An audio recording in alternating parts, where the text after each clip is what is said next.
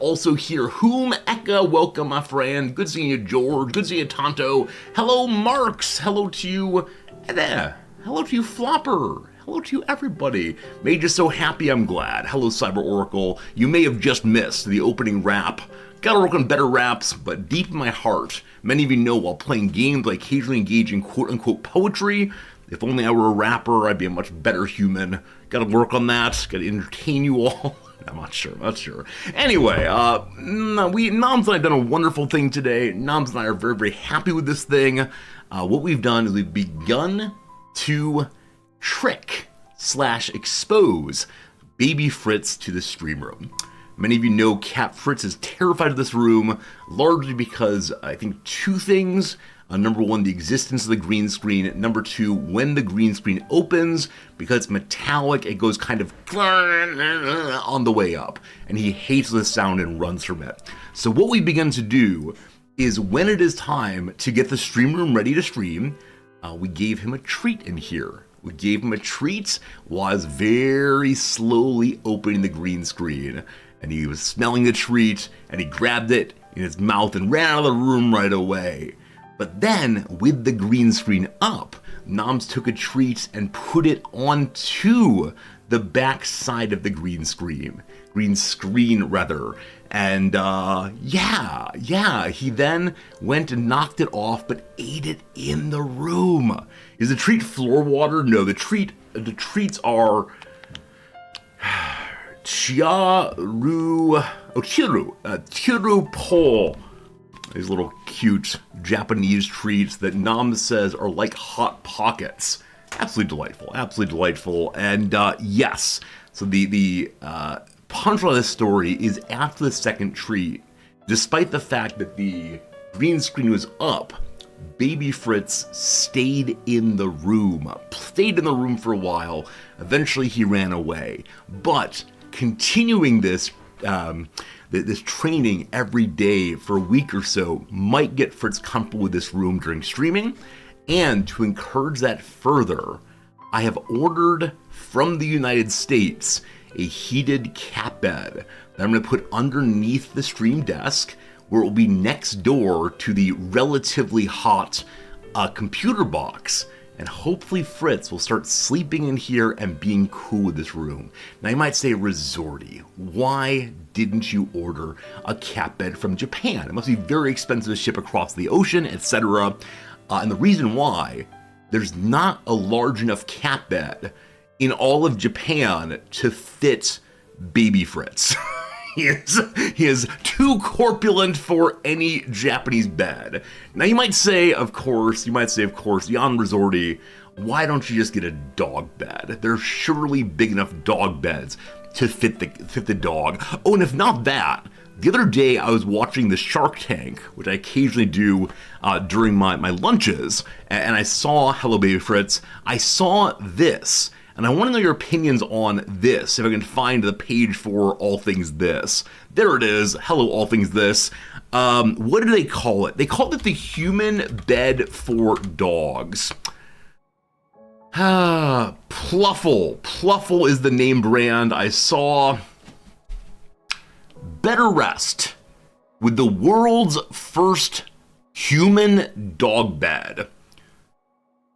No pop-ups thing. Thanks. Have you seen this? Would you want this? Does this appeal to you in any meaningful sense? Why are these pictures not popping up? My UX pretty bad. Yes. So why is this resolution so bad? Does this actually exist? Yeah. So the shtick presented on the Shark Tank show is it can be folded in half and carried with you into a different room of your house, so you can hide it away. You could also keep it underneath your desk in the office, etc., etc. And apparently it has a thicker pillow bottom than the ordinary dog bed does. You said, but a mattress on the floor is no difference. True. People use futons, of course. I think for me, the explicit branding of this is a dog bed for humans makes me want it less, right? If we just present it as, here's a big comfy floor bed, and they didn't make the explicit connection with dogs, I'd want it more. But no, I think this is not for me. Also not for Fritz. Obviously too big. So the reason I did not get Fritz a Japanese dog bed, they do have heated ones. But they are only on a timer. How responsible of the Japanese. You can put them on a timer for up to an hour, and then no more heat for the cat. The American one, as long as that thing is plugged in, it's pumping heat out. And if that doesn't explain the difference between American society and Japanese society, I just don't know what does. But because Fritz likes using the cat bed at different times of the day, he likes popping in and from time to time, resting at mid-morning or in the evening or otherwise, we need the one that's going all the time. So there you go, team. I'm trying very hard to get I said Fat Fritz. That was a Freudian slip, I guess. Trying to get Cat Fritz to come and hang out in the stream room. This is the path to a cat cam. Don't you worry, it will not be a permanent cat cam. Right? In the same way, occasionally pop over to this page here and say, hello Fritz, how you doing? Wouldn't it be nice if instead we had an actual factual view of the big boy and how he is doing in that moment? I think that'd be nice. I think it'd be one more way of distracting ourselves from playing video games. And why wouldn't we want to do that? Someone a bit ago, I think Machiavelli, hello Machiavelli, said it seems the CK3 is clickbait. Possibly. For a while there, we were consistently starting stream in the just chatting directory, but I discovered that more people will join the stream earlier if we're in the game directory of the game we intend to play. And so it's simply a matter of market testing and determining that yes, indeed, people are attracted by the directory. Maybe because they have the vague promise or hope that someday soon the gaming will start. But I swear you get at least 3.5 hours, maybe even 4.5 hours of video game time each day. And I think that's pretty good. Maybe. Now, with that said, my testing is incomplete because last week and the week before, when we used the Just Chatting directory, we played a wide variety of games, not all of which were as popular as CK3 in our community. And so it might be the case that our playing CK3 or promising the same is drawing more people in. I need to get a government-funded study on this one as fast as possible. Ekka's been wondering, why is Fritz called Fritz? That's a fine question. How do I explain this? Once upon a time, I had a girlfriend. This is a very, very long and very sad story, but at the end of it, I ended up with a cat. And the cat's name is Sasha, of course. Sasha, my former cat, who I liked very, very much after I got over the association with my ex-girlfriend, etc., etc. And so I wanted to get Sasha a friend. Now, this ended up being the wrong decision, but I got her a friend, the orange cat, and I said, okay, if they're going to be together as a family, if they're going to be a cat couple, when people say, do you have pets? I say, yes, I have Sasha and Orange Cat. I wanted to come up with a name that sounded good in combination with Sasha. And so I ran through some possible names and eventually decided I like the one syllable, Fritz. I also thought it went well with Sasha. Fritz and Sasha. Sasha and Fritz. That feels good to me. Now, does it feel good to you? I don't know. But that is the story of the origin of Fritz's name. It's a relational name as opposed to a name that he is purely deserving. But it's probably better than what I've come up with. Hey there, orange thing. Hello, is it Noraja? Something like that. Isn't Sasha a dude cat's name? So I know Sasha can be used as a nickname for the name Alexander. I believe it's the case. There are also women named Sasha. Oh man, the only one who comes to mind is a pornography actress. Whichever way, I didn't name Sasha. I didn't name Sasha, not even a little bit.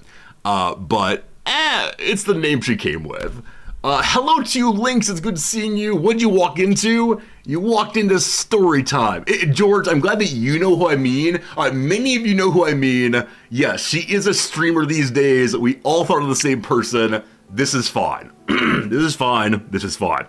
Right. As far as cat name, though, and like grouped cat names, I have a friend, or had a friend. I had a friend that's story there also. I had a friend that had 3 cats, and so he named them Peanut Butter.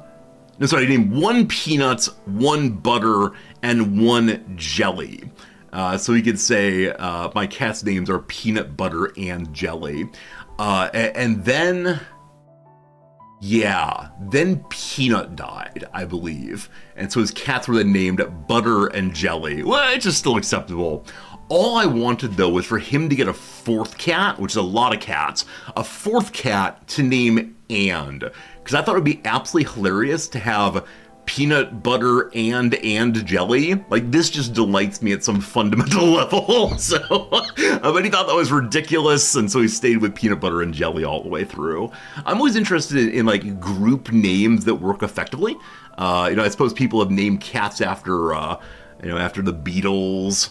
I've mentioned before that when I was but a boy, my mother, I believe, maybe my parents together, I can't remember now, bought my brother and me fish, and we named the fish, and as the elder brother, I wanted to set the names for our 2 fish as a pair, like Mario and Luigi, something of that sort, and my little brother agreed he would do this. And so I announced to the elder brother, we're going to call them Batman and Robin. I don't know why these names. And I said that my fish will be named Batman, and then I readied for my brother to join me in the dubbing ceremony and say mine is named Robin. But instead, and this will show you who my little brother is, instead he said, okay, yours is named Batman. And then he looked randomly outside the house and said, and mine will be named Bus Stop. And so our first pets were named Batman and Bus Stop. And I felt so abandoned, tricked, bamboozled, and hurt in that moment. Because I thought we were doing a cool pair name, but we were not doing so. Like I said, that is the story of my brother in a lot of ways. A little bit random, as the kids say, or used to say, I suppose, and a little bit anti-authoritarian, and I was surely being a bit of an authoritarian in that moment, but there you go, there you go. Friends, I got some stories for you. Friends, I got things to say. Number 1, approximately half of you will care about this part. Let's go to this page. That's the wrong page. Go to, oh, good God, the Fritz page. My ability to push the right button is failing in my old age. All right, team. All right, team. I give you some evidence. There is your evidence. What's the evidence? I got legs, apparently. Went to the gym yesterday, where the last time I went to the gym, I had just done a little bit of like random nonsense, whatever came to mind. This time I did a full and proper workout. It was push day. Happy push day, everyone. We pushed the arms, we pushed the legs, we did some walking and so on. OMG, I have legs. It's true. I try my best to have legs. Those orange shorts are at some level offensive to my eye. Seeing them on me makes me not want to wear them, but they are so darn comfortable that I'll continue wearing the orange shorts for the rest of my life. All right, done with fitness time. Friday will be pull day, and then next Monday we'll get into the legs day. So 3 days a week for right now. Trying to do a little walking afterwards. I mentioned before that my leg is feeling a little messed up. It's less so than before, but just trying to do walking instead of running. But am I wearing the orange shorts right now? I am not. I know it's the case that after workout time, one's shorts don't get especially sweaty. Let's not talk about bodies too much here. But I know some people reuse their gym clothes day after day. Mine are in no condition to be used. So no, they've gone to the great laundry pile in the sky, where they'll be cleansed of their filth before too long. But no, I'm not wearing the orange shorts, but thank you for asking. It's very, very kind of you. All right, that check-in done. Very happy about continuing that tradition, I guess, that habit. We shouldn't say these words yet. This vague notion of a habit. I'm hoping at some point it becomes ingrained enough in my life that it's not worth mentioning anymore. But for right now, I want to do some accountability and show you that yes, indeed, I'm doing the thing I said I would do, and that's cool enough. All right, very good, very good. Other topics to discuss. Right, we've done cat training, we've done gym. Something nice has happened. Something nice happened. As many of you know, I regularly get emails saying, Resorty, here's a game you might want to play, Resorty, play our game, etc. Occasionally these come with the offer of financing, the offer of big money if you play, and often I'll say, no, not for us, but occasionally we get a winner. The best thing in the world happened, which is we've got an offer for 1 or 2 sponsored streams of a game I wanted to play anyway. Do you all remember that Hollywood Animal game? That game in which you are able to make movies?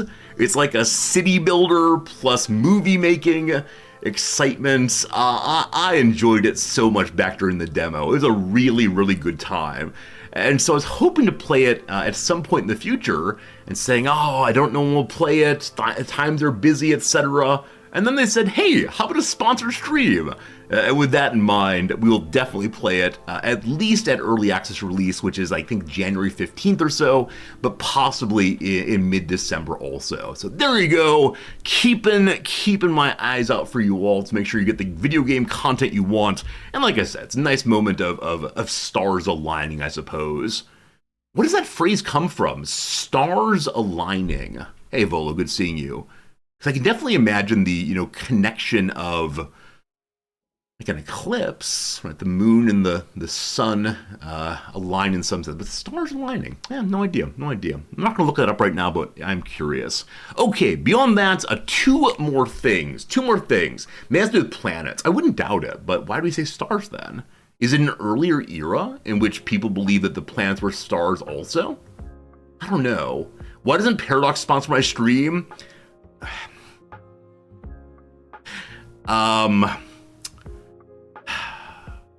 I believe the answer is because they know I'll play the game anyway. The kinds of folks who are usually sponsored by Paradox are people who they're trying to get access to their communities of people who may not know about Paradox games. Anyone in this channel knows what a Paradox game is and will hear me yammering on about the DLC when it comes out, so I'm an obvious early supporter, and so there's no point in sponsoring my stream. I think that's the answer there, but they do sponsor though. They do sponsor. Some about fated events, maybe because people didn't know that planets were stars, or we're thinking maybe it was fortune telling. Oh, it's a good point. Like they're talking about astrology and the planets are in the right houses, I believe. That makes sense. I mean, there's a way to solve this, of course. There is indeed a way to discover the answer here. As usual, we can ask our good friend the Google. Do you want to do this the wrong way? I'm going to do the shtick. I'm going to do the shtick because I'm curious what answer we get, and then we'll look up for a particular better website, perhaps. Good seeing you, ChatGPT. All right, so what is the origin of the phrase, the stars align? Originates in astrology, where it was believed the positions of celestial bodies influence human affairs. When these celestial bodies were in particularly favorable alignments, it was thought to bring good fortune or positive outcomes. This belief has since evolved in the metaphorical phrase we use today, meaning that a series of events or conditions have come together ideally to create a favorable situation. So, ChatGPT here claims that it is the astrology. Let's see what the etymology pages say, or the idiom page, I suppose. So, stars align, etymology. Okay, Cora, no. English learning, maybe. Colby College. It's a Japanese anime. Okay, I'm not going to use etymology, you guys are the wrong word. Idiom origin is the phrase I should be using. The Cambridge Dictionary will take that one as being a plausible source. It's explaining what it is. There's no commentary on what the origin is, unfortunately. I can type in words like astrology, but that'll enforce the search, unfortunately. Welp, I know what kind of book I would use in a library to find this, but I'm surprised that we're not getting a better search, because stars align is definitely an idiom. And we can usually look for origins of idioms. Yeah, I'm surprised that we don't have a great shtick here. Next time I'm at the library, which will be on Friday, I'll go look it up in the big book of references on this one. Very well. That was not an intended topic. What was the intended topic here? Was it that? Okay. I'm going to mention something I do not know the meaning of. And we're going to figure out together. Some of you know this immediately. Others of you will perhaps learn along with me. Yesterday on the Twitch subreddit, I saw a discussion of established streamers. What is the number one thing you wish you knew when you first started streaming? And a lot of the feedback that people gave were things like, oh, it's a hard road. Oh, make sure your camera's on. Oh, have a channel identity. Oh, ban people, etc., etc. But someone said something I've never heard of before, and they claim that this thing is the solution to an audio problem that I have been experiencing for the past, 7.5 years. It is an audio problem I've spent a huge amount of time trying to work out before your eyes. Times when there have been complaints, times when I've been confused, etc., etc. We'll look for it in just 1 second. Do it for Bruce! Thank you for the generous raid, my friend. Welcome to channel. Hope you're doing well today. Pepper it's good seeing you. Thank you for shouting out. Do it for Bruce, playing CK3. Bruce, what was your CK3 playthrough today? You may have been doing a total conversion mod. I can't quite remember which one you said you were, but thank you for being here, of course. Yes, indeed. Also, other people have come in. Hello to you all as well. Here is the phrase. The phrase is audio ducking. I haven't had a chance to look it up, but apparently this will solve the problem of the game audio being too quiet or too loud from time to time. I have no idea what this means. So we're clicking the top one. You're not a fan of ducking. Watch this, George. Got him. You said clarity and presence. I don't know what that means. That's not what I need exactly. Clarity of elements, one of the best skills to have in your mixing repertoire. Okay, here's what it is. It's simply the process of compressing or ducking down the volume of an audio signal whenever another audio signal goes above a certain threshold. When used gently, this technique allows you to get more clarity from both audio signals. So as I understand it, what this does is when I'm not talking, the game audio is allowed to go free and loudly. And when I am talking, it quiets down the game audio in such a way that my voice will be heard clearly. Okay. The people who have responded who know what this is so far, which are George and Fernandez, both say they don't like this. I know both of you understand things about audio, but it apparently is an important and highly useful mixing technique. Is it better for non-live content? Is it better on recordings? Because yes, this was something that they said would fix my issue of Resorty, the audio is too loud, Resorty, the audio is too quiet, and this constant search to find the right volume. Now, man, if we don't do this, I might try it at some point and see what's what. I can see why it might lead to like the background audio switching volumes wildly, and that could be very strange. If not this, then maybe I should go ahead and just buy one of those big mixer things. Because the big mixer thing would allow me to very easily change sound volume instead of the way I do it right now, which is a whole bunch of like moving random sliders. I guess the big question is, the big question is, and I don't know how to explain this. I will show you the behind the scenes. I'm going to show you what is known as the OBS. Here we go. Good God. Okay, so this is the OBS and the OBS and the OBS forever. Very good. The way I currently do this is at the bottom here, as you see, I have these two audio mixer lines. And I have a couple other sliders in other places, like the volume mixer and so on for Windows. But when you say, like, the audio is too quiet, Resorty, I then go up here and pull this little bar so it gets a little louder. And if it's too quiet, I then go over here to the, like, volume mixer and turn a little louder and so on.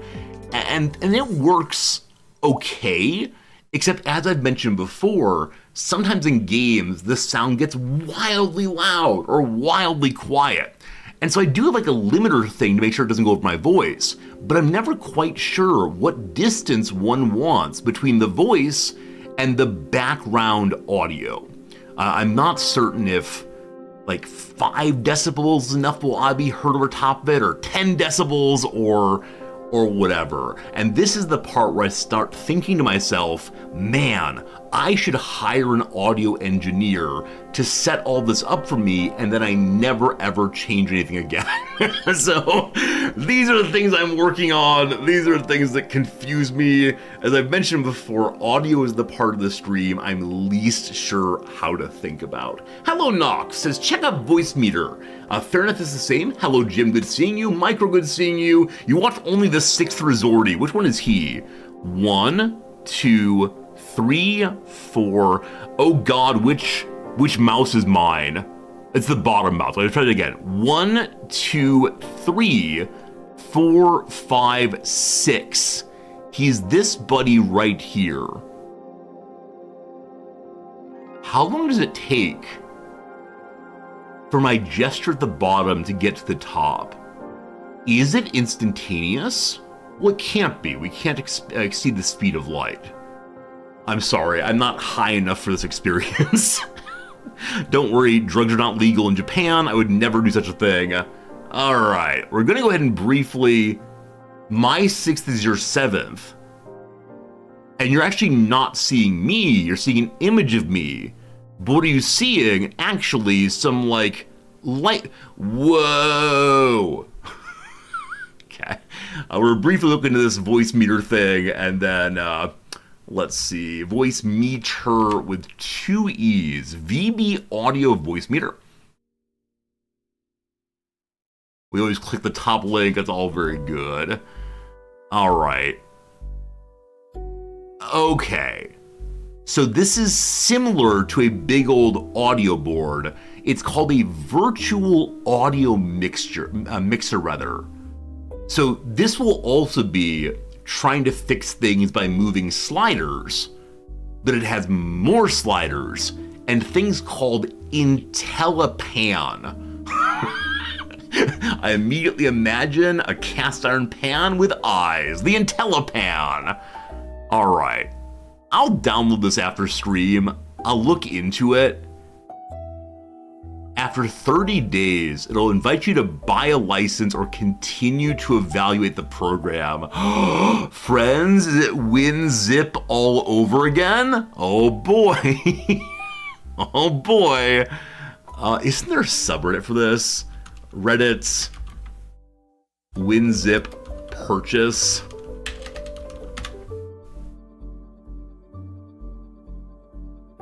I thought there was a subreddit. Oh, it's WinRAR, thank you. I can't remember which one's which, I'm too old for this. Buying WinRAR is the me. There we go. r/paid for WinRAR. If we go to the top of all time, what do we see? D. Caravan paid for WinRAR to impress a girl. Svevan Parrish paid for WinRAR is his mother's dying wish. That's not true. That's not true. Anyway, these are probably all ChatGPT made up, but I find it funny. There's a subreddit that records all the people who claim to have purchased this thing, which the majority of us did not purchase and instead used in trial mode forever. Now I am curious. We've been around for a while. We trust each other. Friends, did any of you pay for WinRAR? I know this is back in the good old days where many of us were skirting the law, we'll say, with things like Kazaa and the Napster, but I don't know. Okay, I might look into Voice Meter Potato. The one I've heard of is Voice Meter Banana. Are you making a joke? Are you making a joke about potatoes in Redactyl?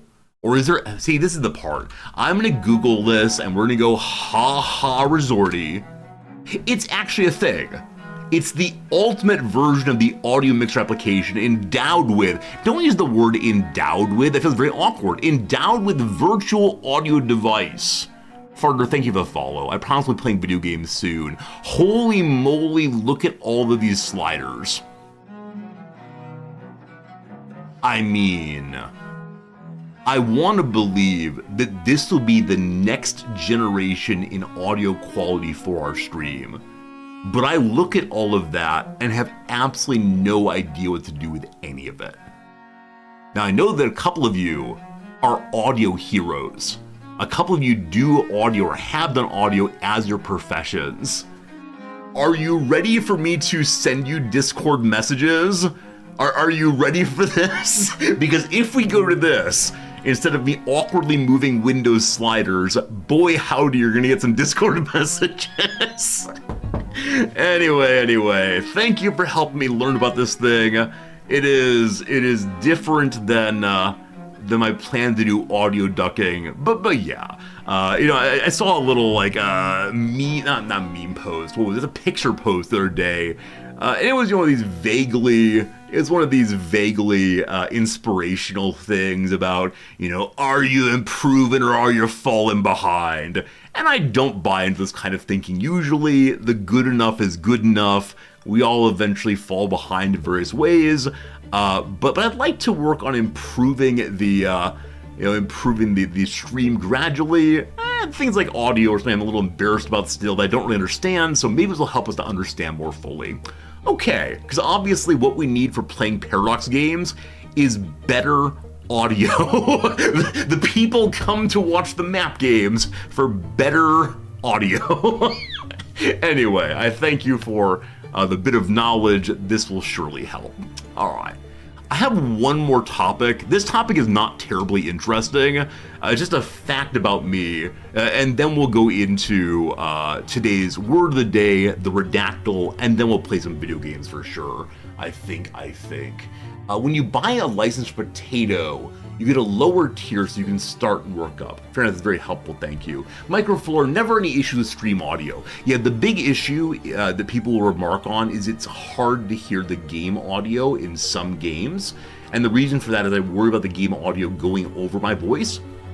Well, it changes volumes up and down. So I want to do better at that. I want to have no one ever say, Resorty, I cannot hear the stream audio, other than those people who are memeing. If you're memeing, you can say it, like Resorty, you're muted right now, and I go, oh, you almost got me. Good one, friend. That kind of thing. In U-Boat, it was 3 hours until someone knows the game audio is off.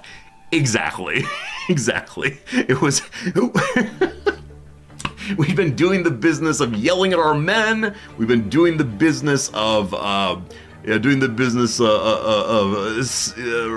sailing about. Sailing is not the word, but sailing about. It was only when we got out the big gun and began trying to manually sink a ship when someone said, Resorty, the big gun isn't making any booms. And I said, oh, let me turn that up.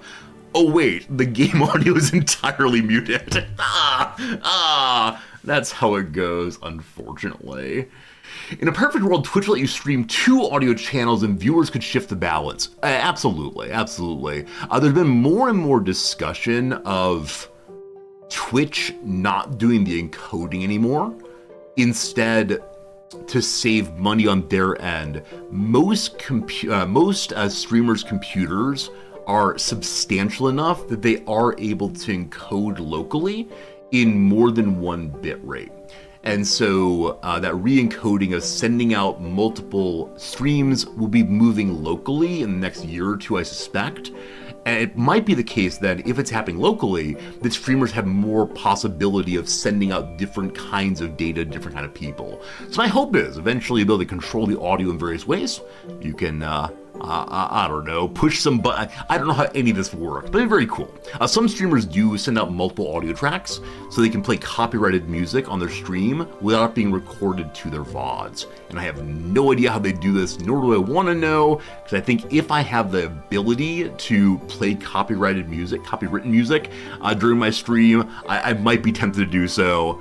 With that said, this is a great segue. With that said, friends, I have become obsessed with a song once again. And this is not a new song. This is a song I've discussed previously.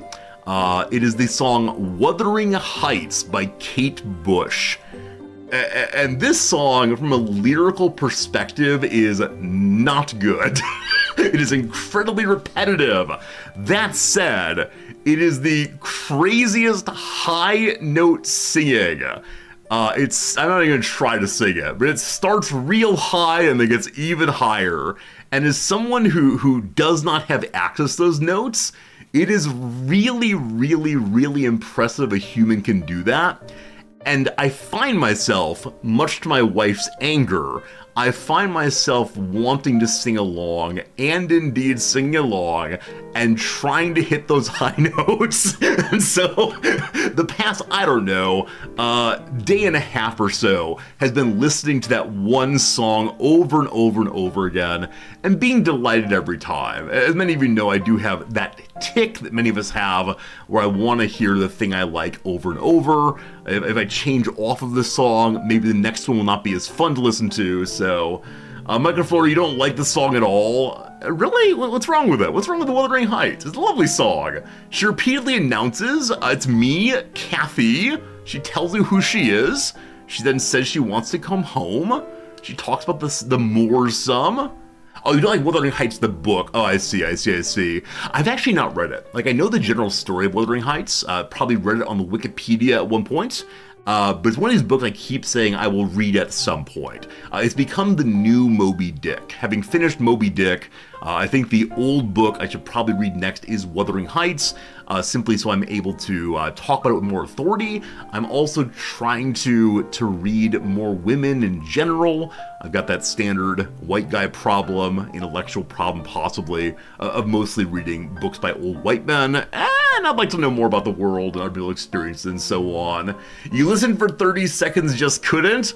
Steve, you just gotta sing along. If you sing along, it becomes infinitely more palatable. That said, I do love it. I think I love Wuthering Heights by Kate Bush for the exact same reason I like listening to Linda Ronstadt in Pirates of Penzance. Right, the role she sings is almost entirely impossibly high for me. And I'm just amazed that a human can do that.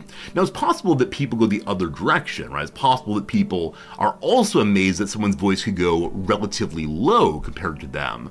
I've been thinking recently, would it be possible to take the Kate Bush song and move it down into a register like mine, and instead of having her incredibly high shifts, instead one goes lower and lower and lower.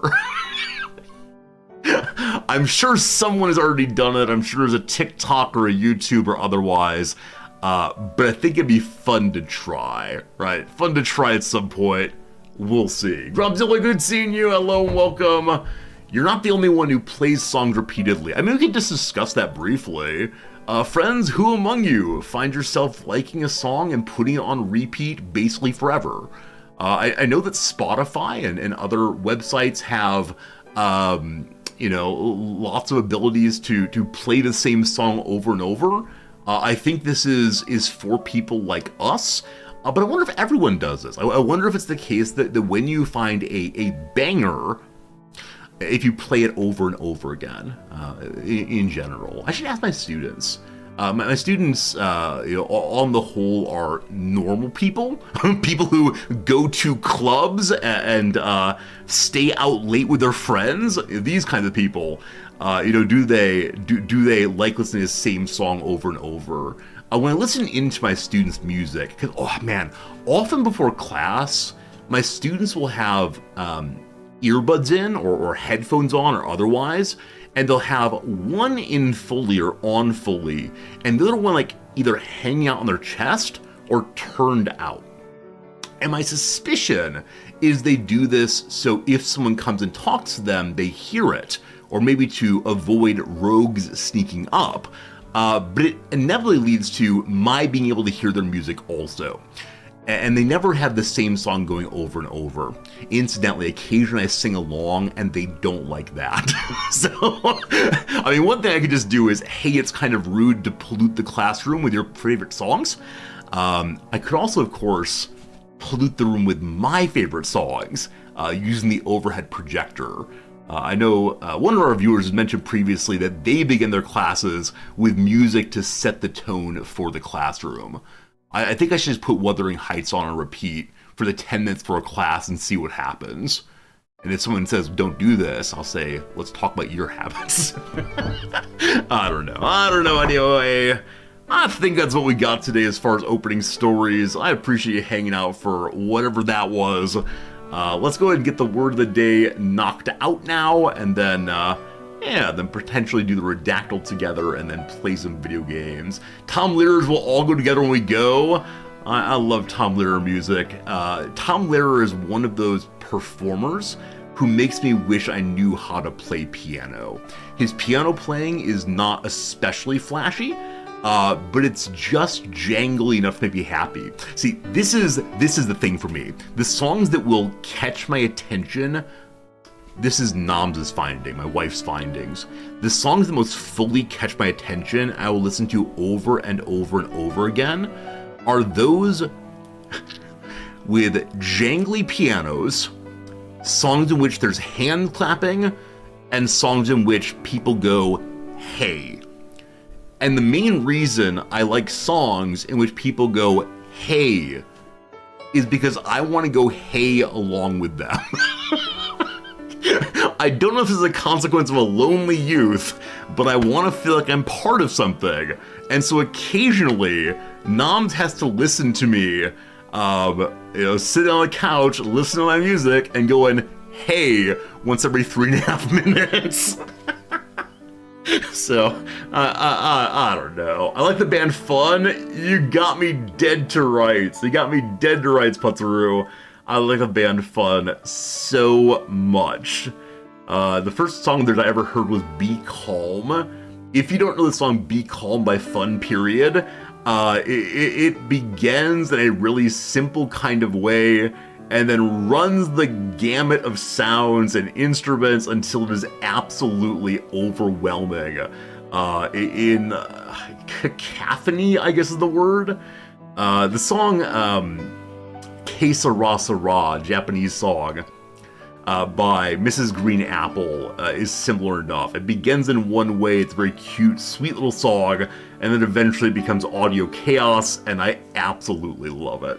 Anyway, you're a sucker for a saxophone solo. I understand that. Certainly there's some good Bruce Springsteen and the E Street Bands with some excellent engagement with the sax solo. All good. Jack and Diane, all the clapping. Exactly. See, this is the part where you all know the music that I listen to over and over again. The clapping, the hey, and the jangly piano. I don't know why. I don't know where it came from, but it just feels good. Do you like call and response songs? I do absolutely. I bet that's because of my childhood church exposure. A lot of songs we sang in the church were ones where the congregation were split into different parts, and we would praise variously with call and response. It's nice. It's nice. I don't know. This is like 4 steps away from like standing in a crowd, shouting along with the leader. Gotta be careful on that one. What goes with purple? I guess gray goes with purple, maybe? Ugh. One thing that's keeping me doing the relative health thing recently, the gym and eating a little better, is the great desire to buy new jackets. The great desire to buy new jackets. I just want to do good jackets for you all, to have a wider variety than the 5 or 6 normals. One of these days, I'll have a purple jacket, and everyone will say, you look like a lounge singer. And I'll say, that's fine, I don't mind that. All right, word of the day, here we go, here we come. What is it going on? The word of the day. There it is, bevy. The word of the day is bevy. What was yesterday's word of the day again? Something lay. It means liable. Ugh, shoot. It means being open to change in a therapeutic session or sense, as well as being moldable in a scientific sense. It was right. Labile.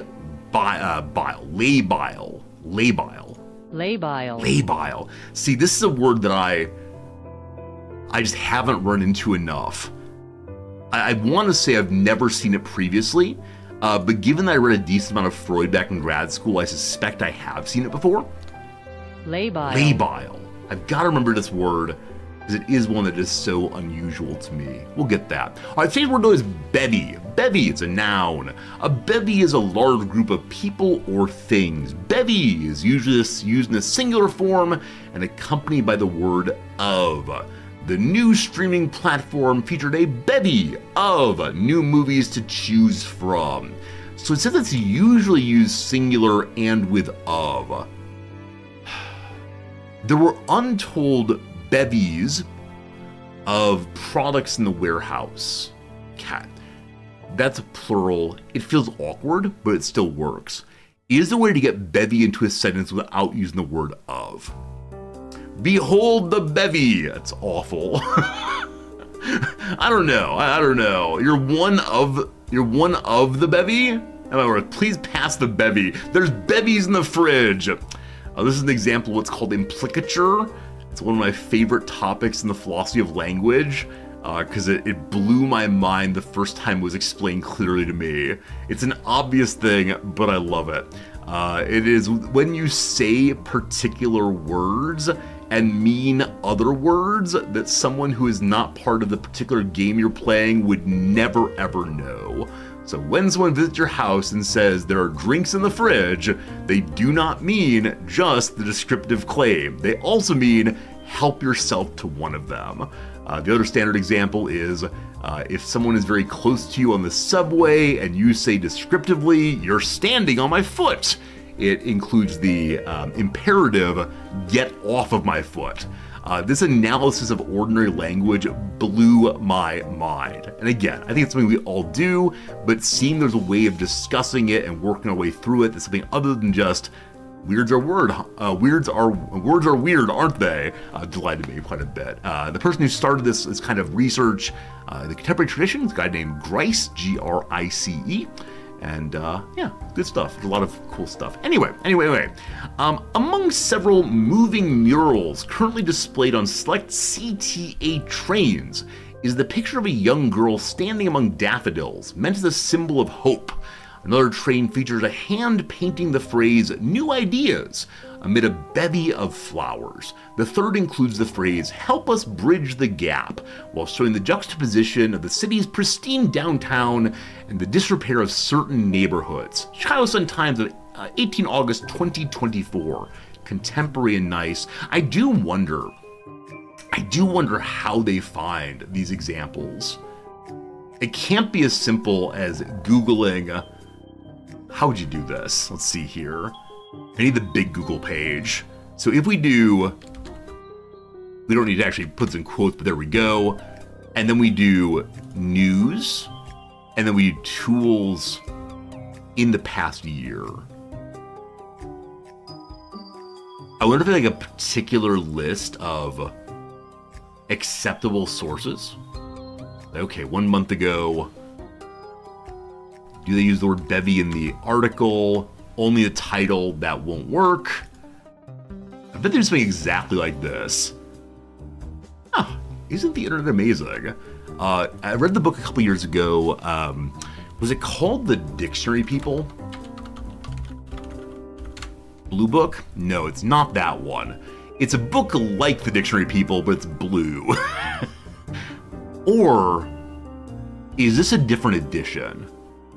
Ah, okay. This book is really good. This book talks about how the Oxford English Dictionary began. Obviously now it is the world's greatest compendium of the English language, its origin, its usage, and so on. But initially it was just an idea. And so the way in which it was initially put together is the first editor put advertisements in newspapers that said, hey, if you're reading and you notice a word that strikes you as unusual, write that word down on a sheet of paper, write the sentence in on a sheet of paper, and tell us what book and what page.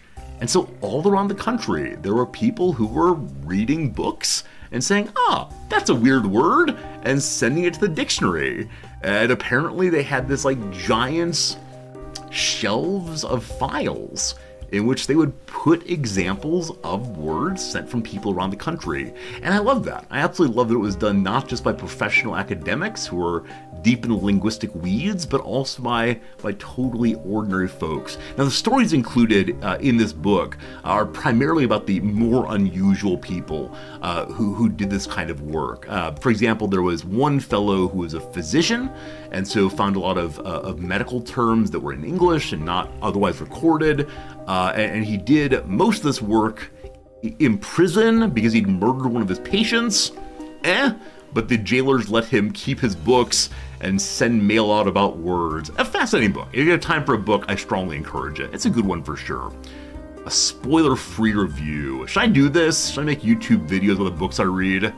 Probably not, too much time. Anyway, back we go. Did you know there's no need to quail when confronted with a word of uncertain origins? Some mysteries are simply destined to remain as such. Etymologists have a bevy of theories about the roots of bevy, for example, but little definitive evidence, and that's okay. What we do know is that bevy emerged out of the Middle English, as a collective noun for a number of birds and mammals that were commonly hunted, including pheasants, partridges, roe deer, larks, and especially quail. Bevy is still used this way today, not only for wild game, but for gulls, hens, and so on. But bevies are now most often comprised of a great many people and things, as in a bevy of reporters or a bevy of menu options. Alright, let's go hunt the bevy. It does feel like beverage there. Delightful, delightful. No sense of etymology, but first usage, Middle English, very, very cool. What is the collective word for group of crows? Well, we all know this one, right? What's the group of crows? It's the murder of crows, correct?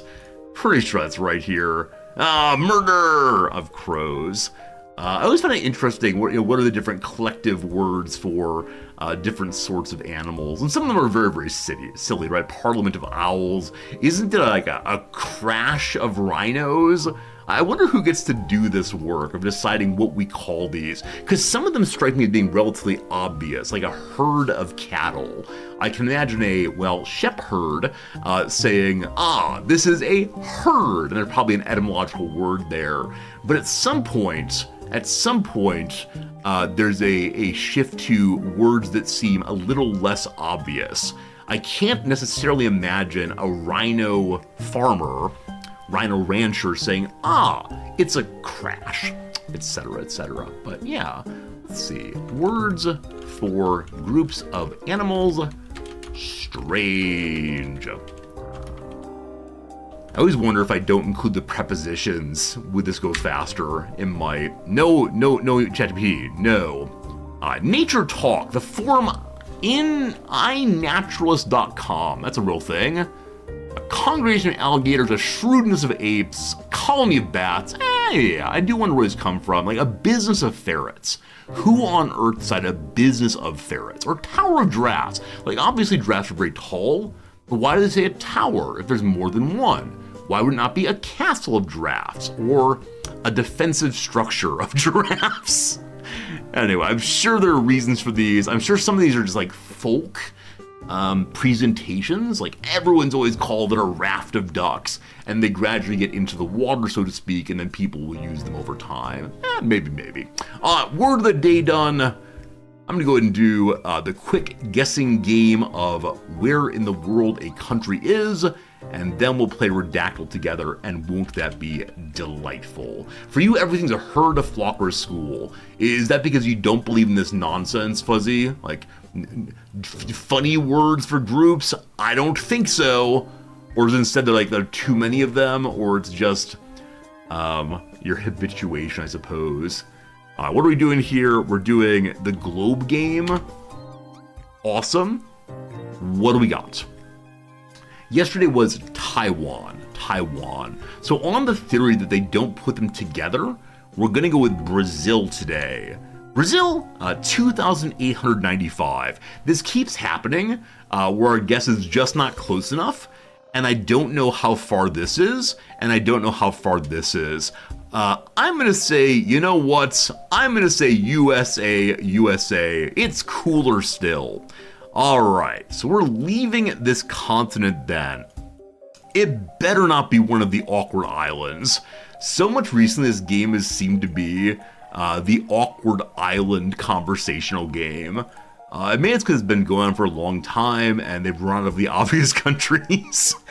I don't want to. Must I? Alright, we're going to Portugal, which is not super useful. Let's do what will be most useful here? Like, Portugal would help us establish that it's on that continent or in northern Africa. I'm gonna go Greece. Greece is warmer than the USA, but cooler than Brazil.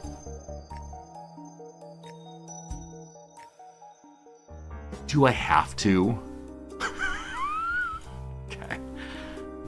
Mali is over here. Mali is adjacent to the country. Cool. I believe that the Gambia is close by. Did I mean just Gambia? Yeah. So in Britain, they say the. I wonder if the people who are from there don't say that anymore. But one of the players on Wrexham, a fellow named Mendy, plays for the Gambian national team. They always say he's off to play for the Gambia. I mean, it's an old way of talking about it. I did mean that though. It's cooler. Okay, so what else is in this area? Yesterday we discussed this area as a someone wanted a kingdom of Mali, I believe.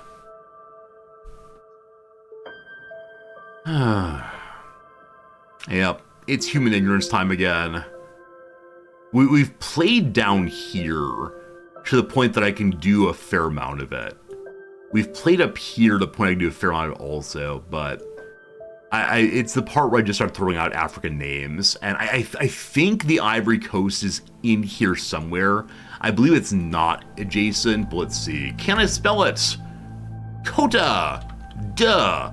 Ivory! Kota de, so no space for duh. Ivoire. It's also adjacent. Oh, good God. Okay. So it's either this thing or this thing.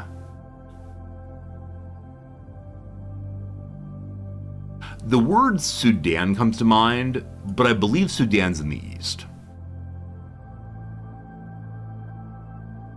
Let's make sure we're right about that. It is. Good.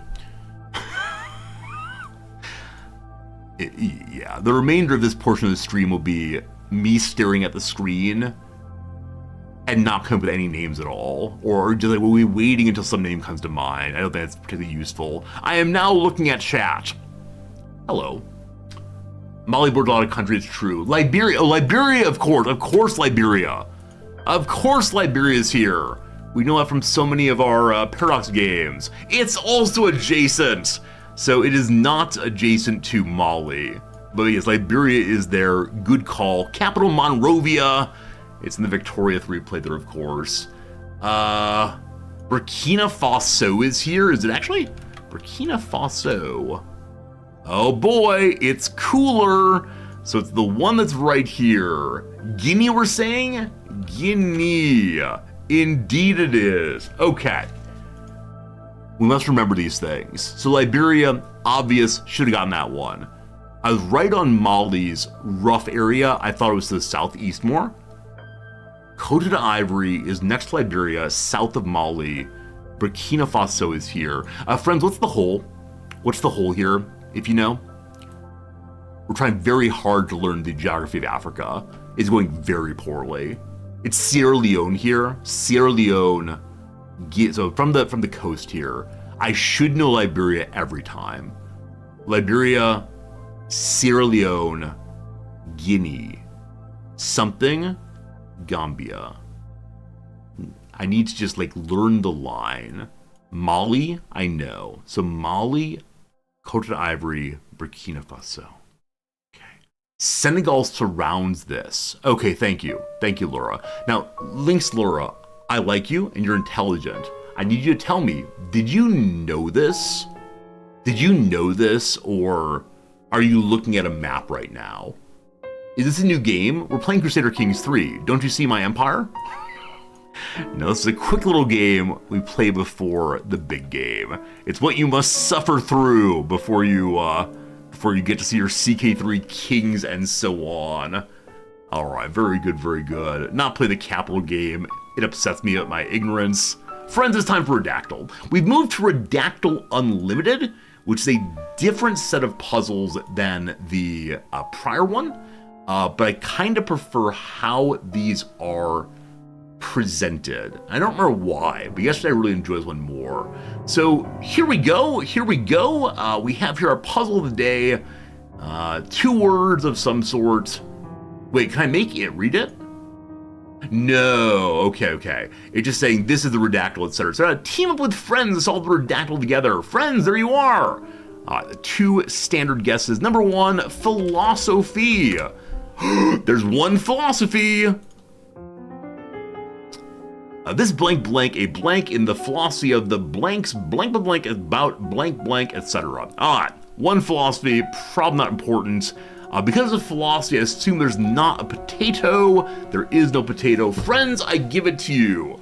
What are some words? What are some ideas you'd like me to put in? Please don't overwhelm us with all the guesses, but what would you like me to put into the video game together? We're going to big category, we're doing history. For history, we're doing science. We like science, no science, unfortunately. Language, 0 languages, unfortunately. We also have the word Mongolia, a standard guess, I believe. No Mongolias today. End, there are 3 ends. System, as always, 2 systems. How about matrix? No matrices. How about governments? None of those. How many letters? So Amaranth, one reason I like this one is it doesn't immediately show you how many letters. And I kind of prefer that, so we don't just start guessing based on the letters. I prefer us to develop together the topic. Now, if at the end we get stuck and can't figure it out, we'll then go to the letters. But initially, I'd like to stay away from that, unfortunately. Animal. We have 0 animals. Technology. None of those. Food. None of those. Period. None of those. Society. None of those. Nutrition.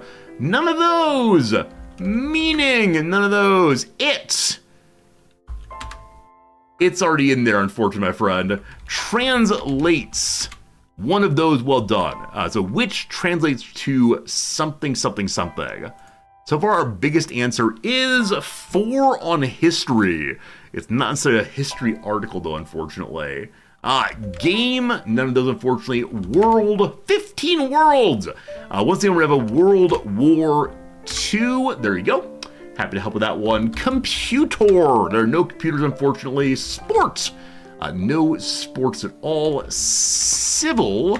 1 civils community, 0 communities, machine, 6 of those, word 1, people, 3, century, 5, teacher, 0, no teachers here. The word discipline, no disciplines unfortunately. Origin, 1 of those, arte, 0 arts, era, 0 eras, weapon, 25 weapons. Good job, digital, that's the best one so far. Ancient, 0 ancients, Germany, 4 Germanys, food, no foods, babby, there are no babies at all, communist, no communists here, thank you. Fire, there are 30 fires. And blank blank is a blank fire blank. How'd you get fired? Amazing. United Nations. Well, you can't do 2 words. United, 2 Uniteds. Engine, 0 of those. French, 0 of those.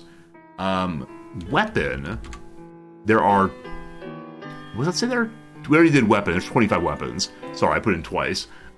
Armor, 1 armor. How about Soviets? 9 Soviets. How about supply? Misspelled, my bad, sorry. 2 supplies. What did I miss here? Rifle, 109 rifles. 109 rifles. Oh my goodness. Oh my goodness. Grubzilla and Shadow, good job on both of those. Strike! There's 0 strikes, unfortunately. How about rapid? No rapids. Incendiary, none of those. Single, 2 of those. How about the word automatic? 25 of those. How about the grenade? Grenade, rather. 0 of those. We then have automatic. There are quite a few of those as well. The word assault. Hey, there you go, team. There you go, team. Assault was the win today. We wanted plasma, we wanted combat, first, Enfield, etc. Assault rifle is the word of the day. Today we had 56 guesses with 44% accuracy. I'll take 1 point there for my mistakes. We have a streak of 1. Good job. Looks like the global median was 32 guesses. Friends that are below average today. We actually have 66. That said, it took them longer. Possibly because they actually read through the entire article every time. We just keep putting words in. It's not important how fast we get it done, as long as we had a good time. And today, I certainly had a good time with that one. So, thank you for helping me solve the riddle of the assault rifle. A staple in RimWorld indeed. Boy howdy, boy howdy. I don't know if you saw this already. How to best get this picture. Okay, we're gonna get this up. You may have seen this if you're a Discord person. This button here. Hello, Discord. Friends, the RimWorld Hot Potato has been announced. Resorty, do you have merch, especially mugs? I do not have any merch at all. I worry that if I put it out there, no one would buy it, and I'd wasted time and make things feel weird. Number 2, I really struggle with asking for money, and so if I say, go get some merch, get Resorty's face on your tie, it would lead to people saying like, that's kind of creepy, Resorty. Let's go back to not talking about money. Thank you very much. You would buy at least 1 mug? Alright, I'll look into the possibility of mugs at some point. I don't know, team. I don't know, team. The propagation of merch and everything, I just don't understand. Like, I don't buy merch ever. Is that true? Yeah, I'm just not a merch guy. Like, I went to concerts in my youth. I never bought a t-shirt. Like, not at all. Many of you would buy mugs if they're larger than 11 ounces. I will see. Buy a mug from the store, sign it, and you'll pay me for it. The shipping from Japan's crazy. Anyway, we'll think about this. Tell it to Wrexham. Look here, look here. My Wrexham branded. Where's one? Take him out of this room. My Wrexham branded pens, my Wrexham stocking cap, my Wrexham shirts, my Wrexham, what's it called? Scarf? None of these things are merch. They're my identity. You might be right, though. You might be right. I do buy a lot of Wrexham things. I love it. Anyway, it looks like Thursday, November 28th is Old Resorties time. Is that Thanksgiving for you all? Is that Thanksgiving, team? I had no idea.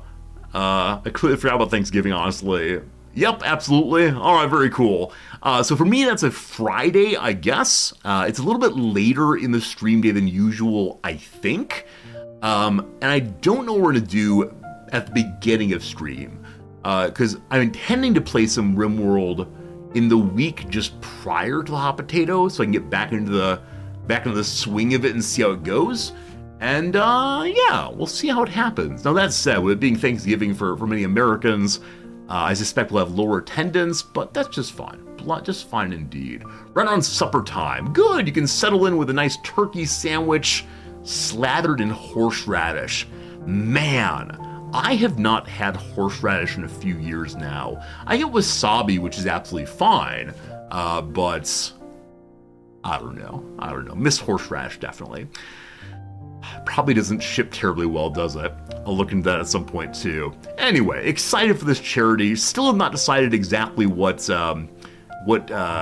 incentives we're gonna do for the charity stream here, but I promise it'll be fun and interesting. And if you want to give some bucks to Doctors Without Borders, that would be pretty cool. Horseradish shipped is fine. Awesome. And probably someone grows it somewhere here. Just wasabi is the preferred. I know in the US that some things sold as wasabi are green colored horseradish. But in Japan, there's a demand for the real thing, etc. Are they writing a list of mods in advance? I haven't seen them yet, but that's a very good question. Because I know the majority of other people who are in this pile, especially those who organize the things like Kiri and Jess and Sui and so on, always play with mods.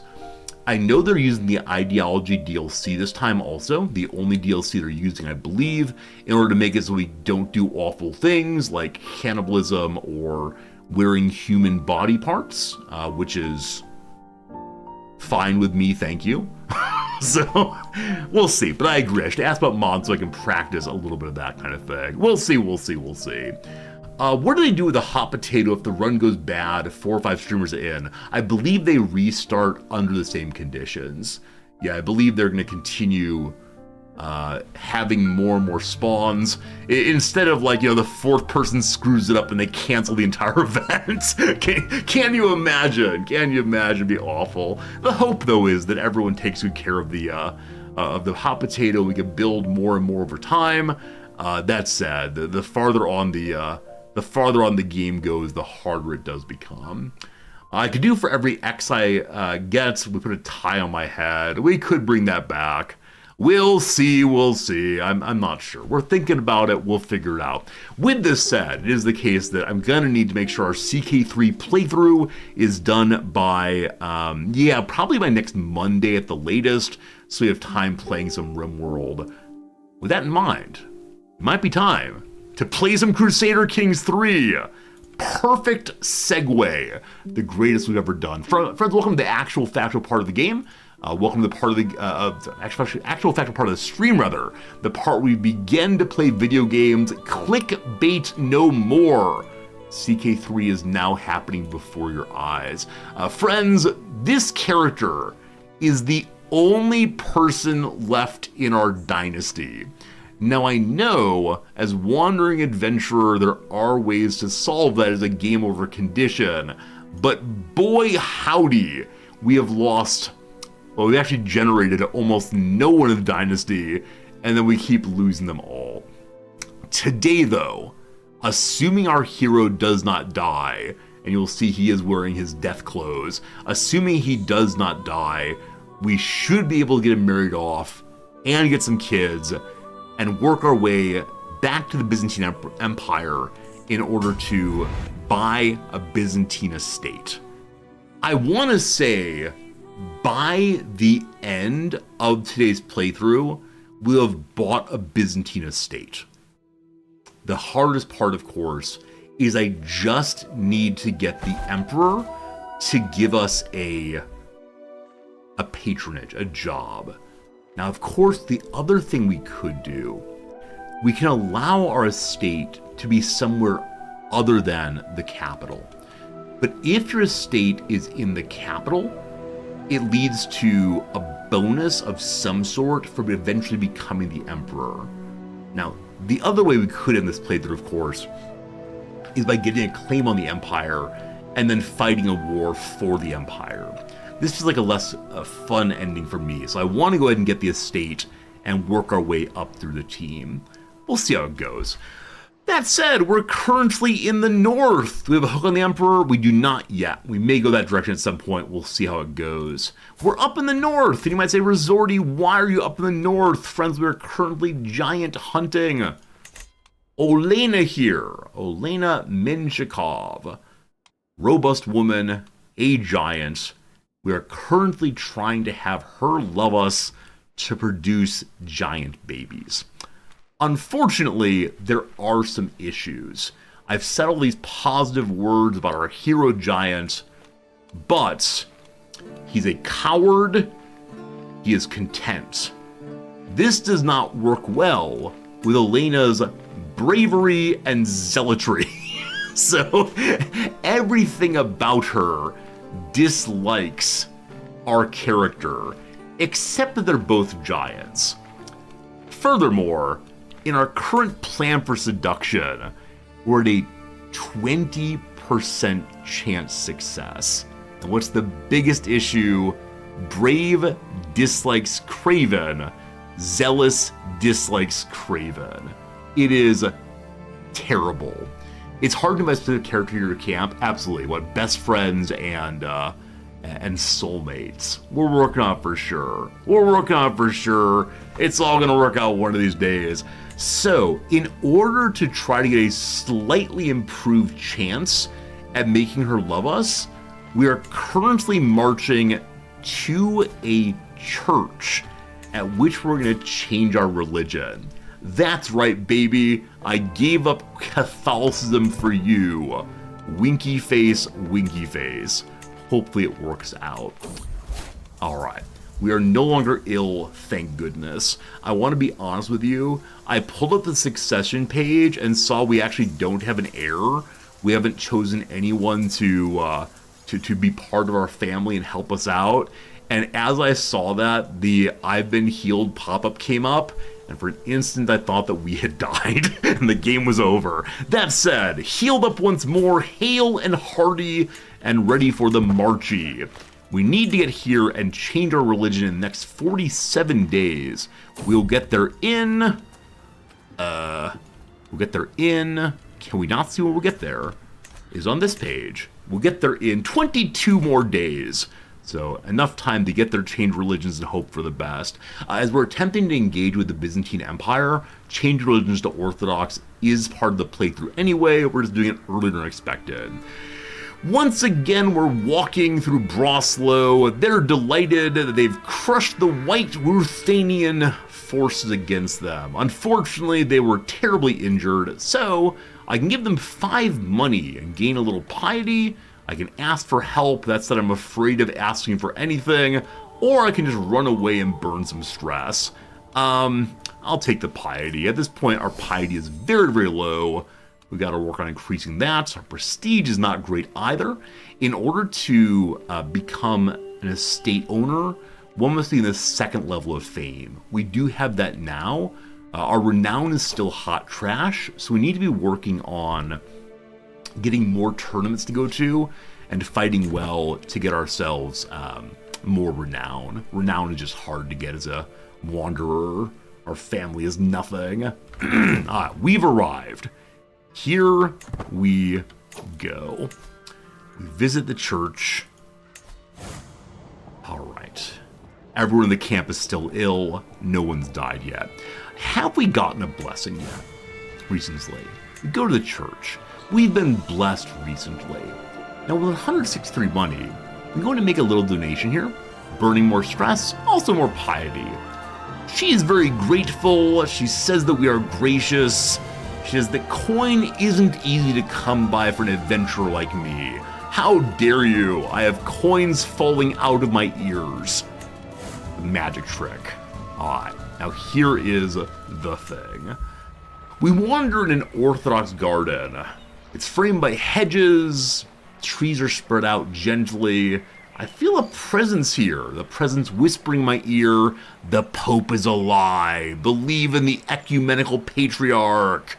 And I say, wow, that voice sure is a little demanding. But we say, you know what, sure, we are now an Orthodox believer. Our religion has changed. Now, I believe it's the case that no one else's religion automatically changes, so we gotta work on converting the people in our camp now. One moment we'll get to that. We could visit the healer, but as of right now we have no injuries at all, so we'll head back out again. And I don't believe there's anything else we can do immediately that will help us with our romance. We can go have a quick mingle and see who we could recruit here, if anybody. I see no giants. Let's see if any of them are interesting in some way. High diplomacy, always nice. That said, we can't really do much with women at this point in history. This guy has crazy high stewardship, so he could be a very good quartermaster, I believe. And then Beaton's here. Hello, Beaton's. She's an august woman, once again, not super useful. So, hello, Davins. You want 169 money. That's a lot. They're not raising the monitor. Yeah, we discovered this yesterday, and I forgot about fixing it. Would someone might go make a quick note on Discord for me to raise my monitor? Because I do this thing where I take the window and throw it to the point where the text is at my eye level. I need to raise my monitor if I stop doing this. A quick note on Discord would help though, because I'm not teaching today. I could easily fix it afterwards. Anyway, too much money for right now. And so, let's listen to a story in which Ruha is banished from the world of light and exiled to the world of darkness. Poor Ruha. Alright, we can ask her to tell us more of the story. For 3 months, we get more diplomacy. 3 months is not a very long time. That said, this is going to fire in the next 17 days.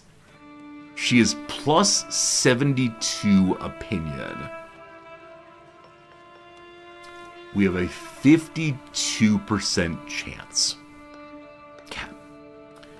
So, is there anything else I can do in the next 17 days?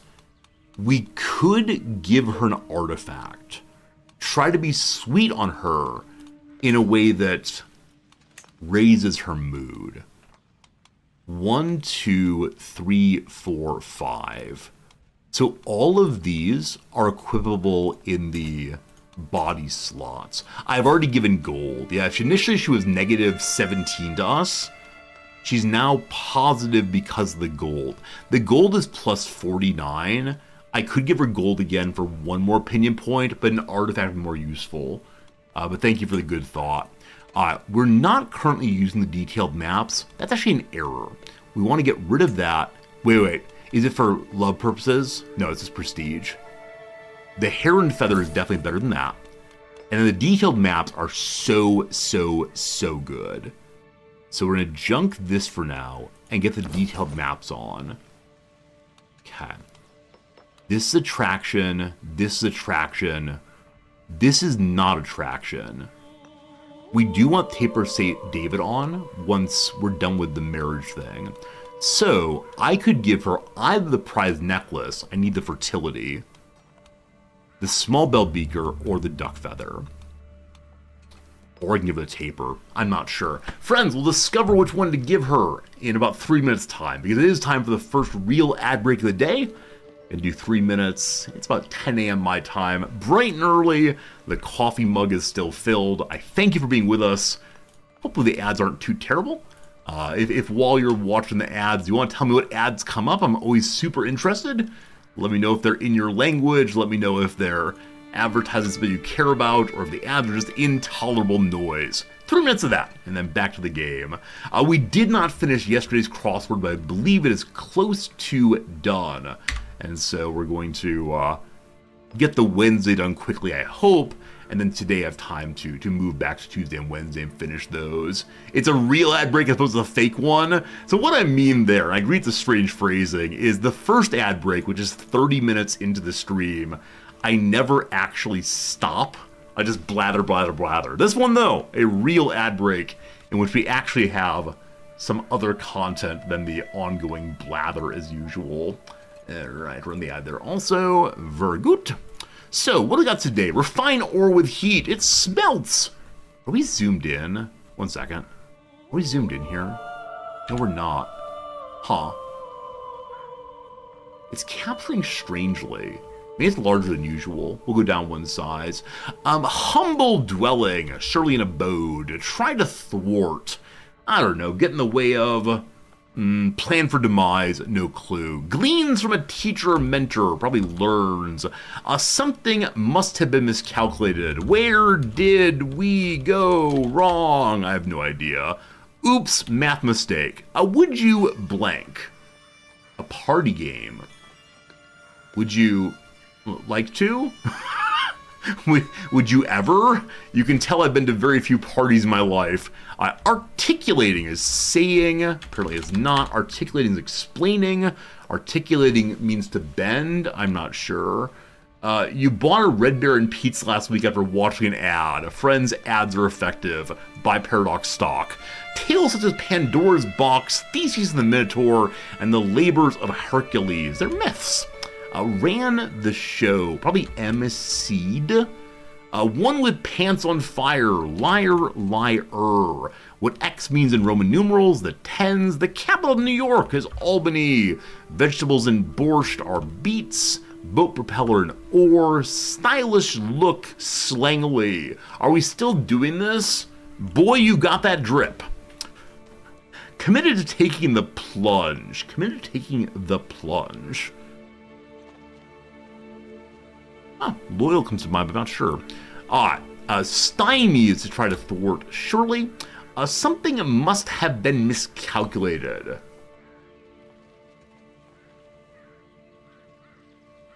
I assume this is a can't. What can Amber Inca?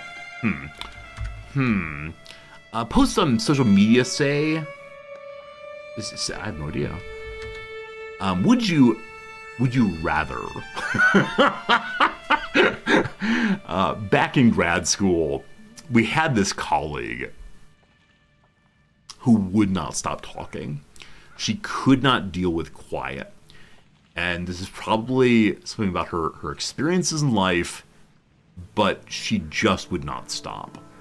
And if you try to talk to her in conversation, she would talk over top of me or anyone else. Now, grad students don't have a lot of money, and occasionally they go to conferences that are very far away to present papers and shake hands and hope beyond hope they're able to get a job someday. Because there's no money, though, the grad students will often pile into a car together, share hotel rooms, and so on. And one year, there's a car leaving my grad school, heading 12 or 13 hours away, driving. We're going to go straight through. I was in the car, my friend Seth was in the car, and this other person who wouldn't stop talking was in the car. And we made it. But it was a rough ride. She was not interested in letting people sleep. She just talked and talked and talked. So after that car ride, we consistently played the game in the departments, Would You Rather? And it was always some absolutely terrible thing. Would you spend a week in hell with the demons poking you constantly, or would you take a car ride with this person? And I don't know how it came to pass that this was the joke, but yeah, that was a joke that bonded us. Probably a very cruel joke in some ways, but we always chose we would take the absolutely horrible thing rather than another car ride. It was a rough one. The game isn't kind of louder than it was. I probably moved. Oh yeah, I definitely moved the OBS sliders to show you how they move. Thank you for catching that. CK3 music got loud. My bad, my bad. But yes, I'd like to suggest that might be the worst car ride I've ever taken. Because all I want to do is sleep, and all she want to do is talk for 13 hours. Okay. So we're giving something to our potential bride. Now you do recognize that the highest we're able to get this success chance is probably like 65. So there's a real possibility here of us losing an important item. So what I want to do is get her to plus 30 points if possible. If we give her the masterwork item, it's plus 25. If we give her the basic item, it's only 10. And that's true for any basics. Okay. I don't mind her having the fertility item if she accepts the marriage. I hate giving up a health item, but we're gonna do this. She's now 97 towards us. We lost the Crusader trait? Wait, how on earth do you... Oh, we became Orthodox. That's fine. That's fine. I was like, wait, are we evil? No, we just left the faith of the Holy War marker. Unfortunate, but fine. Alright, so I thought we might get up to 60. I believe we got one more point because of how she feels about us. Are there any camp roles that increase diplomacy? Yes, the second rule does. And diplomacy is part of the story of love here. Who is the greatest in diplomacy? Are you the only person who can be second? Wait, why is no one else showing up here? Huh. It's not an exclusive role, right? You can be other jobs too. Well, that's unfortunate. We're stuck with you, brother. Other ways to raise diplomacy I can think of. Possibly items. I believe we already looked for that, though. Yeah, one reason is learning, I know. Learning there. No diplomacy. Bonus from second are based on some skills. Oh, very cool, Francis. That'd be very useful if I had someone who's more skilled. I'm just surprised that I'm not seeing any other possible seconds. Reset perk tree ghost seduction. Game Urchin, you absolute genius. That would potentially help a little bit. But no, we're going to roll the dice. We're going to let this thing go. So if this fails, there's a nice Greek lady to the south we can go save again or go hang out with again. And she'll probably marry us. Let's see. The conclusion of a very long and kind of silly mission comes to us now. It's gonna fail. I guarantee it's gonna fail.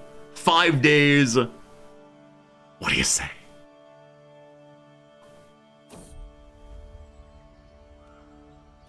When Elena's daughter, the Mistress Anastasia, she of age 13, invited me to a hunt, I did not hesitate to accept.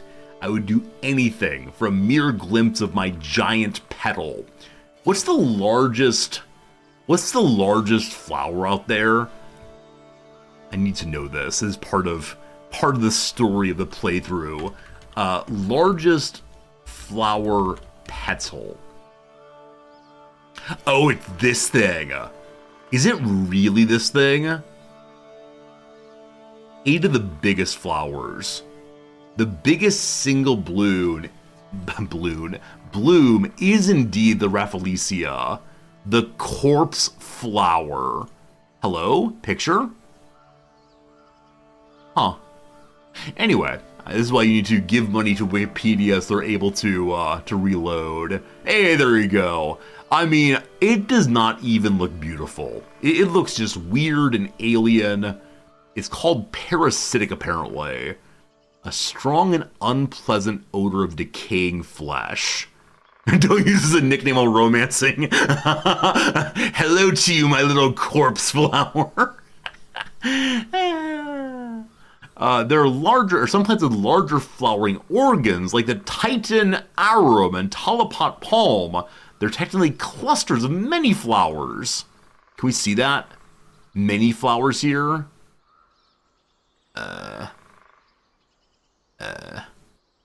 Hello? I saw a suggestion that I might have too many tabs open. Is that possibly true?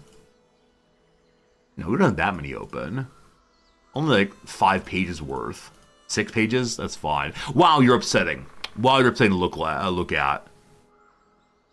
The strong odor it emits resembles rotting flesh. I mean, I guess that makes sense, right? If it's the case that it wants to bring in little flies and so that flit about, things that smell like rotting meat probably attract those things.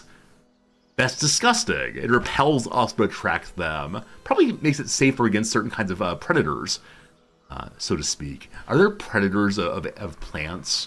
That's probably the wrong word to use. What's the word to use for those who eat plants? I have no idea. No idea. Never thought of flies smelling. I think they smell. Do flies have a sense of smell?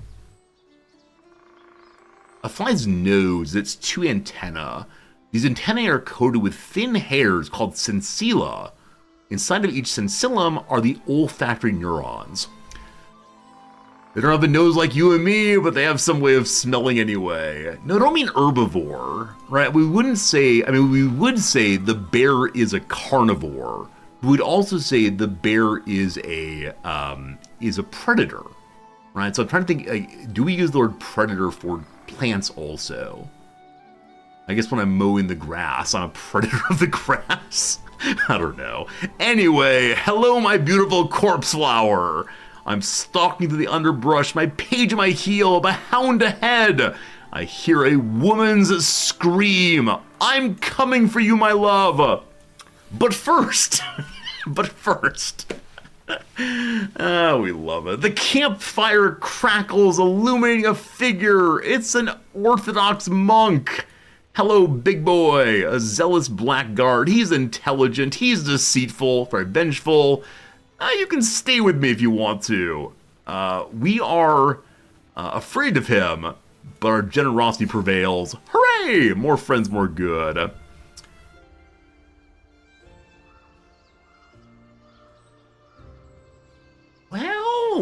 Well, my beautiful corpse flower, you will not be made a corpse this day. Within what must have been a minute, but felt like an hour, I reach a clearing. Olena is on the ground before me, disheveled and weaponless. Opposite her and just about to strike stands a huge stag. My arrow strikes true. The beast falls to the ground. For a moment, all she can do is stare, but then she stumbles towards me and throws herself, her giant, hulking, massive self, into my giant, hulking arms. I need you, my love, right here, right now. You and Olena Menshikov found true love after you rescued her from a wolf. Dear Paradox, was that a wolf in stag's clothing? Alright, the only way we could have saved her is this way, because it's the fact that we do not speak her language. Alright, it happens.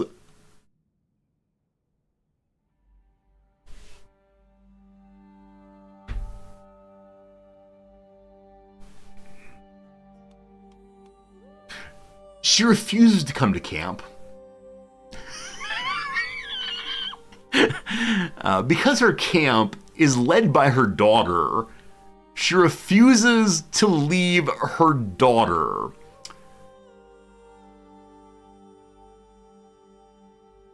We're soulmates, though. You like me as much as you can like me.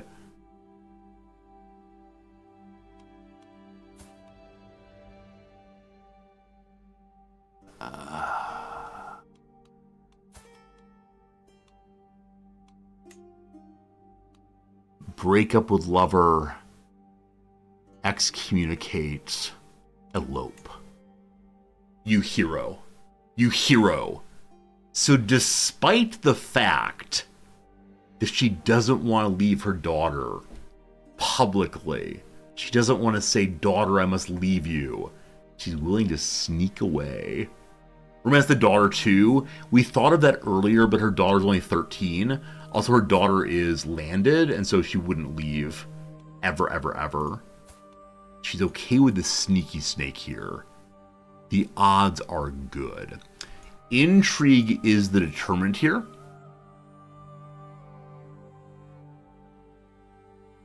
I don't think we have an intrigue character in the camp. We just don't, unfortunately. So that's how it's going to go. Oh. Good luck.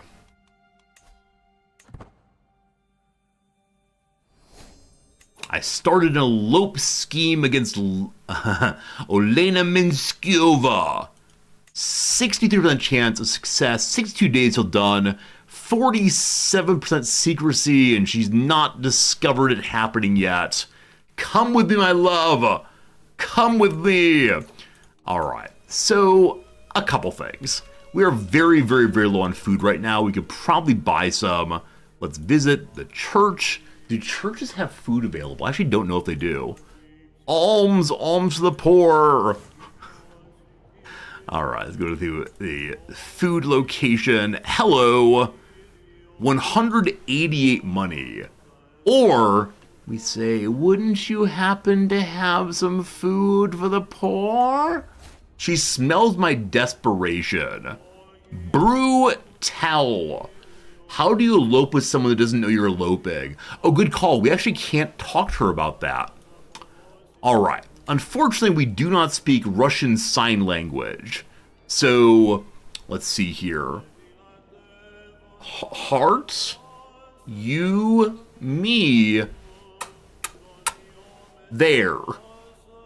Yes, she understands our scheme. Off we go.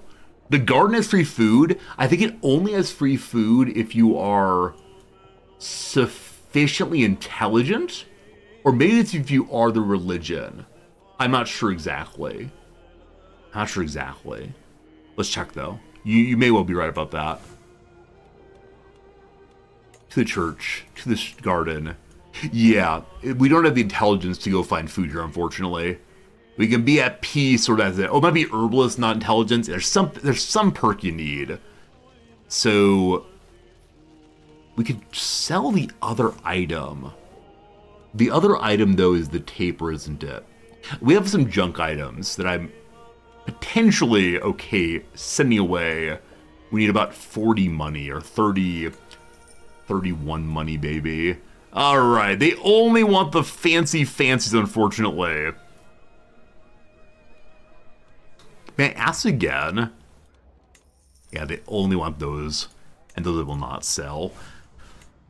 Okay, there are jobs nearby. There is a job nearby. Unfortunately, job nearby is it not criminality? Oh, my apologies. I thought it was criminality because there's the red there, but no, it's go fight corruption. If we do that, you will give me potentially 250 food and a ton of money. Now, this mission requires one to walk from place to place to place, and then head back. We don't want to take our whole group. This is a mission I struggled with previously, because fighting corruption means like putting down villagers, and the villagers endlessly insist that the count is not a good lord. As you see, he has no legitimacy at all. The king is full of legitimacy though. For whom are we arguing? They flout the king's authority. The king is a legitimate man and he'll murder anyone who says he's not. So let's go deal with them. It's time for a nice little walk. And there is a special location up here. So let's say after we're done with this mission, we then go visit Lindancia. We're not going to head over to Finland, Russia. I've forgotten my Hearts of Iron maps. We'll do that for now. All right. Your scheme is ended. No, oh, shoot. There's no particular hurry on this. And yet, I want it resolved so badly. Start making babbies as soon as possible. Anyway, we're traveling by Daugava. We notice a man loudly cursing his life and complaining about his traitorous crew. We get closer and see him standing by the remains of a small wrecked trading vessel. Milord, a moment of your time. He's Latgalian. I don't know what that means, so I don't know an accent. I'll happily pay for food and assistance repairing my boat. I'll pay for some food and assistance repairing my boat. I don't have much food. Of course we can help out. It doesn't say what we're losing. We say for a price. He gives us money, 7 money, or we're in a hurry. We'll help out. Good guy, gentle giant. Always helpful. Always, always. Let's go and speed up the game a little bit. Not too much happening right now. With the money we have, we could go ahead and try to improve our camp more, but the food sitch is kind of bad. So I'm going to stay on our current level of money until after we've bought more food. Now, if we get an exceptional success here at fighting corruption, we'll be able to have quite a bit more. Anyway, the peasants say, it's our place be ruled over, but the king does so unjustly. With chaos rife in the land, we can hardly hold what's ours. So though the king has very high legitimacy, he's not done well on controlling the local bandits. So I could yell, silence your people or die. Or I don't believe in injustice. Alright, we threaten them all. Amazingly, our cowardice doesn't matter when it comes to insisting that we'll kill them if they don't obey. So what happened? With the clamorous ordeal of bending the peasant leader to my will, we go next to another place, Sulali. The local mobs can't be kept in control. We are currently doing the work of the marshal's control task. Like I said previously, I'm very, very happy that we're able to see the other side of the land in playthroughs. In this place, it's our place to be ruled over, but chaos is rife in the land. We toil without promise of safety from war, maladies, and the like. The king is the king. As long as he doesn't imprison you, he's still the king. I call this the Leviathan. Mission 2 done. We're looking a little sad. We're looking a little sad at imposing the king's rule, or maybe we're bending down to see the smaller man. It's confusing. Anyway, Brosla, conduct is a black mark, one that stains all of us. On we go to Brosla. This one is a little danger on the way. So it is a danger of very low control. People there don't like us. There's a forest, etc. So we'll go ahead and have a little move around the dangerous place. Right here. On the way back, do much the same. And there we go. It's a little dangerous on the way.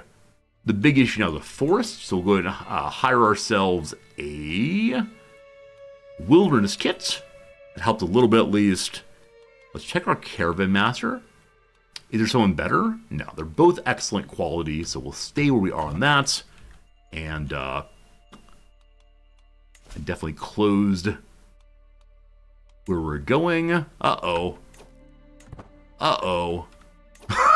Alright, how do I get back into the mission that I'm currently in? What did I do and how do I undo it? So the missions here, this is accept or abandon. Is there a decision to get back on the road?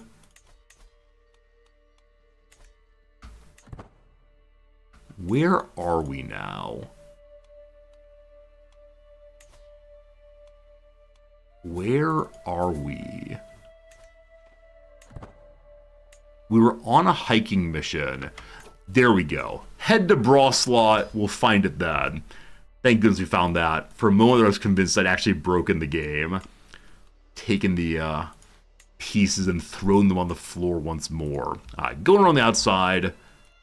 to here, lovely, and then back home just the same. To here. A little bit of danger. We can once again avoid that by going even farther outside. And then get rid of this one. Whoops. This one. This one. We're leaving the territory we're meant to control in an effort to find a little bit less danger. Now, let's accept what we got. It's only a medium danger. How bad could it possibly be? You will recall that earlier we had a medium danger that led to, I believe, 3 of our characters dying nigh instantaneously. Some starving soldiers come to visit. They won't rob, they won't steal, and he's a military engineer. From been looking for a siege commander since the beginning of the playthrough. He's only 20 years old. You're the wrong religion. Oh, we have to work on converting people. Forgot about that. So he could say there's more of you. If I give them food, he will join me, and we'll get some more men-at-arms. That's our men-at-arms are mostly full, except for the Varangians. Or we can invite him directly. So if I just invite him, it won't cost us food. I need to save food right now. So welcome Makaji the Lion.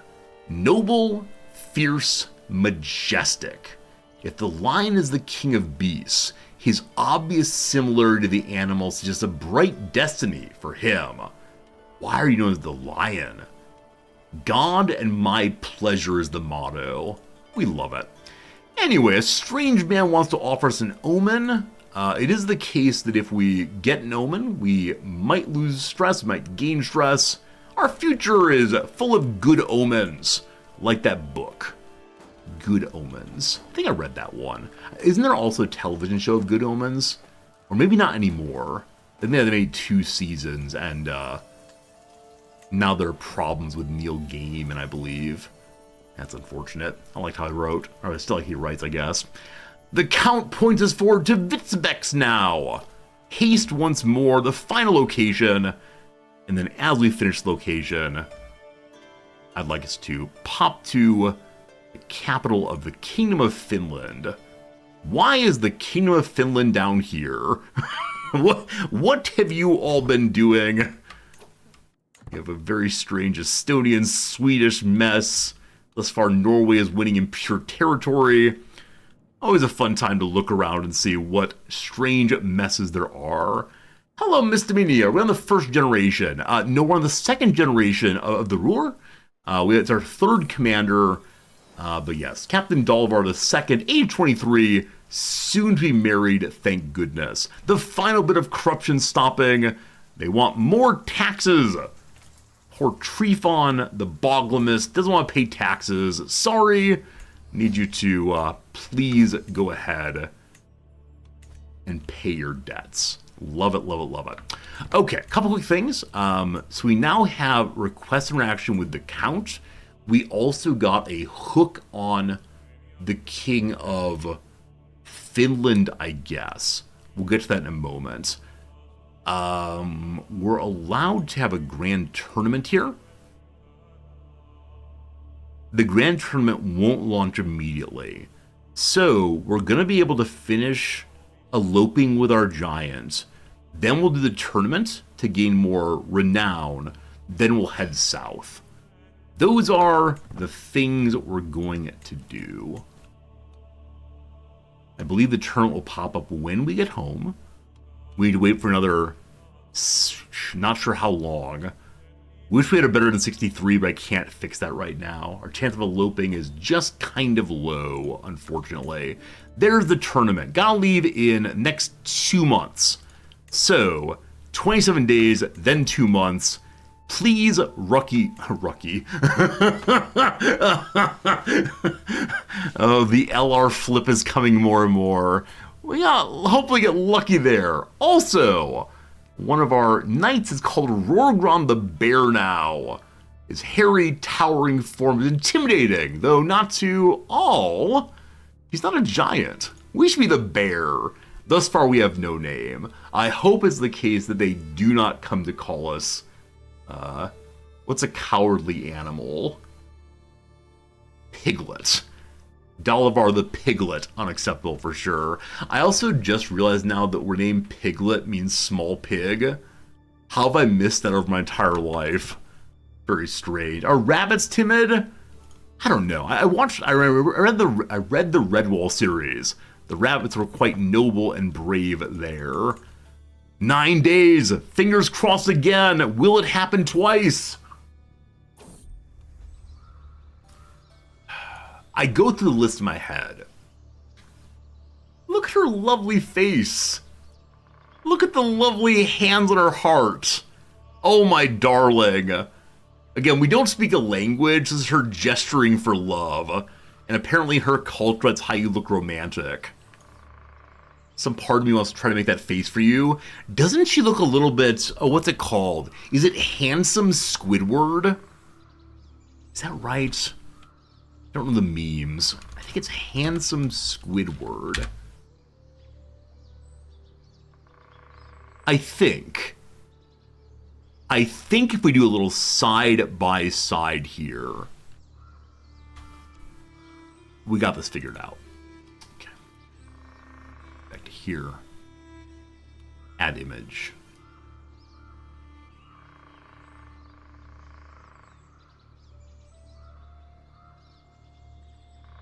I mean, yeah. 110%. We can make her bigger if you'd like for a moment. I have too many things on my screen. Where's the game? There it is.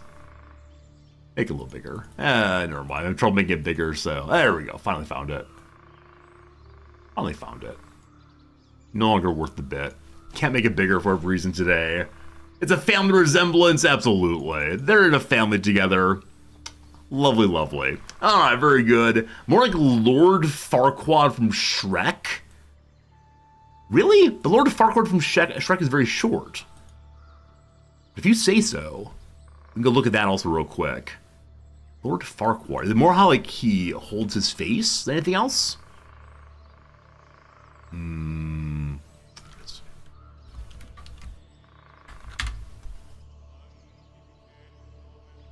Oh, it's the pronounced chin, along with the, I guess, kind of thin lips. I see what you mean. And Gellius makes me feel bad for saying all this, because apparently this is a common feature in acromegaly. I'm so sorry. You're not a cartoon character, you're a beautiful woman. Anyway, let's read about the possibility of eloping here. So, I go through this in my head, the escape route charted, the guards have received their bribes, and hopefully the note I sent her has reached in time. But what if not?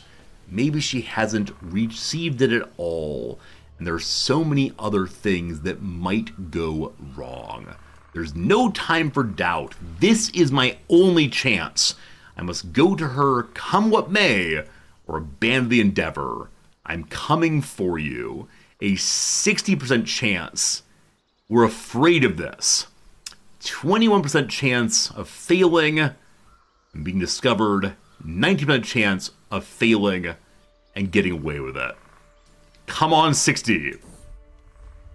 The scheme has failed. As we wait, I cannot help but imagine everything that might go wrong. I feel utterly powerless, a feeling I don't care to get further acquainted with. I spot a torch ahead, move in our direction, and gesture to the guards to hide. I see 2 silhouettes, then 3, then 4. God, this can't be good. On my command, we retreat to the underbrush. By sheer luck, we make our way back to the carriage and escape in the night. My love, I pray you are all right. May we elope again? In 10 years. In 10 years, she'll be 45. We decide we don't love her anymore. We're playing with our feelings, I'm afraid, my friends. Playing with our feelings. No more love with the mother. Is it time next for the daughter? It may be time next for the daughter. Or kill the daughter? Oh my goodness. Hey, Femini, thank you for the generous resubscription to your Prime sub. Glad you're enjoying hanging out with us, and thanks for the funny question. I'm sorry, I thought I loved you, but if I cannot be with you, our love is but a word. Our love is mere vapor. I'm sorry. She's a little cranky. She still likes me fine, though. We had a nice time. She enjoyed the gifts I sent her. Hello, beautiful. All right. So because she's a child, I'm not able to seduce her. No, that's good. That's a good thing to say, right? That's the kind of thing I'm proud of saying, even outside of CK3. It is good not to seduce children. I will now take your applause for saying such strong, brave words. All right, let's go ahead and knock out this tournament and then return to the mission of finding a child, hopefully. Finding a giant, hopefully. First, though, we go to the tournaments. Actually, I don't think I can convert people while we are on the road. So, hello to you, Orthodox man. Hello to you, Muslim man. Will you change religions? 41% could do so. He dislikes the idea of changing religions. Hey, Rob, thank you for the Prime sub also. Look at that, 2 Prime subs in under 1 minute. What a nice thing for sure. Rob, thanks for being here. 14 months of joy and fun. I'll try to keep it up and happy. Thank you for your kindness, my friend. Thank you for enjoying hanging out with me. We got some followers too. It's all pretty lovely. I'm glad you're enjoying the CK3 playthrough. This is not a great chance. If he likes us a little bit more, we'll probably get to like 48 or so. He is also smarter than we are, I believe. So for right now, we're gonna hang off of that. Now, Catholics, how you feeling? Catholic says no. Unfortunately, Catholics are strong believers. Well, is it time to only recruit Orthodox people? It might be time. Possibly. As of right now, we have no personal scheme going, so I can work on making people like me more in the hopes they will eventually convert. Are any of you cynical? It'd be very helpful if so. No, and this poor man actually only has 2 traits. He's a little bit plain in his pure lust, apparently. I like this man's smile inside of his chain there. So you, my friend, I'll try to make love me first, and then we'll attempt to get you to convert over. Okay, so that was not super useful, trying to convert people. Maybe later we will. You know what, just to try one at least. Oh, strong believers is cultural, it's not religious. Thank you much. So other people may be convertible. That said, number 1, said he has a 40% chance. We've gotten lucky on 1 coin flip, unlucky. By the rules of regularity, I'm due for a win. The man does not convert. My understanding of statistics has been destroyed. I got to do more tests. Time to play some gotcha games. Friends, a very short tournament this time. We have a jousting and Badeep, that's all. Unfortunately, as a giant, we're very bad at riding horses. It's okay though. We'll have a good time. Simply showing up is worth the 3 money. Hey, CS Prof, what's up, my friend? Good seeing ya. Hope a semester is going a-okay. This is my first time ever seeing this event. It's a new event in the current story package. As I'm looking through the market stalls in Drysa, I feel my purse string cut. Despite my immediate reaction, the thief disappears into the crowd. Only through pure coincidence, one of my guards sees the man as he heads back into the back alley. "Stop or have your head!" One of my guards shouts at him, and the thief turns around, giving us an angry, shifting stare. A 16-year-old Russian kiddo with very, very high intrigue. I could say, I have a job offer, that money is your first payment. I can say, stop little Robert, your number's up. We take all of his money and kill him, or give the money back, we'll leave it at that. We're a generous guy. I think in our generosity, we should invite him to join us. Welcome, Pavel. Do you want to change religions? 18%. Oof. Oof. Maybe in the long term. Gotta believe, gotta believe. We can rightfully imprison our friend for not being an us religion. I will forgive him, of course. Actually, we'll hold off on our forgiveness until we need to burn stress. For now, he can just hang out. We're at the tournament. We have a ton of money. I'm intentionally saving this money for this purpose right here. I want us to go to the artisan quarter and see what items we get. The weaponsmith says, can I be of help? The blacksmith has nails here. I can ask for an expert technique. Maybe get better at current fight or improve my prize mace. And it ends up gaining 2 more prowess. This is our second time doing this. From 9 points to instead 11 points. At least our mace is in strong condition. Tournament begins in 28 days. We can visit somewhere again in 20 days. So we'll go ahead and wait through that.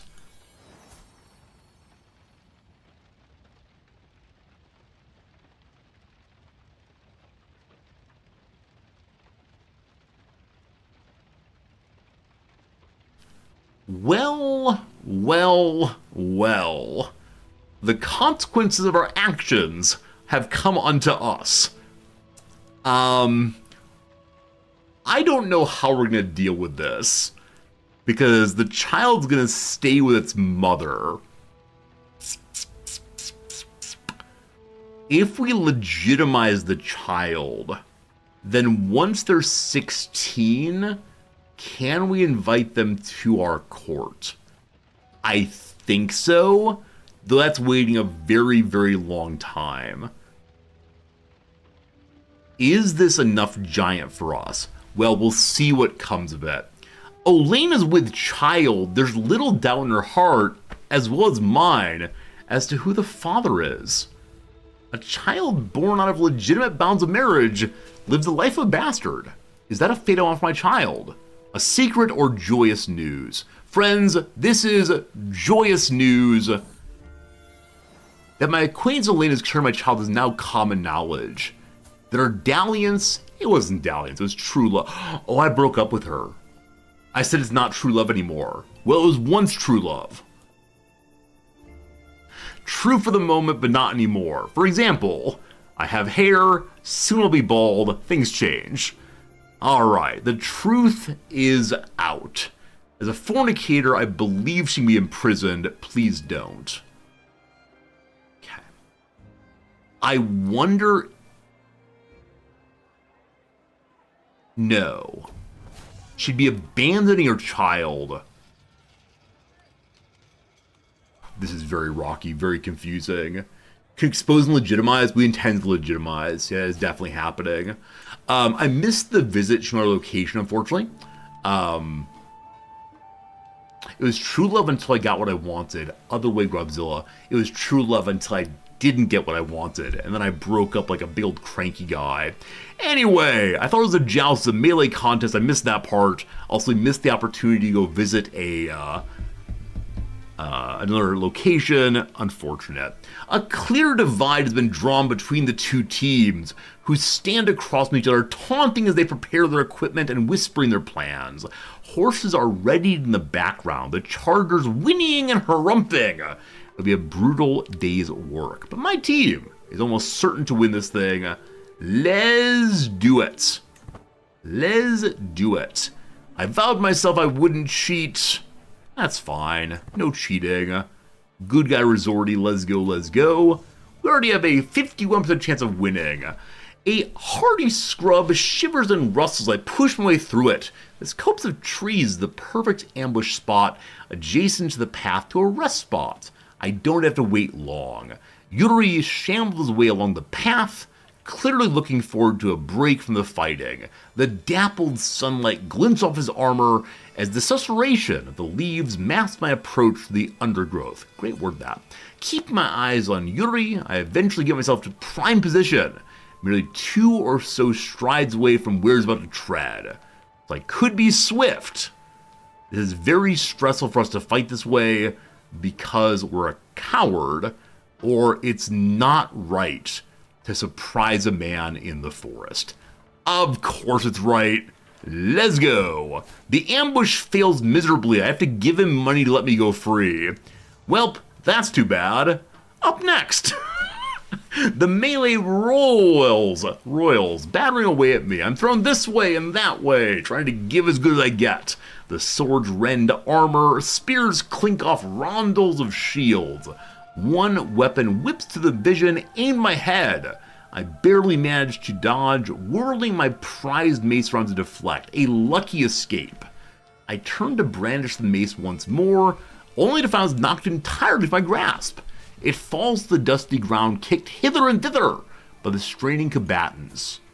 Friends, with our mace equipped, we're at like 37, I believe? 35? Prowess. How are we so bad at fighting? Anyways, they og my weapon.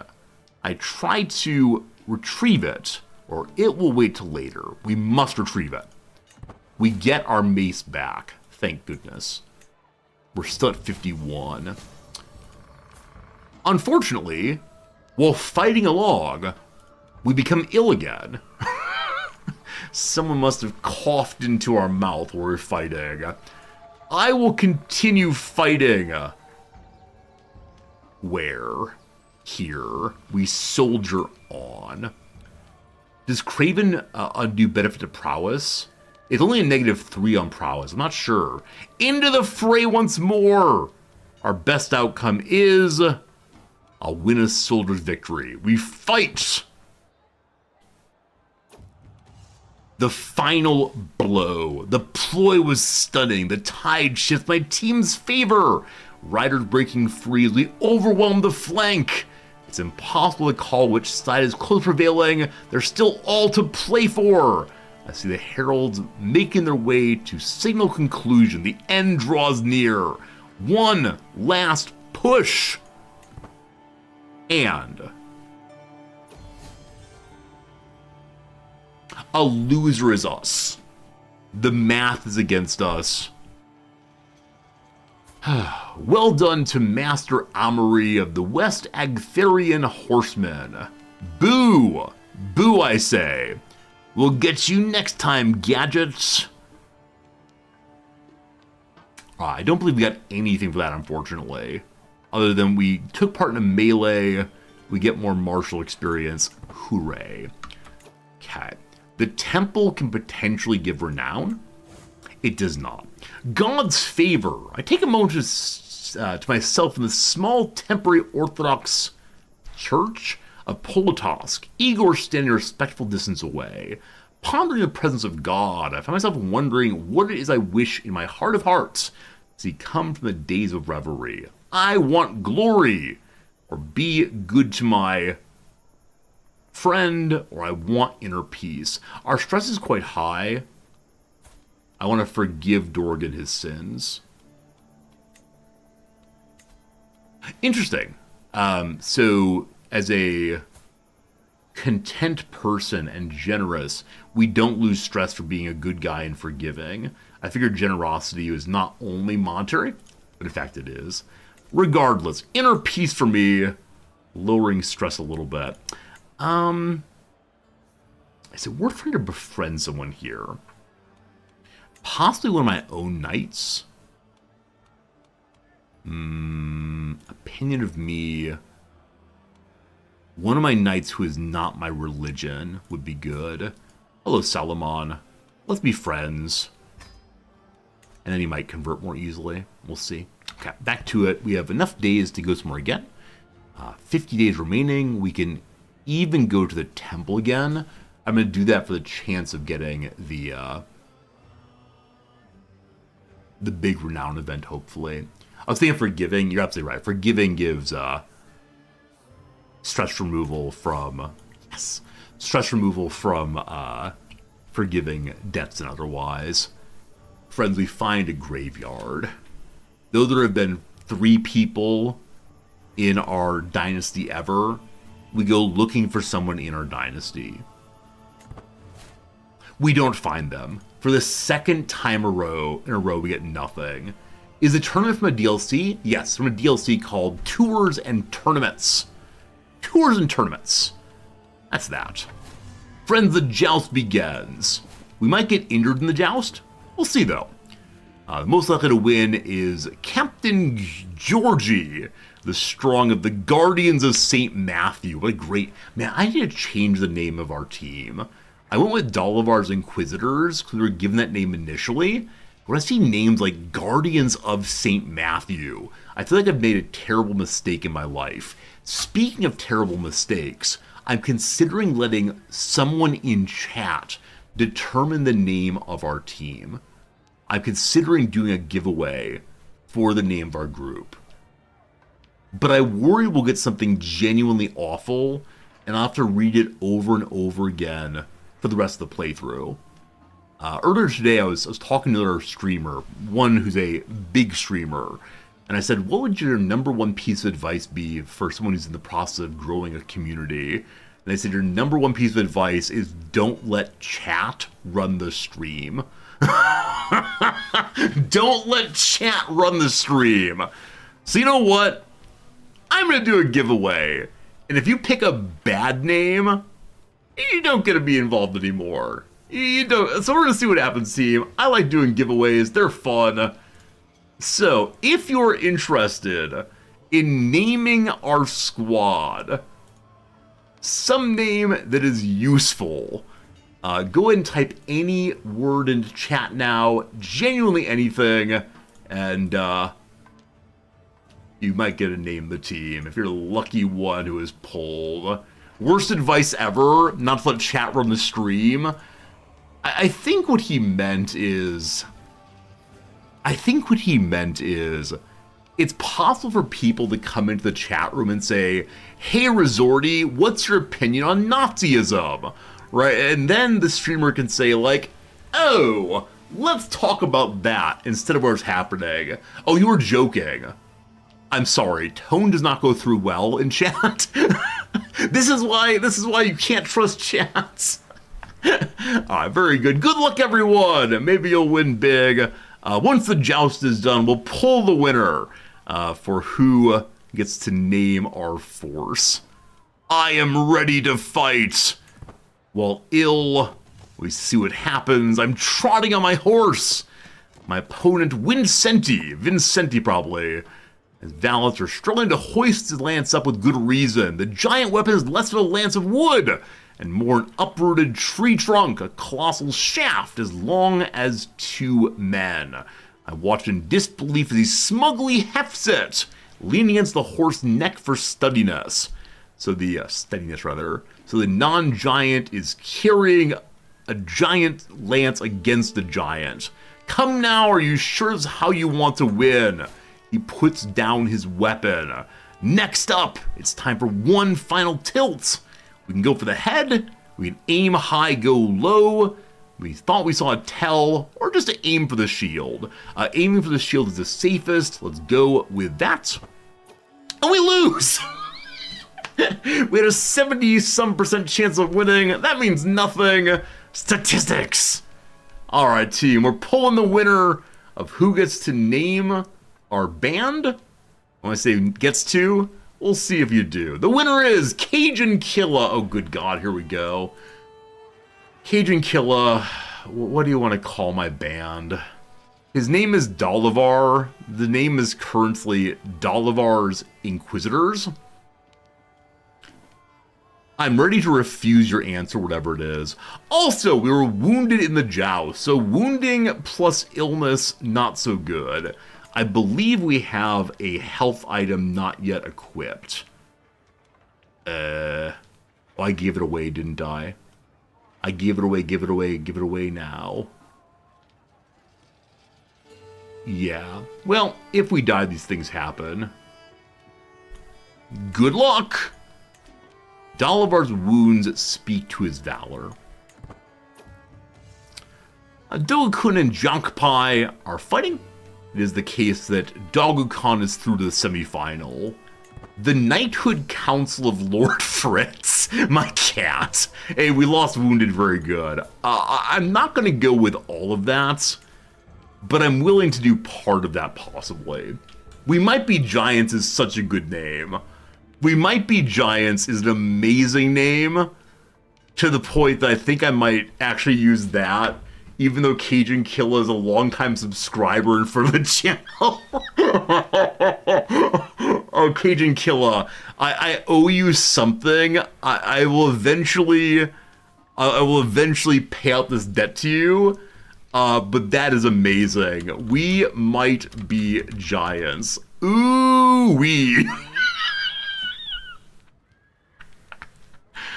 Oh, that's wonderful. That's wonderful. All right. That's an amazing name. Thank you so much for that. We have a pop-up about bastards now. She's not produced a child yet, has she?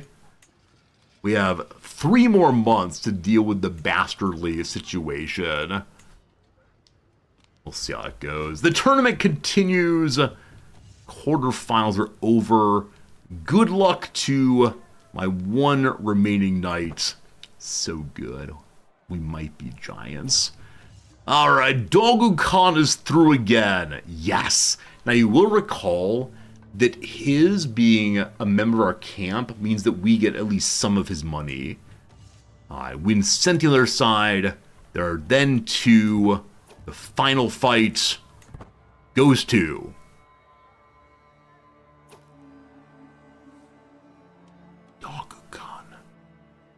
Dog-oo Khan. Dog Khan.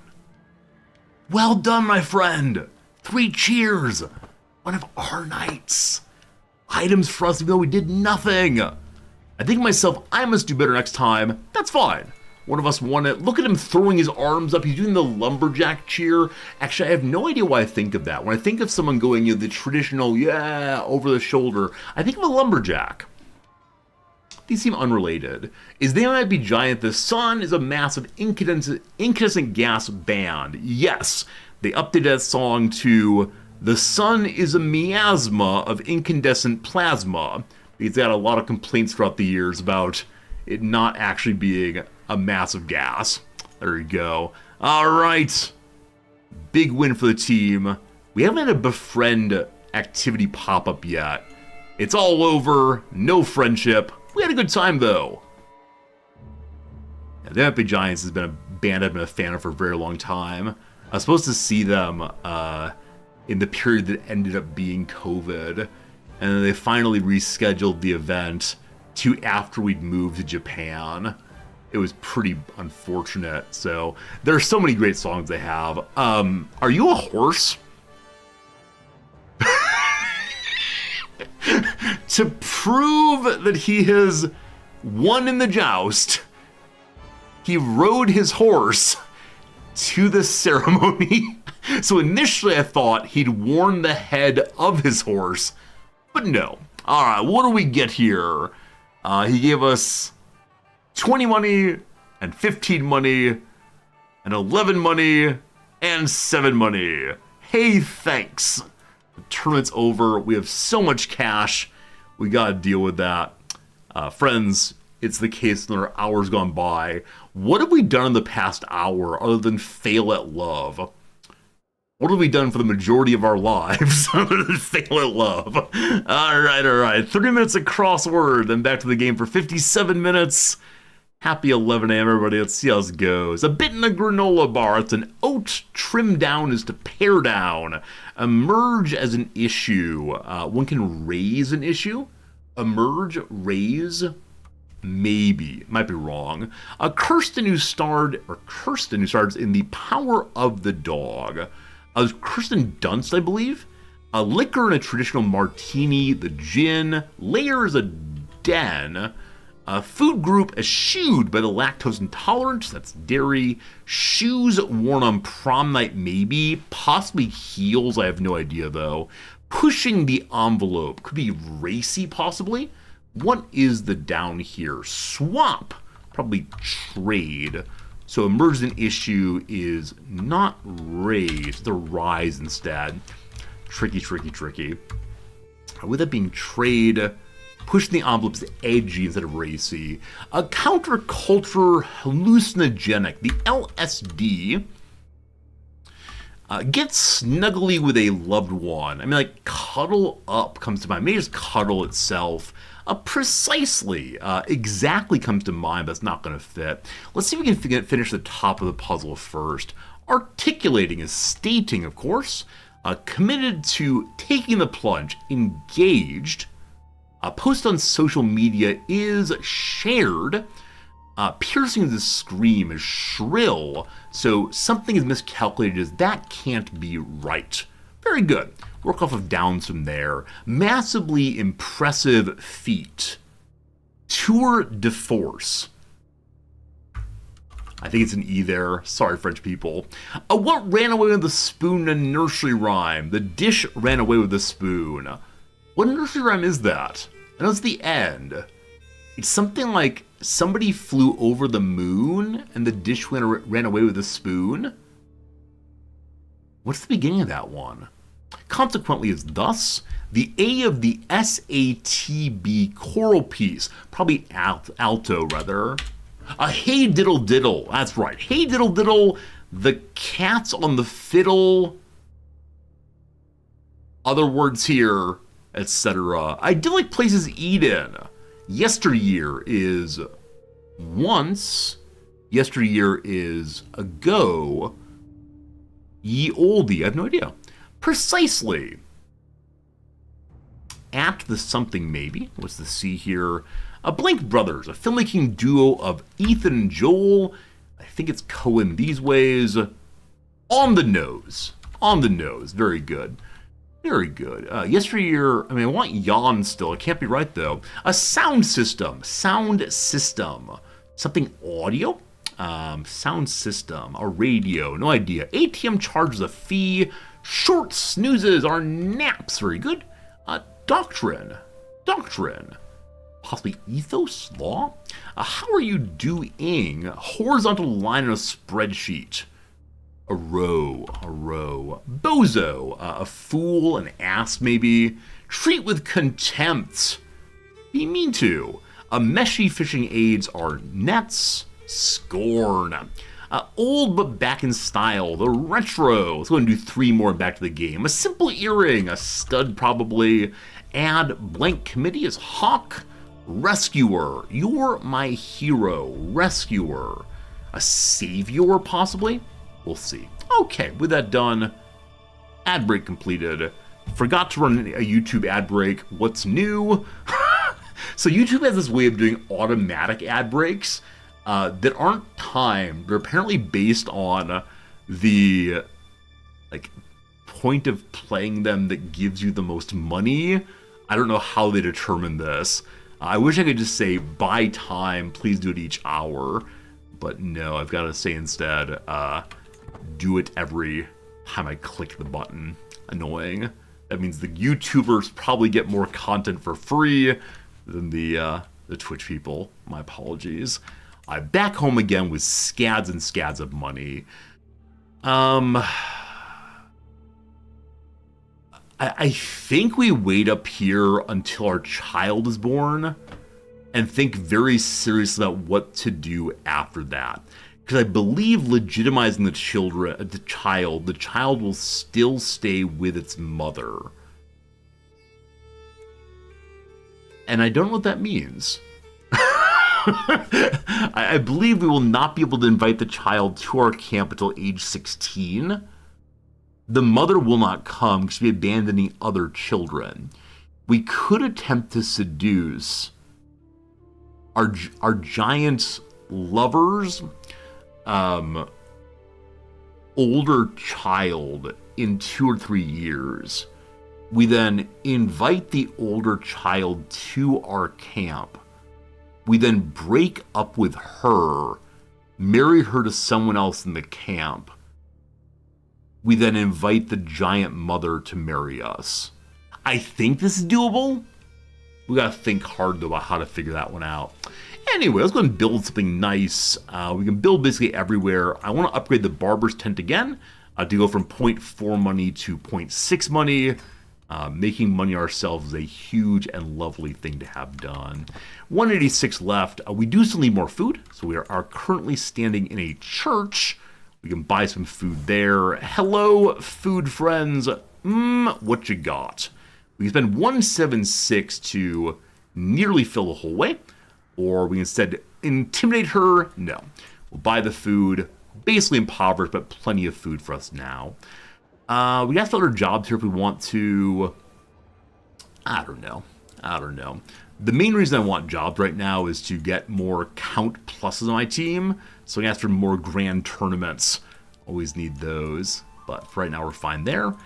I guess I think we're going to wait until the child is born. She's not even officially our lover anymore. Abandon the giant playthrough? Sounds like pure shenanigans to me. 2 more months. We're not allowed to hunt right now. How long is the hunt timer? 6 months. 6 months. Gotta save money for that one. Is it a boy? It is not a boy. Out of wedlock, Olena's given birth to our daughter. I want to be joyful. My heart is heavy with doubt and with fear. So it will stay until I've made my decision. We legitimize her. Dobrava is ours. Now, because Dobrava is not a boy, she lives with us.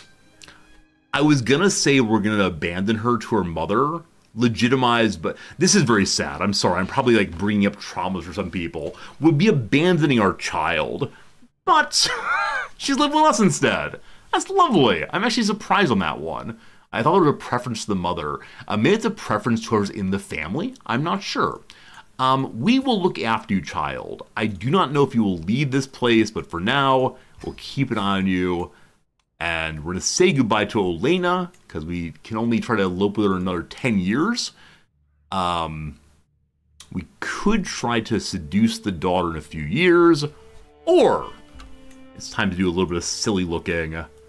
I think we're heading back to Greece presently, but on the way we'll see what we can find.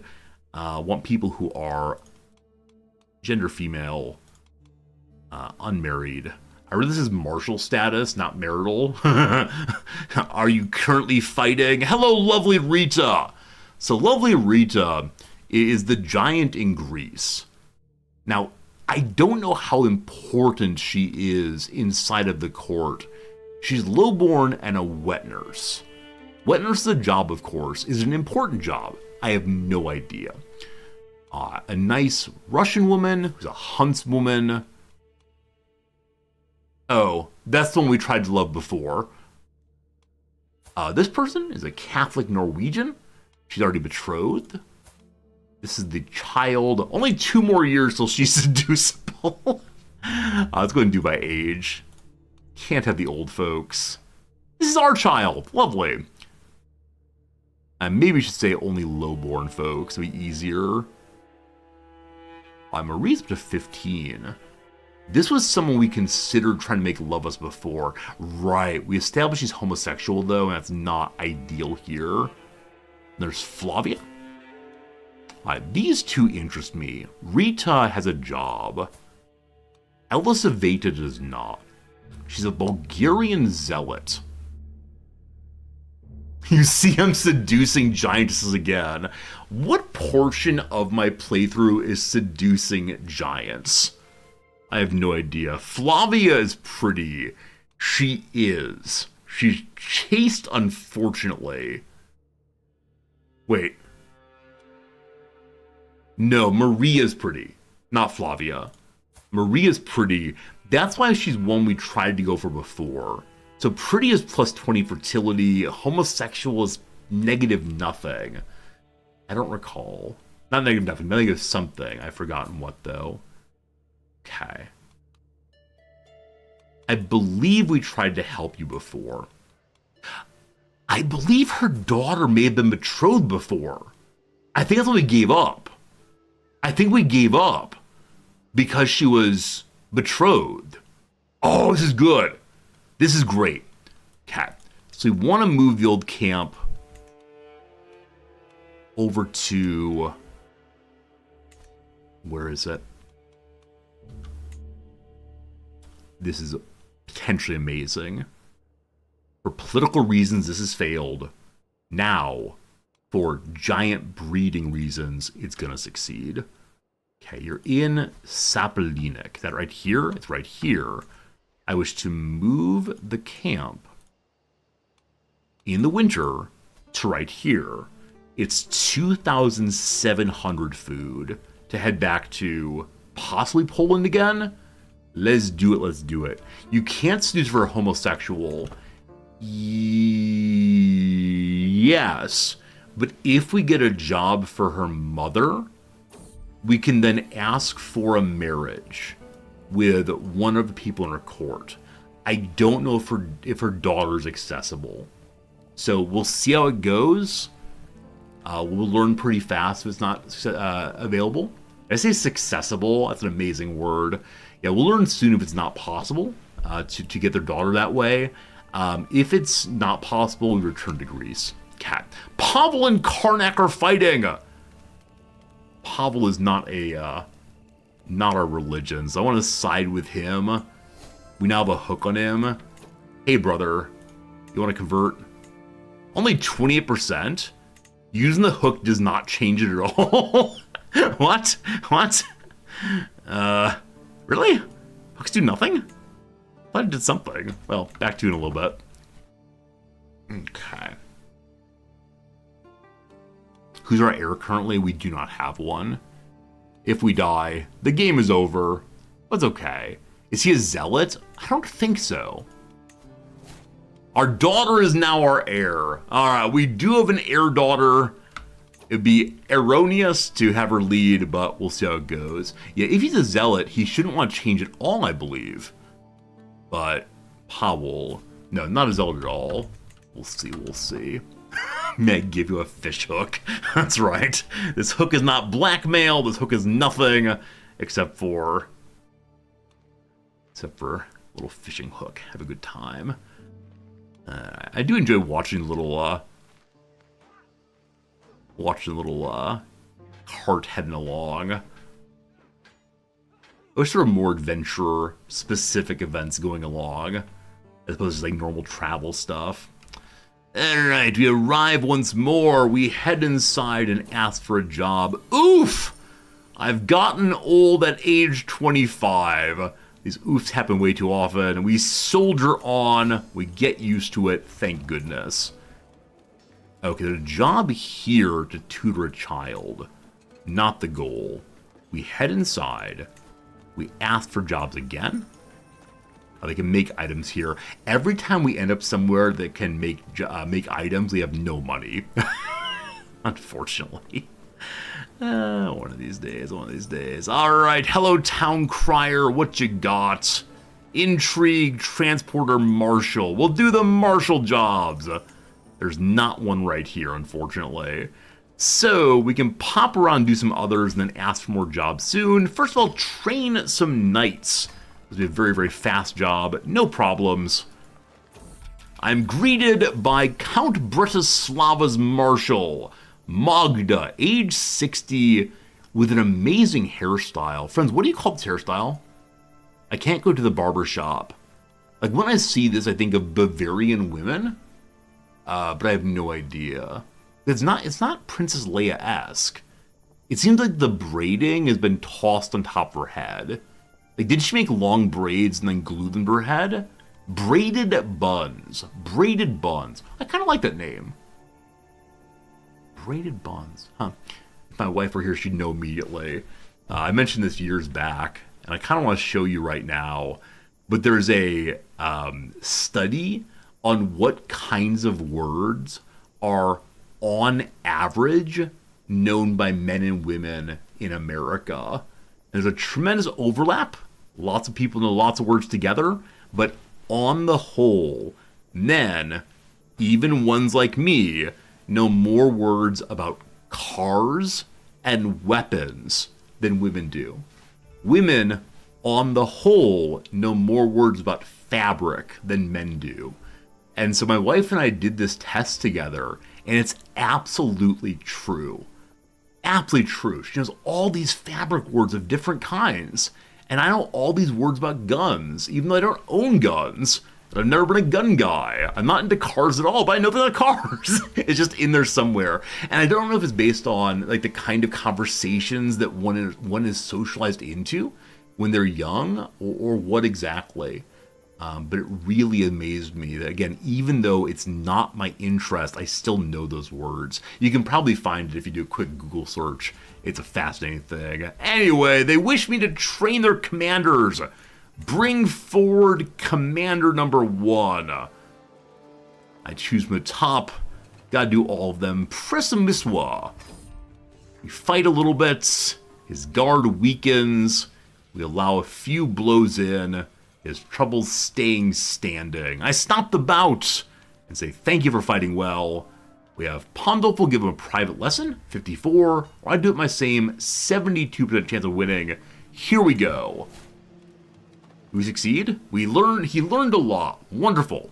Next up, Vratislav. Hello, my friend. He is also not a good fighter. We train him ourselves. He learns a lot, A+.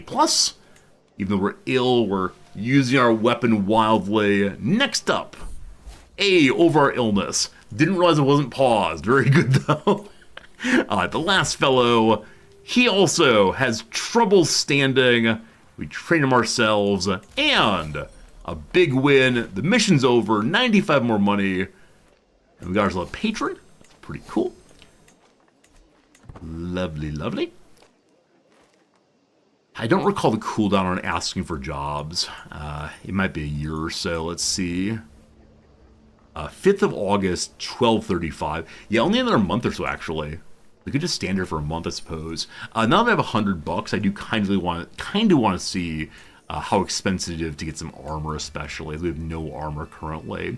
Swedish lamellar armor could give us prowess, resistance, prestige. Fancy armor a lot more, or scale armor, same prowess, more prestige, and better for fighting people not of our faith. So the lamellar armor on top we're probably getting. It's only 79 money. The middle one, 146. How much better is it? It's 3 more prowess, better defense, and more advanced would fight. Man, alright, we're in debt again. I went window shopping, was immediately seduced. Why does it always happen this way? Alright, we just gotta get another job right quick. Always trying to pay the bills, always a little bit late. Oh, speaking of which, I have an electricity bill I've got to pay by tomorrow afternoon. Very good. Glad I remembered that. Netfire, thanks for the resubscription, my friend. I hope your semester's going well. Thank you for the 38 months of subscribing. I'm glad you enjoy hanging out here as always. And that's super kind of you, for sure. Super kind. I do appreciate the subscriptions. Help me to continue streaming 6 days a week. A lot of days. We're doing tutor a child if we can. Hello, child. If we succeed even a little bit, we get $50 and we'll be out of the poorhouse once more. Oh, shoot. I didn't mean to bring wilderness tools for 1 county of movement, so we wasted 3 money. Alright, 1 second. First, martial skill again. Let's go hostile looter to get more tutoring. Nope, more training in tournaments. So, Boguslav. Hello, child. Do I speak your language? Most certainly not. They speak Lecthvic. What do I speak again? Norse and Saxon, not even Greek. I should fix that. I should definitely fix that. Any Greek people here? Any vaguely Greek names? Salomon is Hungarian. Powell. Karnak. Karnak, no, we don't have any Greeks with us. Gotta fix that. Anyway, the tavern collects up. Why are we teaching a child in the tavern? No, I'm not a pedagogue. I don't exactly know what sort of business a 6-year-old has in a tavern, but here we are. The tavern has a plethora of regulars and visitors, and looking around, I identify plenty of opportunities to improve organization, something Boguslaw should be informed of. Then, out of thin air, a large sighthound is running up to the child, desperate to play. The boy shrieks with joy. Immediately starts playing with the dog. So number 1, we use learning, get a 43 chance. Number 2, stewardship. I have no follower high stewardship, or to yell at the child. If we yell at the child, we'll get our contract point we need. But it's stressful to yell at children. I need 2 points. We have 3 opportunities. For now, we yell at the child. No dogs allowed. This dog's gonna go to heaven if not for you.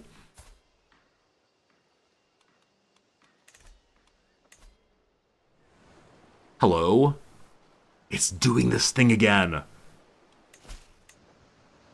It's doing this thing again. This happened yesterday or day before also. The event is stuck. I think I had to abandon it last time. It's gonna flip between 5 and 4 days. And if I click here, all I can do is abandon it. If we wait a little while longer, may help. Or, yeah, there's no button here for continuing the job. Chat, what's happening, chat? Why is this happening? Rogron the Bear, a recently hired knight, has fallen in love with Uwa the Wanderer. Her family, she's a lowborn, her family wants 27 money. I'm already in debt, unfortunately. Or we can try to help her elope. Likely to fail. Alright, sorry brother, not my problem. Just too much money. You gotta give time for tutorship? Okay. I'll give it time and see what happens. Hey, you're absolutely right. I just don't like seeing this thing switch between 5 and 4. It confused me why it's happening. Anyway, the boy steps back from me. We're in the tranquil gardens. There's ample teaching opportunities. I immediately begin spotting the various dangerous angles from which we could be ambushed. Something I should teach him about. Once again, though, he gets a wild look in his eye and starts shouting, "The bandits are coming!" and nearly giggles his head off as he runs back and forth to the attendant. So, I have very high prowess. I can tell him all about fighting. Successful tutoring, so at least get 50 money. One more opportunity to teach the kid, and make it even more money then. And then back to trying to get a mission in... Is it here? It is indeed there. How old's our giant now? Age 25.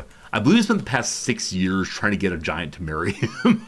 The last bit here. We reconvene and Boguslaw tilts his head while I summarize the topic of our very last session.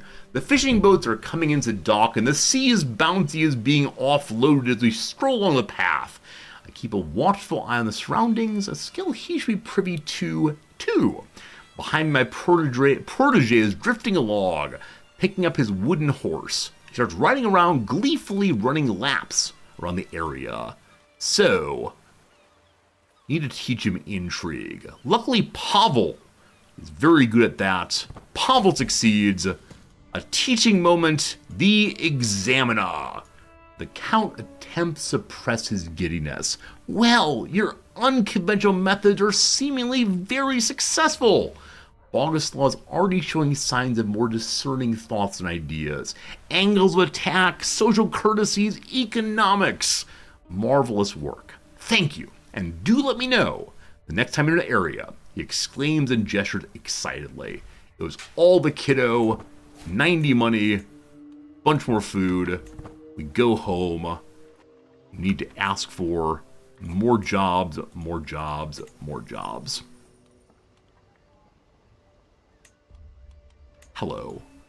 Righteousness, scholarly work, or criminality. Scholarly work.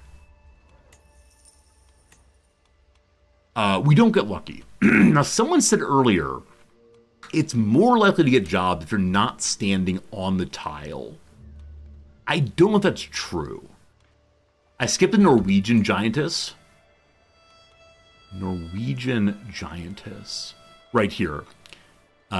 Because she's in a family, because she's betrothed. That's what it is. I looked at her and said, "Oh, betrothed already." We're looking for people who are not currently betrothed as well. Hunting's available. All right, quick hunt. This is probably not a good place for a hunt. It's terrible. We'll go somewhere else. Down here in Sanator is probably the best. It's right nearby. So we'll do that first. Don't need this. Let's go. And after the hunt is done, we can probably ask for jobs again, and then maybe get jobs at the place I need. Man, we're going to have to go down and do the exact same activity in the Basilius' area. 120 money. Our team is getting too big. 60 money for the smallest one. Oh, goodness. Oh, goodness. It's all too expensive now. All right. All right. We go solicit charity. Max Malcolm is 43 money and 1,500 provisions. Or I can ask the local mayors to give me money. 92 cash, very good. And then Magda gives us 200 cash. Okay, rich enough now for hunting. That's great. Falconry is always. Camp Revelry instead. I still have not done Camp Revelry. 120 burn. 32% chance. We just need to get ourselves. How many more falconry points? A lot. Alright, what are we hunting? A pheasant or a goose? Let's do the pheasant. 64% chance. We need to get to 100 falconry points. We have 28 right now. If we succeed, we gain 10. If we don't, we gain less. We have some stress, so we stay in recreation. Poachers here in the Duke's Woodland. They huddle together as I ride up with the guards, making a poor job of hiding the dead stag. We didn't do this. Please have mercy. The stag fell over. It's very old. Oh, gosh. We can ask him to join us. Radislav joins us. We get some food, and success chance goes up. He'd be a fine knight. We can also bond over hunting. We can instead say you're a fine bowman. We get 2 more prowess. The animal's mine? Or why do I care? Yeah, join me. More friends, more good. More knights, more good. I don't know what religion he was. Probably Catholic. Rogren has been the star of the hunt thus far. He's a lucky falconry glove. We have one of those also, so we're good. Thank you. I wish there were different items that people use to improve their skill, so I could outfit myself entirely in light leather armor. My bodyguard Salomon says, time to go. Fly true with a 66.6% chance of succeeding. Pavel, though, gets stuck in a trap. I'm sorry. Pavel, I'm sorry. I need to succeed here. Points in falconry more important than anything else. Yes. Yes. Yes. The pheasants are fools, and my hawk wins. Hooray. We can also take a pheasant feather and sell it at once. Fantastic. Keep the feather. I've gotten up to 38 trade experience. Next hunt, we get to 48. How many hunts do we need? So if we need 62 more points, we need 6 successes and 1 failure. Good God, that's going to take forever. Oh boy, oh boy, oh boy. Alright, so we move somewhere that is not the city in which I want the job. I'll move up here, because there's a job to do if we don't get the job here. We'll see how it goes. We need to abandon this mission. It's a very silly mission to go for. Age 16 still a Miriam surprised. While going through the logging camp, we considered chopping down a bit of timber ourselves. Burning stress is most likely. We have no stress, so no manual labor, thank you. We're afraid of cutting off body parts. Can't do that. Alright. Our culture discovered divine right. We sit around the fire saying that God wants me to be in charge. Good, good, good. Town crier in 7 days. May I sell this pheasant feather? I may. Thank you. At the 204, very soon we'll make another upgrade then. The camp revelry with fireside chat and max food gives events to improve archer skill. Really? I will need to get more food then. When you say max food, do you mean chosen in here? Max drinks. It have mobile brewers. More food you have to have. The supply tent. I'll have to work on that at some point. But for now, fireside chat. Let's go. Our first ever camp revelry. Spend a week doing that. Finally, we're all gathered. Life on the road, a hard one. The festivities are a chance for all to relax and take our minds off the grinding quest for survival. Let the revelry begin. Hey, we caught the measles. Well, someone didn't notice there was disease nearby because someone doesn't zoom out far enough. I always get so focused on just my part of the world. If I'd been zoomed out 4 ticks more, we would have seen the disease coming. All of this for a giant bride. Itching. I awake in the middle of the night and find my leg bleeding. My nails too, the itching so strong. I can't stop myself from digging ever deeper. I sink my face in cold water, hoping it will go away. My reflection, red eyes. Blood, that's the measles. Okay. Do what's necessary. Hey, he does some astronomy. Turns out the stars align, and he bleeds me from my armpits. Excellent work. Excellent work there. Unfortunately, our child has also caught the measles. Is this going to be the second baby killed by the measles in this playthrough? Dolliver's older brother, Burgajate, also died of the measles baby. Be cautious. Success on the baby also. Now, my physician is pretty bad, but he succeeded twice. Good job, you. Everyone is ill already. Do we run away? Or do we hang out here for 3 more months? I think running away is in fact the call. Don't we have some kind of like bonus to not getting the measles? Yeah, the barber's tent gives a significant boost to disease resistance. And the camp has a moderate resistance to plagues. That don't matter. That don't matter a bit. Of course not. What's a further upgrade we can do here, possibly? Personal physician is more better for 216. It seems that by cost alone, physician upgrade is the best, the best, the best. Maybe. What else can we do right now? Baggage train, we can go ahead to level 3. That gives us bigger, heavy infantry. We're going for right now our pikemen.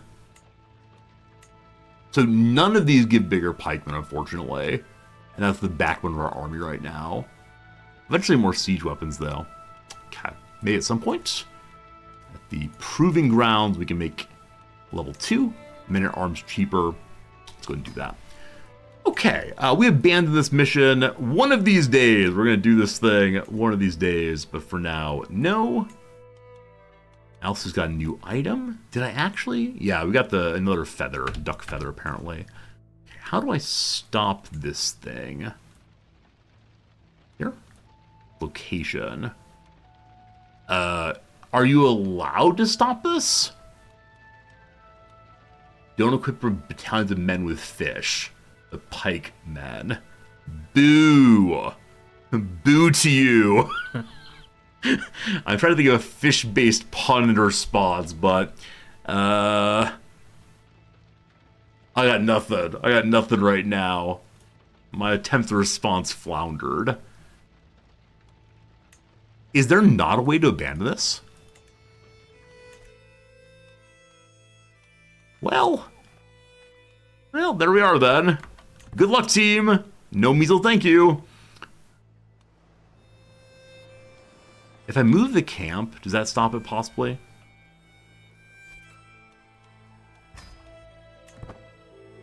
It does not. The revelry once began, cannot stop. Oh goodness, this is a long one. This might be the longest one I've ever read. Friends, welcome to Storytime with Resorty. I'm your host, Resorty. What's better to call that?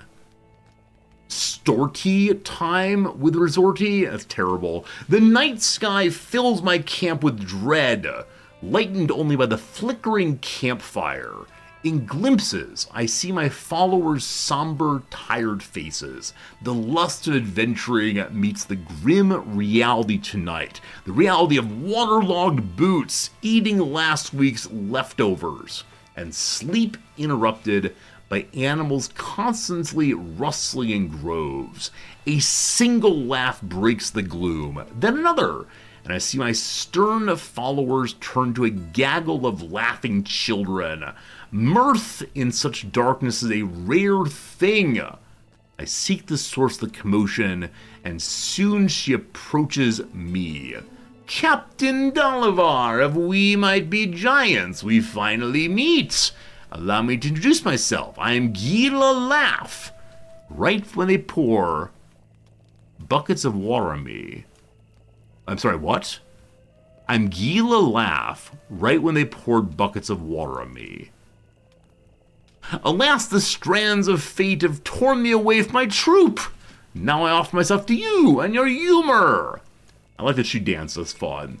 Hello, Whoosh. How's it going, friend? Thanks for being in the channel. Welcome, and thanks for the follow, too. All right. We say welcome. She will join us.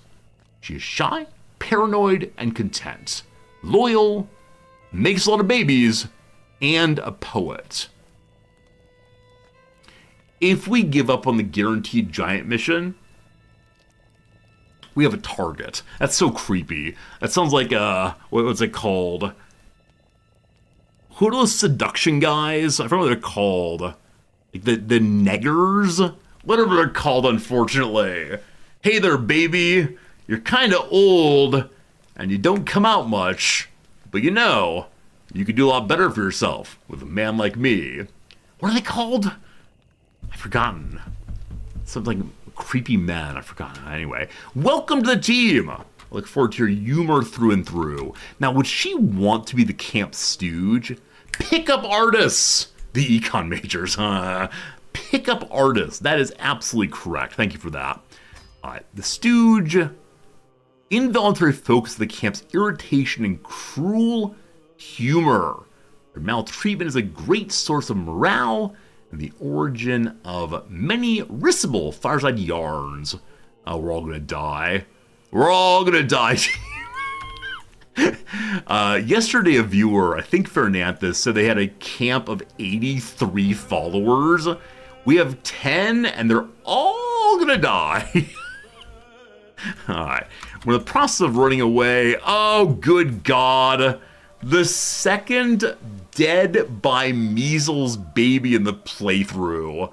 My stomach twists and writhes in silent agony as the barter of my daughter, Dobrova, is borne past me. Physicians and healers work from dawn until dusk, and from dusk to dawn. I never saw that movie. I understand it's about vampires and Salma Hayek dances. Is that right? Their grim faces told everyone more than they would say. So young and full of promise. So many more left to die like this. God deliver us all. Well, shoot. Well, shoot. All right. We can't visit the castle holding while we have the disease. Like I said, I just should have zoomed out more. Do you all do this?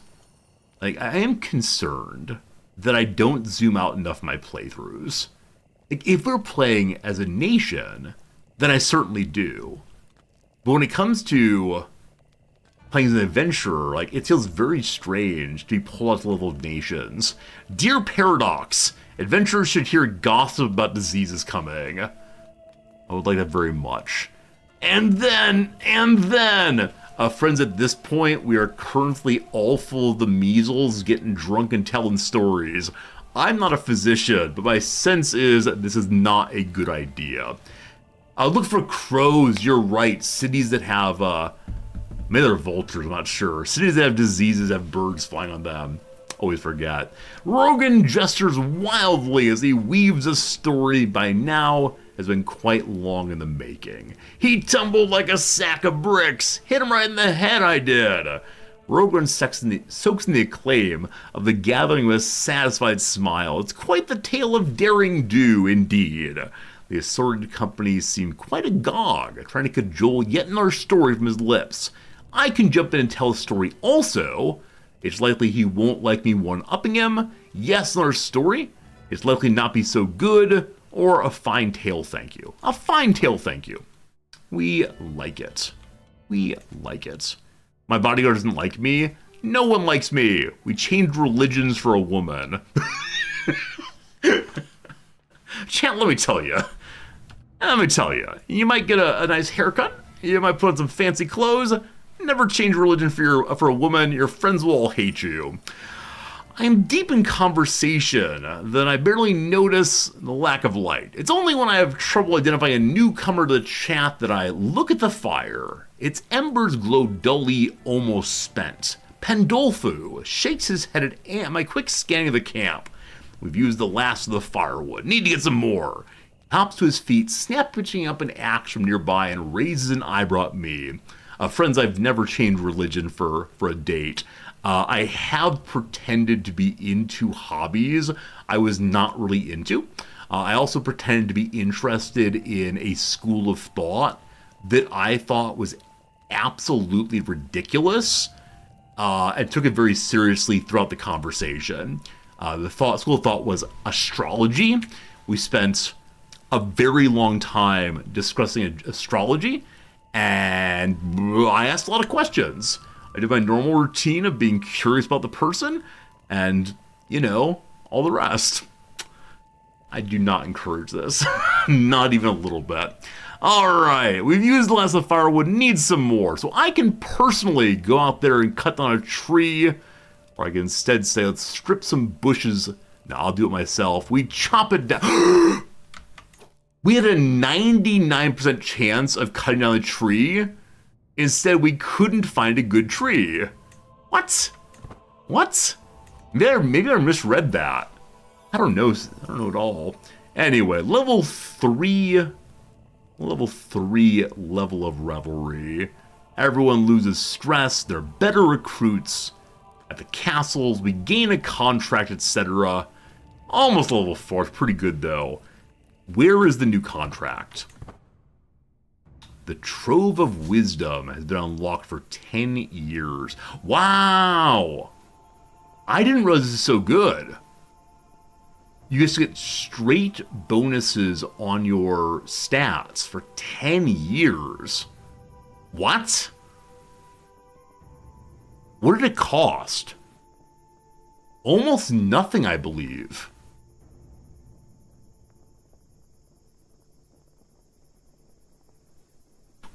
I need to do this every single time it's available. We've been playing this game now for, 70, 80 years? That's my first time doing it. That's insanely cool. Thank you for encouraging me to check this one out. That is something neat. I'm still swaying my good knight here. He's finally warmed me. I put my diplomatic skills to the test. 82% chance. He appreciates the effort. And can you believe it? We are safe from our measles. Nice. The new contract is not where we need it to be. So once more to the cité. once more to continue asking, hello, town crier. Is there any way to tell what kind of job she might have? Oh, sorry. This is her sister, not her daughter. My bad. I don't know if she counts as being a unimportant courtier, though. I don't know. Okay, so the town crier says, oye, oye, let's do something. Let's try organization. And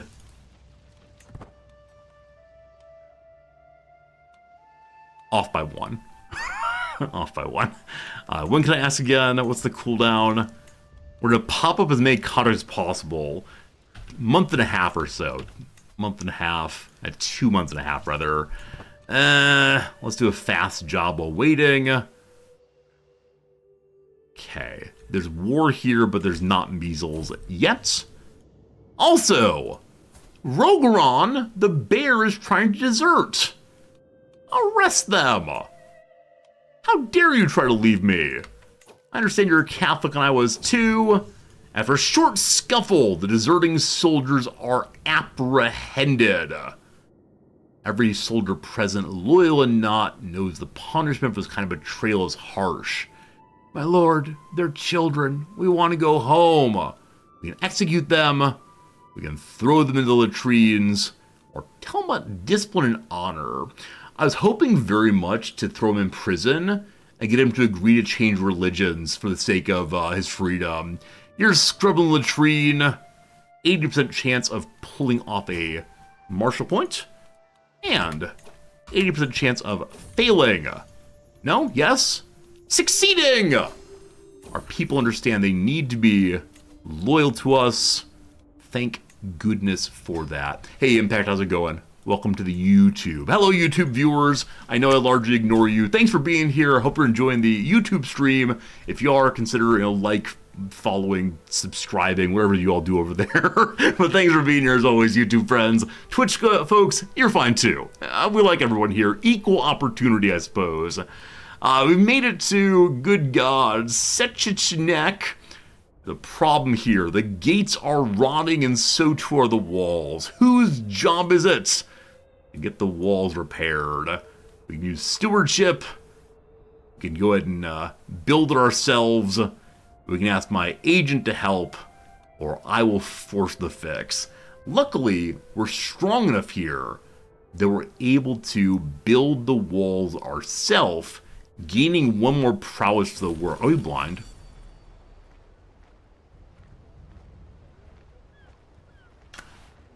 So, I must have missed this. I don't know when this happened. I assume it's the measles. How do we lose our eyes? I became decrepit with the measles. So I know for sure we had our eyes at this, but it's been like 2 months. It must have been the measles. It must have been the measles. Huh. Well, that's unfortunate. Hopefully get a guide dog pretty soon. Brutal. I mean, we still have... This is the character I wanted to play in RimWorld. Blind, but incredibly good at fighting anyway. The blind is a -10. Oh, how we love it. Anyway, we succeed well. We have people from the camp of We Might Be Giants. The good people of We Might Be Giants, I go to work repairing. Another happy patron. Mission accomplished. Let's go home. It's only May. We have another month and a half. Solicit charity takes a decent amount of time. Up to 43 money, a ton of food. We like a ton of food. All right. We travel to accept. That's in the Measlesville. That's in the Measlesville. Nope or dope. Nope, nope. The escort emissary might be kind of far away. How do we pass time? We can gather provisions. What do we find here? I can find food, my snares can find food, or make the hunter do it. Hunter brings the big food. Thank you so much. I think we just awkwardly stand here. Yeah. This priest is a better potential physician. Rogron dislikes us still for forcing him back into his job and for not helping him get a wife. Will he ever convert? No. I love that our pike captain has like serious hair there. If I'm not careful, that's my future. I know I will never have a comb over, because if I have one, people in chat will say, Resorty, why do you have a comb over? And I'll say, I'm so embarrassed right now, I will change my ways immediately. Them's the facts. Them's the facts. Nearly July. I believe it was July 11th or 12th. We built a new building. The Proving Grounds gave a bonus to I don't recall what. Men-at-arms are cheaper. We can also get more men-at-arms. For the moment, we're holding on to our money. We'll see. It is now the 12th of July. Happy Independence Day, somebody. Let's head in there. Wrong button. Head in there. Jobs, jobs. How about a job? Diplomacy, criminality, or intrigue. Or best diplomacy there. Where is it?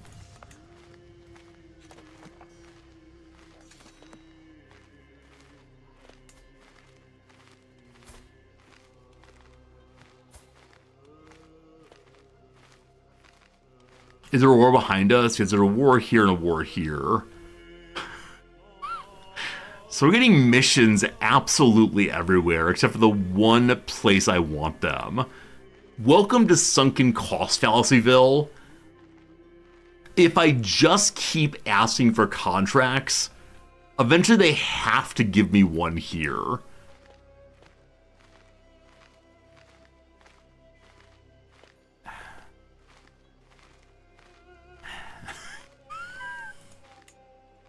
I think someone mentioned earlier, there's a chance to meet random people who are in the court at the tavern. I don't know if this is true. Let's go see, though. Hello, tavern. This is the mayor. So the mayor is there. The mayor is pregnant. Was your father giant? Yeah, one person's a giant, the other one was not. So, okay. I will listen to your story. You're not the storyteller, I apologize. Oh, she's the hooded figure. First, okay, none of these people are the one I want. Ooh, ooh, ooh. So she is being stealthy. I thought normally stealthy people would join your court. But she's a mayor, she can't. So, hello there. Oh, this is actually different. Wait. Hook! Hook! Hook! Hook! We return at once to the lovely Robin Williams, Dustin Hoffman film, Hook. And then there's the seating tax. The Pomeranian ruffian remarks with a wry smile as he motions towards the hooded figure's chair. That's an additional bit of gold, certainly. The hooded woman immediately stands up. And as the hood drops, I recognize her as none other than the mayor of this town. I think I can use a hook to ask for a contract. This might be false, but we'll see. We'll see. This is an outrage, the mayor exclaims, clearly flustered.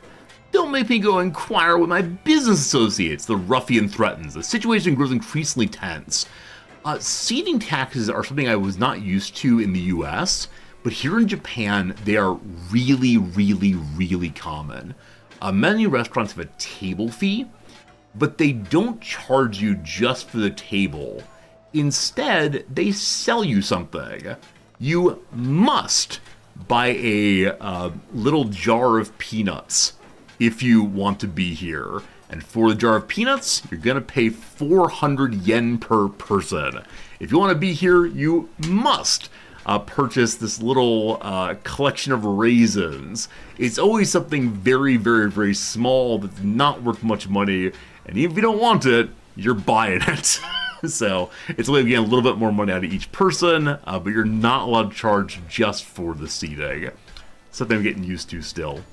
Other places, including ones that are not super busy, do demand that every person buys drinks, of course, also. You have to buy the snack and eat there. So, Kat, what it is if you go to, like, the Indian restaurant, we'll say, you want to have your Indian dinner, you'll buy your Indian dinner, you'll buy your drinks, whatever, before you even order often, you're given an item on the table. If you refuse it, they then remove you from it, and then ask you to leave. The item on the table, you begin to eat, and by so doing, you've agreed that you'll pay your table fee. People occasionally get tricked, thinking these are just, a free snack, how nice. But no, it is not how it goes. Okay, I apologize for talking about things other than this, so I can settle her tab. If this happens, roll of patrons. With roll of patrons, you can ask for marriage. I doubt she'll let us have her sister. We'll see. Want to take up with me instead. 93% chance of winning. The noblewoman has been saved. The tension's still high when I leave Dagmar in her predicament and make my way back to the center of the room. The mood is high, etc. Please. Please. Please.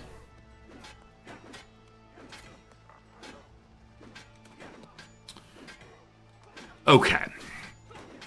There are currently 0 marryable, unimportant people. Now, that said, higher opinion and a hook might help. Now, I don't know if more people become marryable as you get higher opinion than the hook and so on, or if instead, this shows the most you could ever get.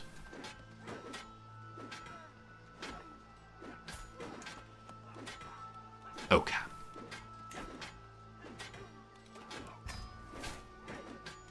A little more friendship.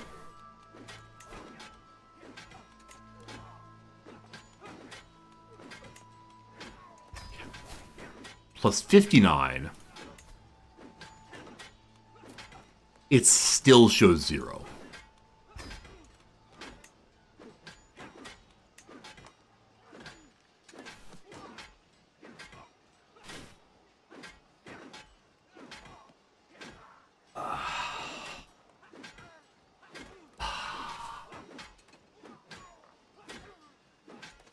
After, let's see, 2 hours today, and probably 3 hours yesterday, we have established love with a giant.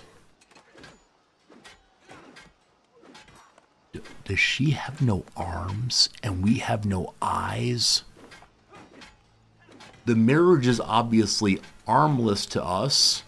Love is blind. Friends, when we return after the upcoming ad break, we are going to have a marriage. We are going to have the race for more giant babies. It's going to be good. For now, though, 3 minutes of ads, another nice cliffhanger. I feel a sense of overwhelming joy throughout me.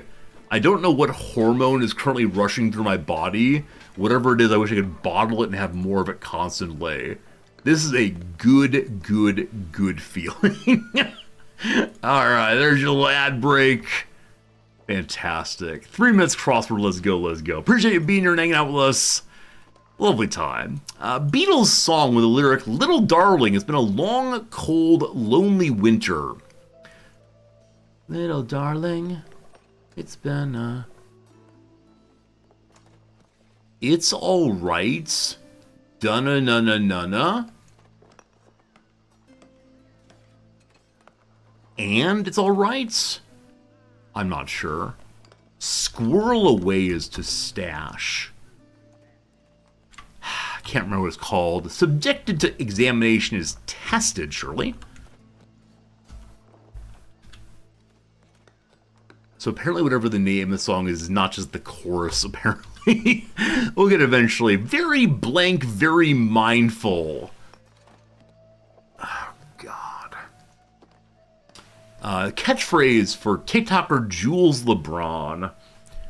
My wife loves this. I do not understand it. Noms will walk around the house looking at the cats, looking at pictures, looking at the wall, and saying, very demure, very mindful. It's a TikTok. You can go change it out. I believe it's a way of using those comments suggest that other people are not being ladylike, perhaps. You have to be very demure, very mindful. On Saturday when my wife visits, you can ask her about this. A card game in which one might shoot the moon. It's hearts, I believe. A showered affection on is probably doted. What SNL has won more of than any other TV show? I assume the Emmy Awards. I'm not sure on that, though. Yesteryear. I still have no idea that one. Oh, this Times of Yore. There we go. Made certain. Made certain. Insured. It's her something. First step of a home reno first. Demolition. Sorry, I bounced this down incorrectly. Michelangelo, Monet, and Morrison, all artists. Permeable is porous. Blank in is given an oath, sworn in. Ill-fated is doomed. Oh, it's called Here Comes the Sun. It is part of the the chorus. I apologize. Here comes the sun. Nana nana. Team, the Wednesday crossword has been defeated. They do call it a crossword for the beginner, so I should not be especially excited about that one. But good. Completed a crossword. Very demure. Very mindful. Alright, what's the Tuesday look like? The Tuesday looks like I've not gone through it entirely. Defiant for tort. Am so. Chuck slangily. What is it to chuck? It's to yeet. Does wrong is errors. Sounds at a spa. One goes, ah. Feel crummy is to ale. We'll get back to this one in just a moment or two. That should be bop, not pop. That's no, sorry. I want to do some more. I like the crossword a lot. I find the crossword compelling in a way I find no other game. I think what it is just I get constant affirmation of you're doing things right. In CK3, it's what, 4.5 or 5 hours to complete your mission. Friends.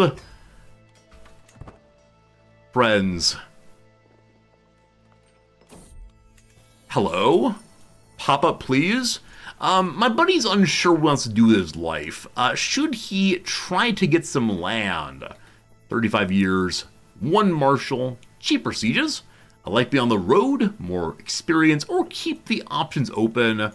We do not become a flexible leader, 65% chance of failure, but we have an alliance because we have a wife. Okay. I realize that you're actually not into me. I realize you are not our religion. I realize a lot of things. Okay, we can't seduce or romance her. We can make her like us.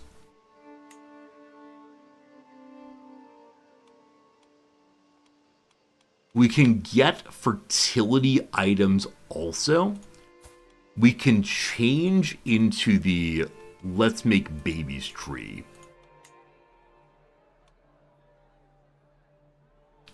Wrong one. Okay. Oh, this is it? When one is a wanderer, there's not a lifestyle focus to make babies. Ordinarily, there are 3 of these while landed, and the third one, I believe, is increased fertility. Well, that's unfortunate. I've gone through Roadrunner, now what? A fine question. Seduction Tree might do it. The only problem is that we can't seduce her.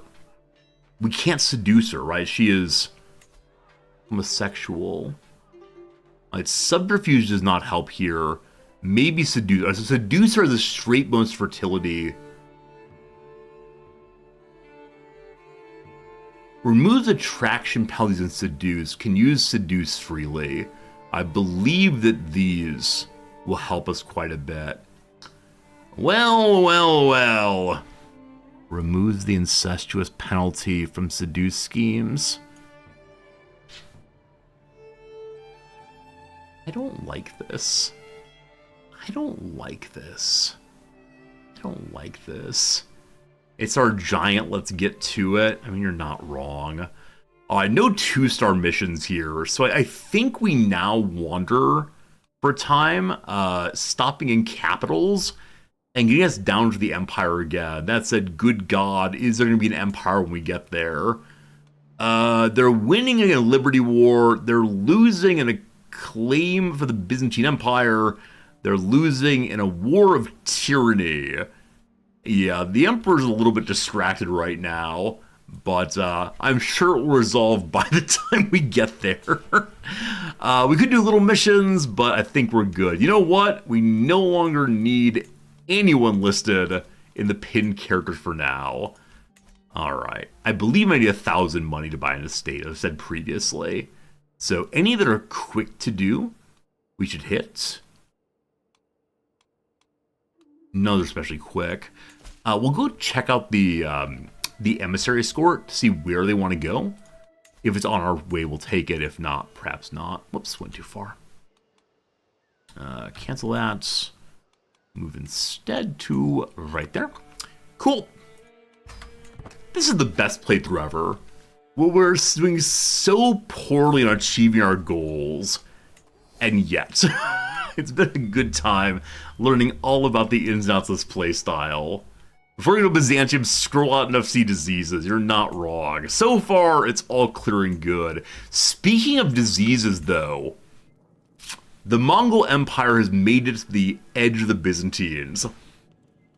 The Byzantine Empire is currently in absolute disarray. You know what would be funny? Hello, big boy. Big boy is currently losing in a populist uprising. So the standard reason why the Khan loses in things like this is because his armies are so far forward attacking other people. Now, I'm surprised because he's not in any other war. Huh. Well, we'll see what comes of that. What are the numbers? Oh! No, we're fine. So the war leader does have 45,000 people, including a ton of various men-at-arms. Of course, the Khan has endless horses, so this area's in revolt. We'll see what comes of it. Good luck, Khan! I always end up cheering for the Khan. You might recall in one playthrough, I don't recall who we were playing as. In one playthrough, though, we allied ourselves with the Mongols and helped them fight against somebody. We were playing as Orthodox or Catholic or something, and the Mongols did not care. They would ally with absolutely anybody because they're in a really bad war. It sure was something. Alright, we're on a walk, checking out the mission here. What is the emissary job you got for me? Was it gone? I guess some other adventurer took the job before we got there. Very well. Alright, on the road again. Just can't wait to be etc.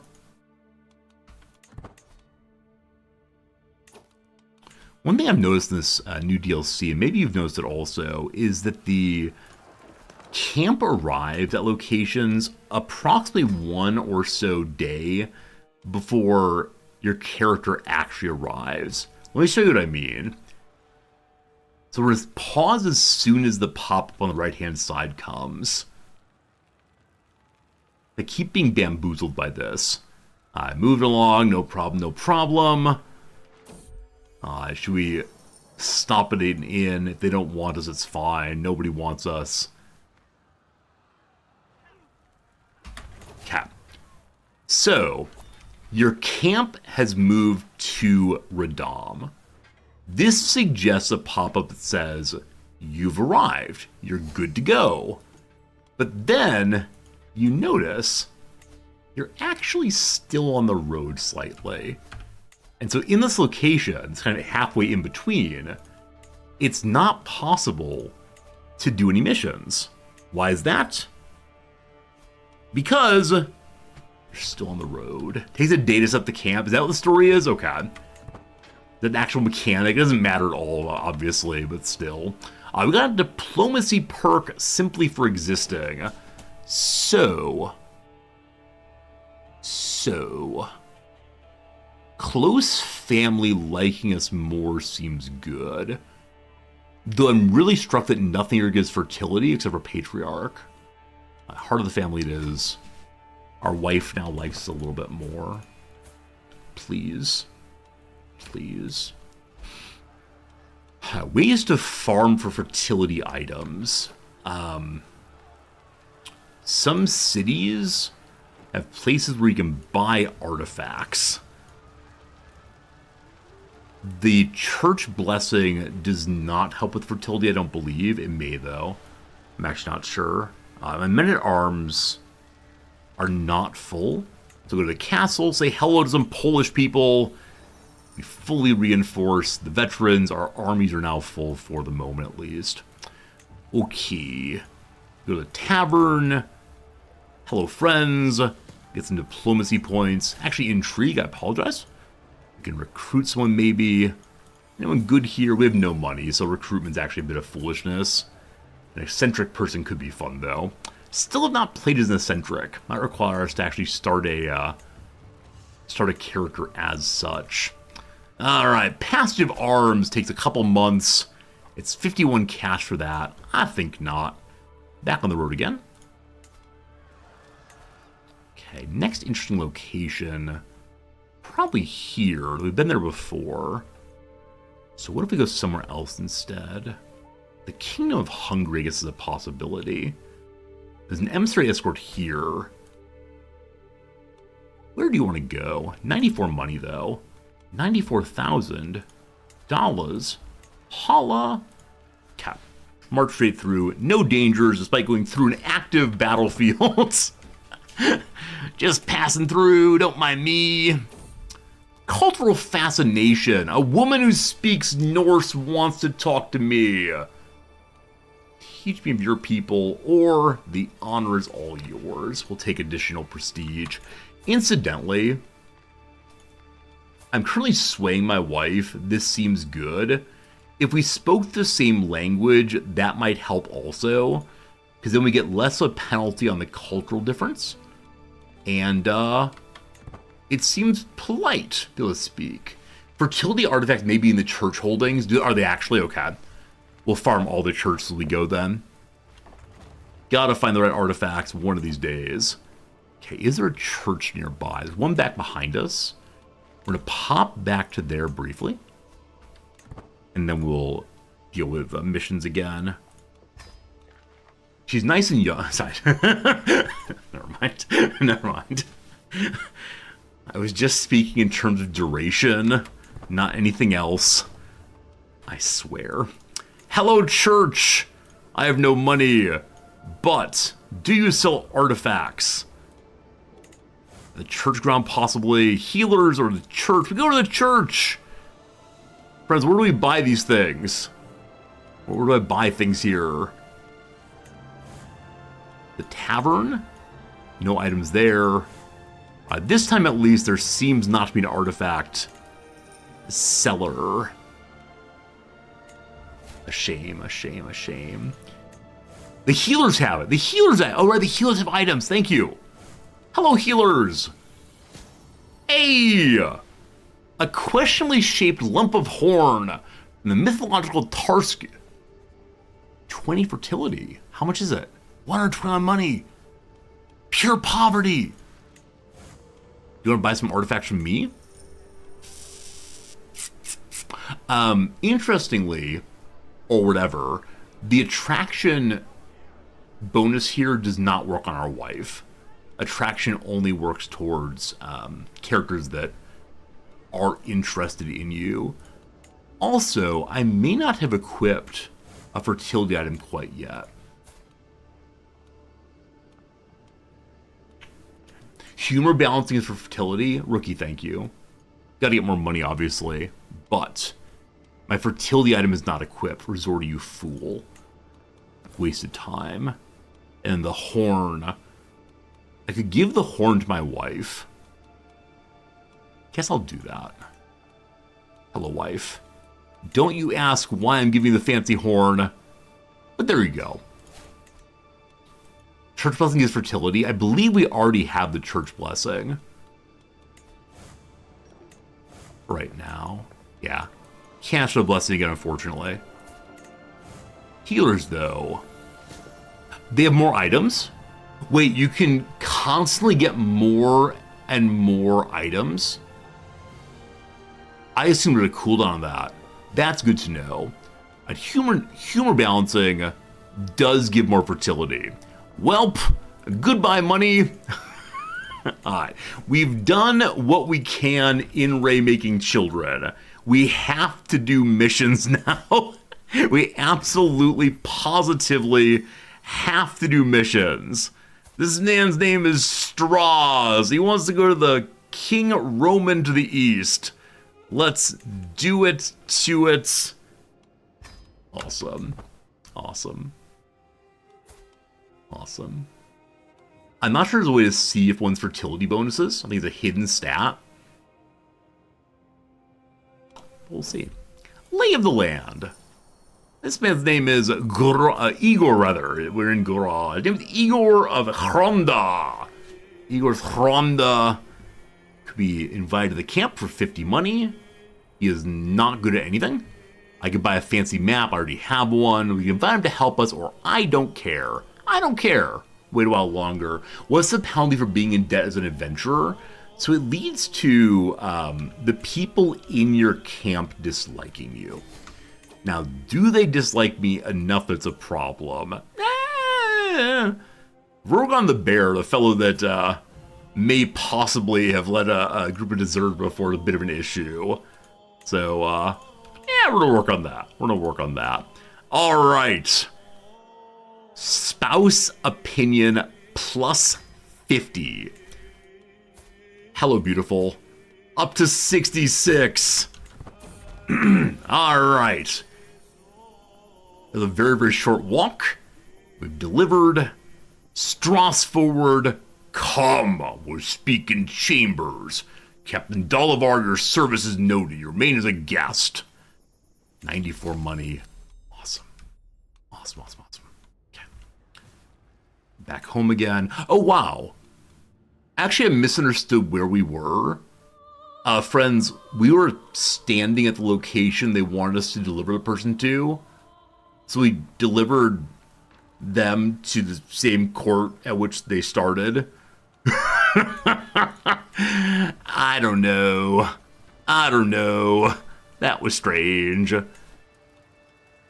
We don't have a special request on him, do we? Huh. Wonder why. I haven't done the job. I think the job must have been for a count nearby. Weird. Okay, so we're headed to Ruthania now. Another escort mission, possibly. Let's move the camp on down there. We're getting low on food. So I need to get to somewhere that is a city or anything that is not currently being sieged. So here we go. Starvation is soon. We move camp for no reason. I love moving the camp. I think it's because I want to continuously head towards the Greek territories. That's why we're moving consistently. Alright, my wife wants us to start doing well in saving our food. I can give her 5 money. She buys some tasty food, a little ho-ho or otherwise. On the way, hired muscle. Do I feel like doing this mission right now? Any mission that involves waiting for a hostile scheme to resolve? I don't know, team. I just don't know. Must find food. May we gather yet? No, not for 2 years. If we get to a river, we can fish for little food. For now, though, someone has no money. May I beg for money? Not until the 12th of April, which is approximately 15 days from now. So, a little wait. No problem at all. While we wait, we'll get ourselves more and more and more money. And 1 money per month. I've been spending money wildly for the attempt to get ourselves a beautiful baby boy. Okay. Food, please. I asked nicely. They give me 1,000 food. Fantastic. What is the next transport mission? Where does it go to? Hello. 72, we pulled off well. We take that contract. We are going to Turku, the Hall of the King of Finland. I'm sorry, but no. Definitely the wrong direction there. Okay. I want to find special buildings I haven't been to yet, if possible. The Golden Gate of Kiev, we almost certainly have not been to. So, we will move along some more. I want to hit Kiev. Maybe we'll stop at Ruthenia first, see what jobs they have. I don't want to waste all of our food quite yet. So move to Ruthenia. While there, we'll get more stewardship lifestyle. Speaking of lifestyle, how long till we could change lifestyles? The end of this year. If we want to do the seducing our own wife routine, which... anything for babies. Welcome to Ruthenia. Welcome here. Don't want to move. Want to go into the city again. Hello. Do you happen to have jobs right here? Lucrative criminality or more transport. Nothing locals. Endless transport jobs. The capital of Ruthenia moved? I swear it was right here a moment ago. On my parents' life. We lower food, but it's fine. We'll take the transport contract. It's an artifact delivery. See how far away it is. And then charity here will beg for money consistently. Hey, we visit the Golden Gate of Kiev. Modeled after Gate in Constantinople, etc. We love it. Just travel out the camp. I love my camp, though. You're probably right about that. Okay. So. 199 money. Okay, do I have more to sell? I'm not using the falconry glove anymore. So, sell that for only 14 money. Not sure it's worthwhile. Gathering in 2 years. I'm going to walk solo to see what the valuable heirloom is. 78 money on either of these. Bring it to the Basilius. Oh, man. Oh, man. That's where we need to go. I don't have the food for it. You can stop while on the road. Okay. So, cooldowns. 5 months on hunting. How long until they let's have a party? 7 months on the party to get more food. This is a great mission. I can't do it solo, though. I mean, I could. But it requires to drag ourselves all the way back up here. Okay. Does this give patronage or a hook on the Basilius? I don't believe so. If it does, that's huge. But I'm nearly certain it gives the hook here. Going solo is fine. I mean, going solo is fine. The issue is, like, why? What's the point here?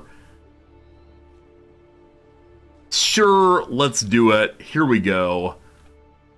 Anything to stop it, we're on the way down. Nah, we've pretty well explored all this.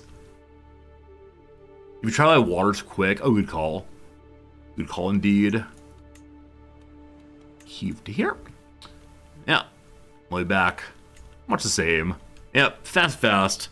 Especially with our boats being entirely free. I completely forget about that it doesn't cost money to bring the boat along. New item. Yes, portable icon. It's only one piety, not needed. This is Book of Eli, good at fighting, but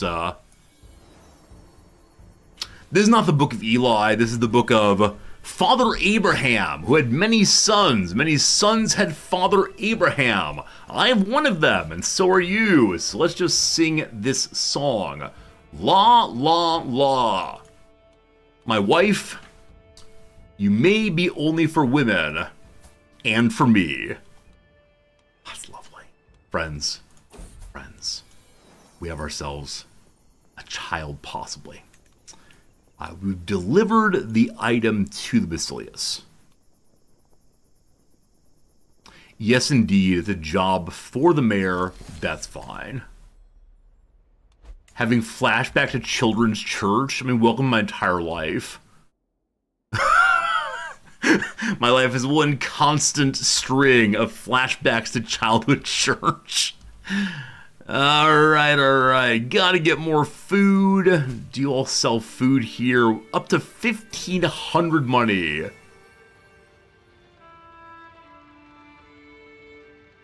Did I watch VeggieTales? If you like to talk to tomatoes, yeah. Alright. The sad thing has happened, friends. Don't you worry. Don't you worry. Don't you worry. Don't you worry. Gonna work out. Gotta get the app bad again. Very sad, though. Baby's dying. Feels awful. Rounding a cluster of tents, I leave the barber's tent and notice that Pavel and Rogren don't like each other. They want to fight. We intervene. We say settle down. Wow, with a 95% chance. 95% chance of settling them down. We failed. Hey, our physician is actually a physician now. And we're back in Ruthania once more. I think every time the capital moves, we can visit it again for the first time. Feels just like I'm falling for the first time. Holy person, us. More jobs.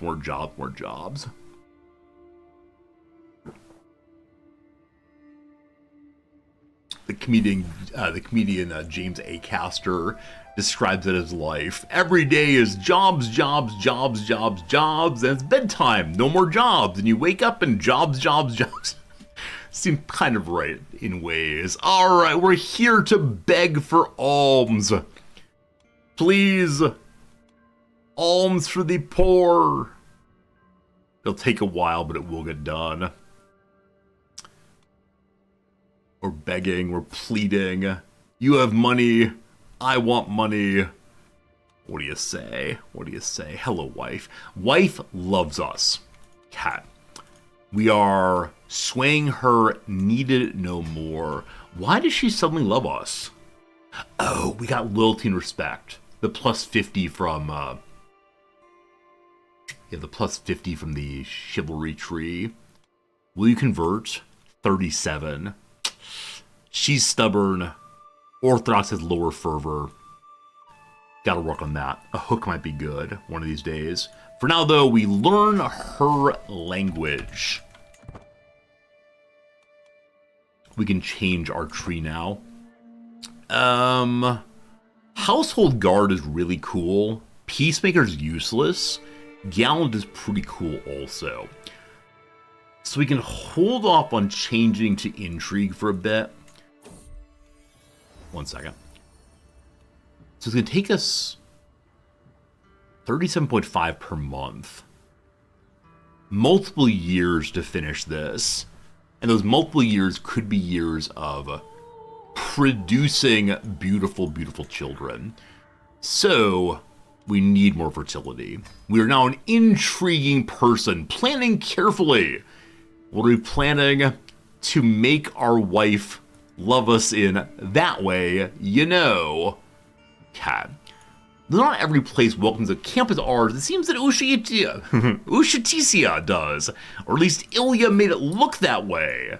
Organizing an impromptu fair to trade goods and drain my followers of their coin. Cynical? Perhaps so. It's hard to deny what a smile it puts on the faces of most, and maybe that's enough. What a welcome surprise. Everyone loves the fair. Perhaps he'd like a job. He joins us. Oh, he's a big dum-dum. Hello, Big Dum Dum. Big Dum Dum throws the fair. See, I think he's tricking us.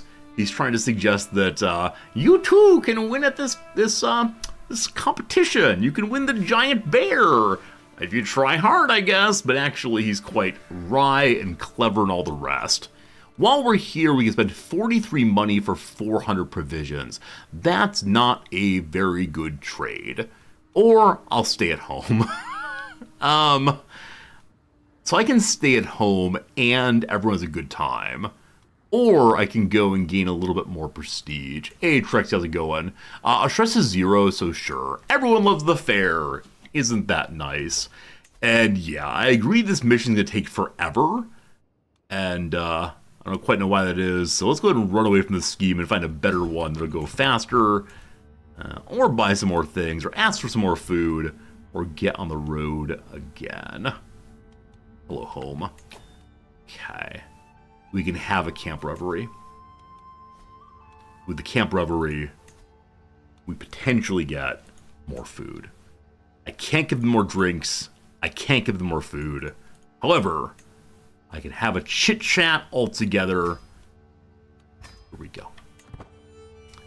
I'm guessing it's a potluck. People bring lots of food to the camp. I can't wait. Let's go, let's go, let's go. That's why it feels good to share any possessions one might have. My wife Maria finishes. She takes another sip of the mug of spiced wine. I'm intrigued by the topic, but I hesitate when I overhear Gila's monologue about how everybody's nice, but nothing to complain about. Slightly stressed, I try to decide which conversation to pick up. So, without nightly debates, I can't talk about both. And without a mess tent, I can't have food. So I can listen to Maria, my wife, or I can listen to Gila. My wife is plus 100 to me, so I think, a chance to have a friendship with her seems nice. Friendship is good. Hello, Kevin the Chosen. How far have we gotten? I'm not quite sure what you mean. If you want to know what time it is in the game, it is currently 12:38. If you mean what generation we're on the 3rd generation of the playthrough. If you mean how close we are to accomplish our goals, we don't yet own a territory in the Empire because we've been very, very busy with trying to marry a giant woman to make giant children. We're working on it, though. It's a good time. Alright, my bodyguard has caught the consumption. He doesn't like me enough, so I don't mind if he dies too terribly. That said, though, consumption is not a map disease, I believe. Maybe one of the visitors to our party is spreading the bad air. Ah, my lord? Pandolfo approaches, wringing his hands in worry. I don't know where Karnak is. It's been quite some time. Isn't Karnak a wizard? I think so. It has been time since I last saw Karnak. Who's Karnak again? My physician. Okay. The skies darken ominously. Where's he gotten off to? Grab a torch and look for him. We have a 17% chance of being wounded. But a pretty good 82% chance of finding him and things working well. Or sit and wait. In this case, we have a 90% chance of working out. I help. He wanders back in, bringing us some berries. Nice, nice, nice. If I need more fertility, you can get private tents and baggage train. Cool. I did not know that. Let's check and see. Baggage, I have no openings right now. Next upgrade's 162. But thank you for knowing that. More fertility, more good. Massage's sly smile over the rim of the cup bodes poorly, I suspect. Come on then, Nalavar. Let's see if your mind is still sharp after all these days on the road. He gestures the cup with a flourish. A riddle, perhaps? What's in my pockets? No. I'm sometimes yellow and sometimes white. Half of me is dark and the other's light. What am I? I want to say like the moon and the sun, but it doesn't seem quite right. Friends, what's the answer? What would you say is yellow and white, half dark and half light? Idea? Maybe the answer is the moon! Yeah, I was close to right. I didn't quite do the... I mean, half of the moon being yellow, I'm not quite sure about. But there you go. That's the end of this. Why am I going for giant? Isn't genius a better trait? Oh, sure. No. I don't play min-maxy ways. Like the ideal playthrough from a strategy perspective is start with genius, then get some incredibly good other perks like Herculean, etc. Instead, I tend to just play whatever comes to mind. And in this case, we're playing a family of Swedish giants. Because I think of the Swedes as being a very tall people, so the tall person. But yeah, if you want to see like ideal strategy, this is not the stream for you. This is me blathering along and doing what I think is fun. The end. 400 food and the cornucopia of wisdom, +3 to the character's stats entirely. Good job, team. What a nice time. Aye. So, 659 food. We're currently pulling in 1.14 money per month. Nice. Are hunting achievements? Yeah, we're hunting an achievement to become the Byzantine Emperor. He's managed to defeat some of his wars. The one continuing is to lower his authority, but that will probably not succeed as we're only in one war against him. May I go beg for food yet? Hello? Hello? I'm very poor. She smells my desperation. I'm not actually that poor. Okay. I need more jobs. These are both criminal jobs, trying to avoid those. I'll go back inside now. Oh, back inside and ask for more jobs. And see what she has for me, or they have for me. Oh, town crier, scholarly work, just a car, or diplomacy. Let's go engage in the behavior of zealotry. All the way over here. Rescue a fair subject or protect the innocent. Let's go rescue a fair subject. One of Dimitri's fairest courtiers has not returned from an incursion to the woods. The mayor's court offers a reward. 250 provisions.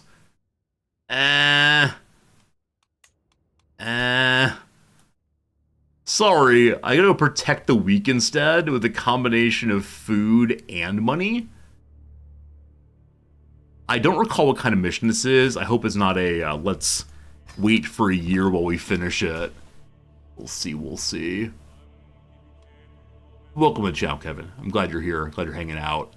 Hopefully you enjoy the vibe. Even if you don't see great playthroughs, you will see a person having a good time and telling stories. I don't know.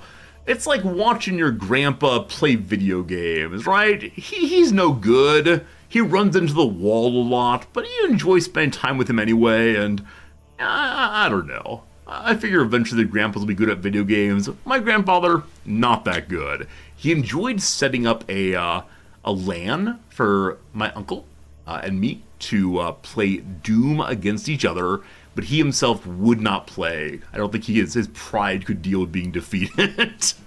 A local captain, some officers meet me, I dismount, we have a chit-chat, we can spar with him, we can learn about a new contraption, we can ask him to join us for 50 money, or we leave. What's our martial skill currently? 17 is pretty darn good. We get one more. 60. Or we're cowards, but we spar anyway. It's about being a coward, we try our best. Alright, the common people need to be protected.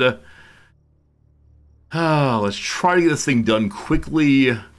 So far, the first phase was only a few days. That continues to be done very, very, very fast. We're all protecting you. I love that our muscle is our wife. She knows what she's doing. Oh, it's 53 top right now?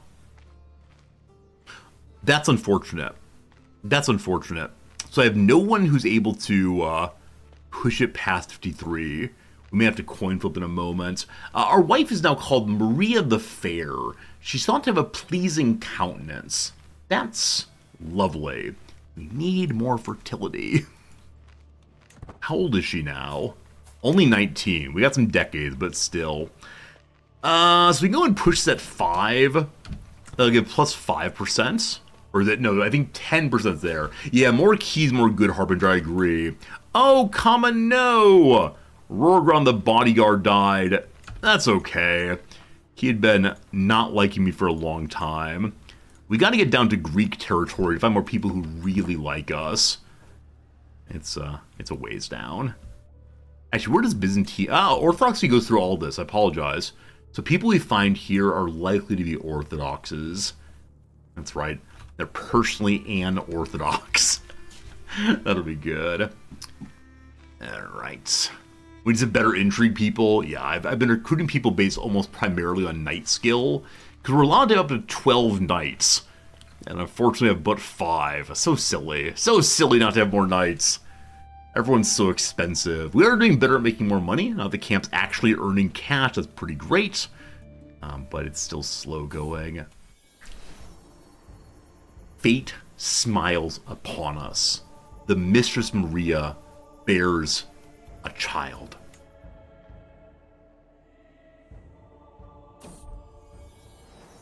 I thought that pop-up would immediately be... She does not bear a child.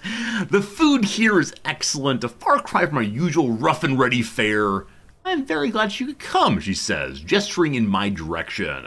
What shall she give me? More gold or 122 food? I'll take the gold, thank you. Is a giant child, so long as she's not cheating on us, the baby is guaranteed to be a giant. If both parents are giants, then bingo bango, Punnett Square wins yay giant. Alright. I'm gonna wait for, what, 15 now? What's that give us? Plus 10. 61? 61? It's only a few days on each phase, so we'll go ahead and wait for 20 keys. We're checking it out. The newest child die of measles? I don't know what child you mean. We have a new child coming very, very soon. Very, very soon. 2 more phases. This is a countess. We'll probably end up asking her for tournaments, money. Not sure which one. At 20, we know everything about the subjects, everything about the enemy. Plus 20% chance. We succeed. We got more money, got more provisions, all very good. What's my plan to get some land? So if I go down into the Empire, and I manage to get a job for the Basilius, and I have enough money, and he likes me, I can buy property from him in my territory. Actually in land, I'm not sure. I'm thinking of maybe staying unlanded, but I haven't quite decided on that. We gotta become a fancy family, though, down in Greekville.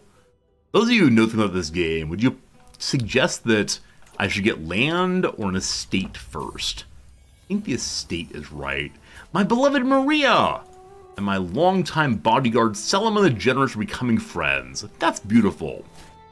Please don't have that friendship be a baby-making friendship. We appreciate it. Alright, nearly home again. Back inside, okay. I think we'd like to move once more. We do have the money to upgrade the baggage tent. Doing that gives a little bit more provision capacity and larger regiments of things we're not really using. How else do I want to use the money?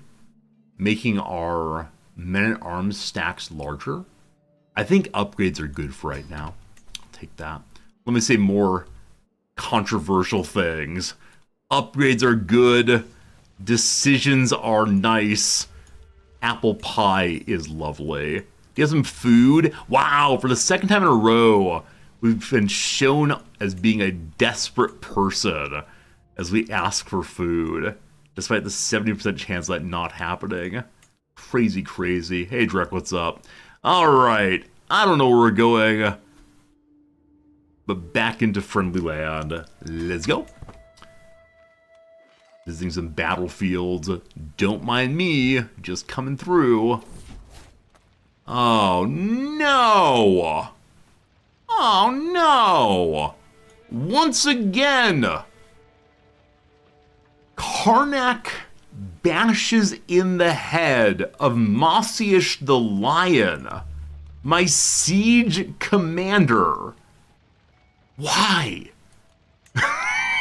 It seems that rivalries in the camp almost always lead to head bashing.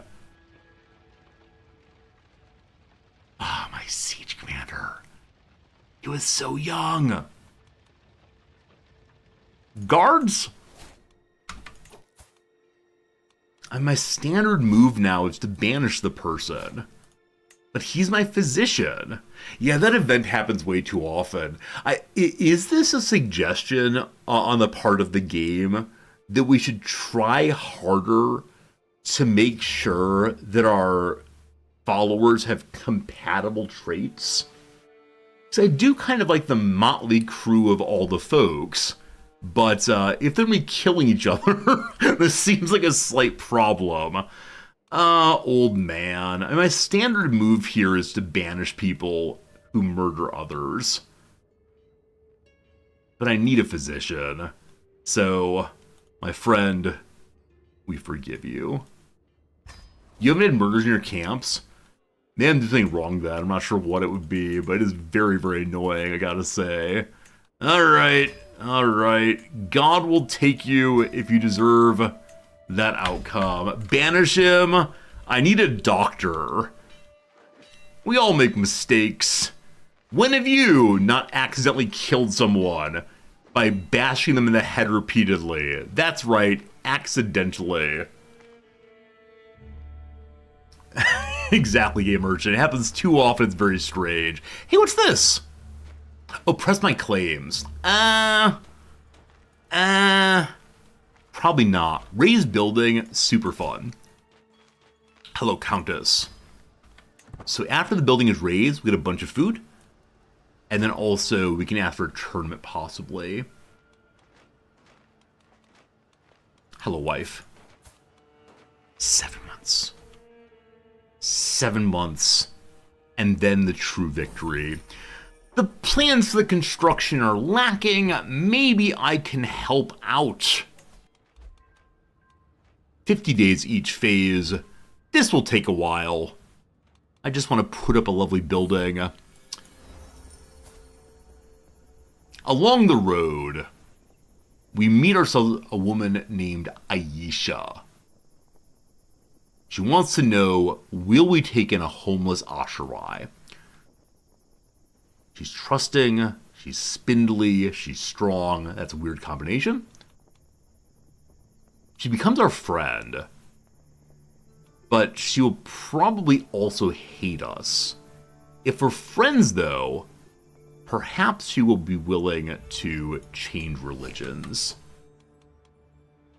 She's a nun. She's a married nun.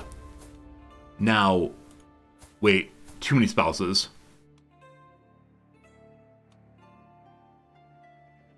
I'm sorry, what? I clicked on this person who was her husband, I believe.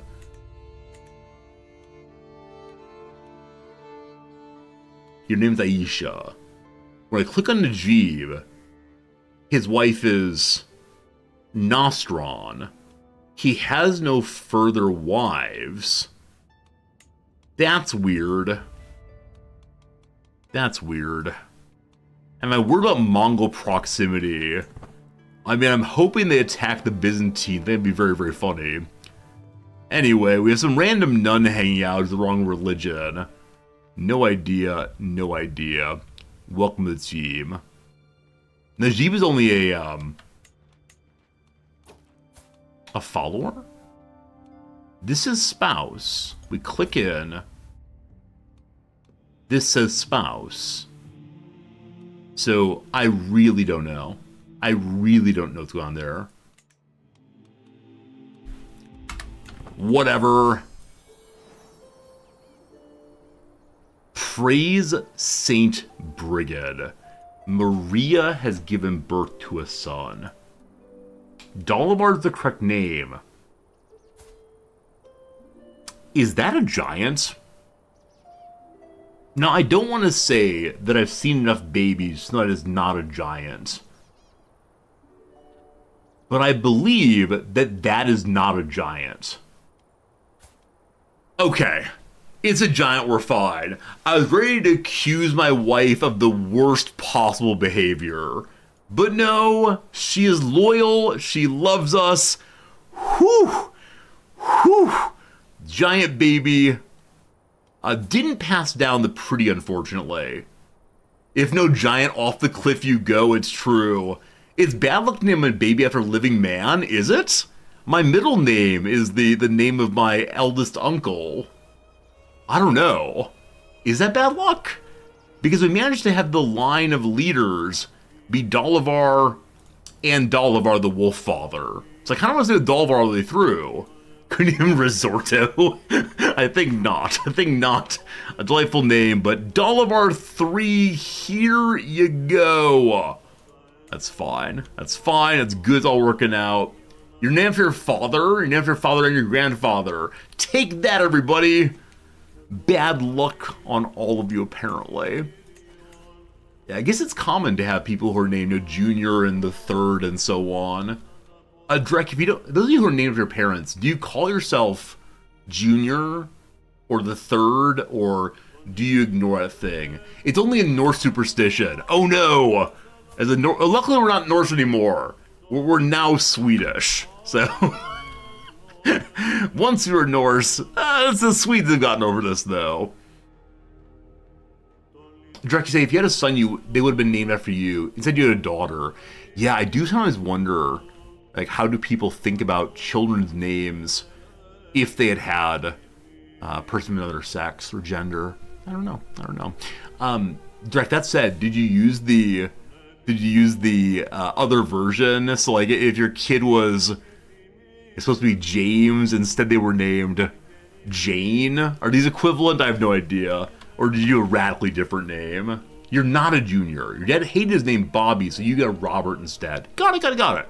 So it's not the exact same name. I see though. Something just happened that I clicked off. I don't recall what it was. Usually I say it quickly. Nonetheless, hello child. Allow me to love you deeply because you're a chosen one. If you get measles, I swear to G-Odd. Oh, good call. I can ask for food here. Owner's food. They say no. They say absolutely not. No food for you. Will you give me anything? Absolutely not. Nothing. You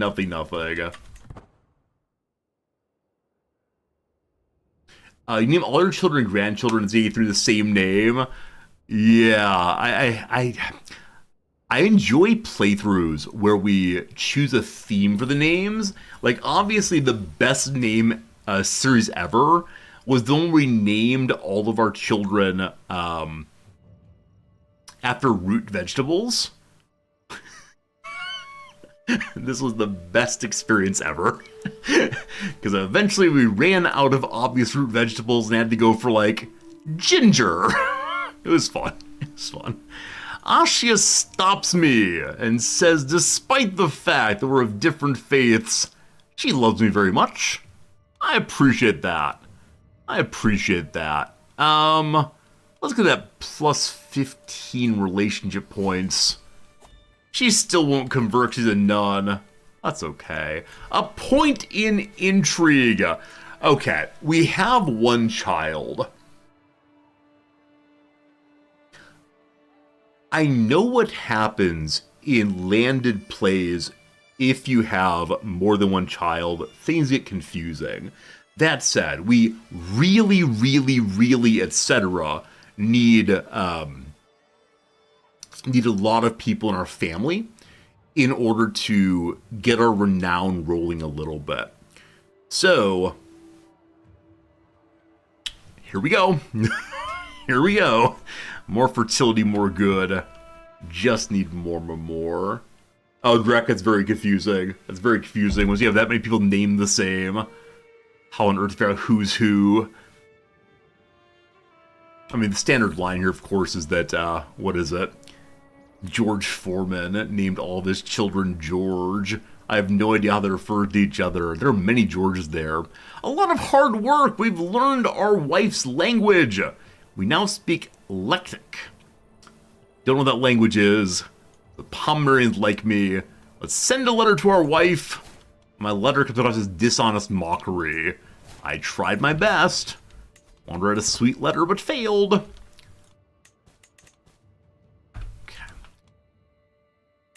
Almost back to our home. We then need to search for missions over and over until we get one from the Emperor. Now, does anyone know, is your chance of getting higher level characters quests based on prestige, renown, opinion, or what? Or is it really random? Because though we've seen some level 2-star quests, we haven't seen a single 3-star. And so I'm guessing there's something involved behind the scenes of how to get that. And man, if it's family renown, we got some real problems. We got some real problems. At least we have an heir, though. No matter what else happens, a child will once again rule this place. I want to keep Big Boy alive for a long time if possible. It's on prestige, okay. I mean, we're climbing. Tournaments would help with that. I remember floating ghost baby. Woo, spooky. I remember the day my son Dolivar was born to Maria, my amicable son. I remember the day when my son Dolivar was born to my wife Maria, my amicable son. Man. Memories like these bring me comfort, no matter what happens. I know my family is there for me, and that House Resort High stands strong. Giants uber alles, I whisper under my breath. I treasure the thoughts or give a gift to my boy. 15 money, closer to friendship. Nah, I'm good, thanks. Alright, we see disease in Hungary. Is it the measles? It's a fever. A spotted fever that is typhus. Just don't go there. All fine. How are the Mongols doing? Okay, so the Mongols are having break-offs. The Mongols have succeeded in... or peasants have succeeded in taking apart the empire. This will continue. This is going to be the extent of the Mongol Empire. They might lash out one more time against someone minor, but no, they're falling apart. They'll continue falling apart. The Golden Horde has fallen, so they did not take the Byzantine Empire on this time, and that makes me sad. Anytime that the Mongols can get over to attack the Byzantines, I'm pleased. Speaking of being pleased, I'm not pleased that we're running out of time. Friends, we have 1 hour left together today. It's been 4.5 hours of play. It's now time for a quick 3-minute ad break and back to the game. And that should be a lovely and good thing. Do I like baseball? Absolutely.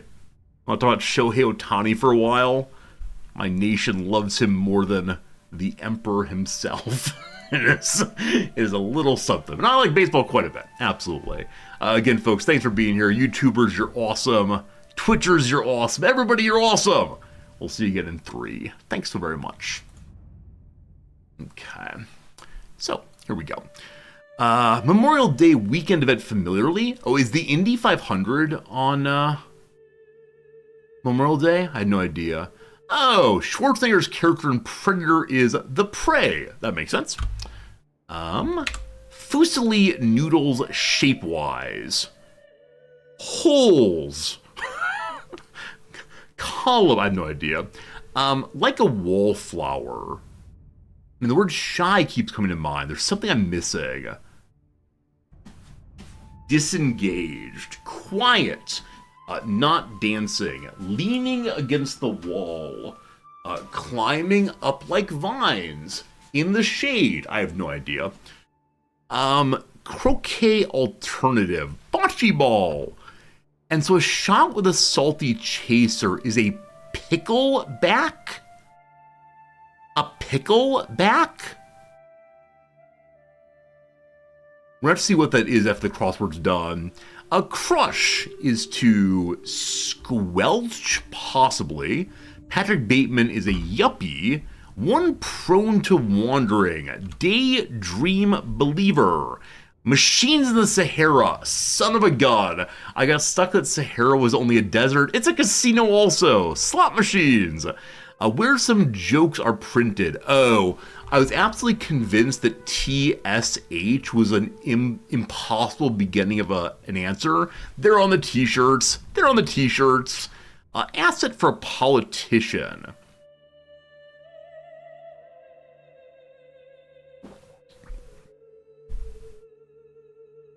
I have no idea. Admitted defeat. Concede. Bamako's country. Apparently Bali or Mali.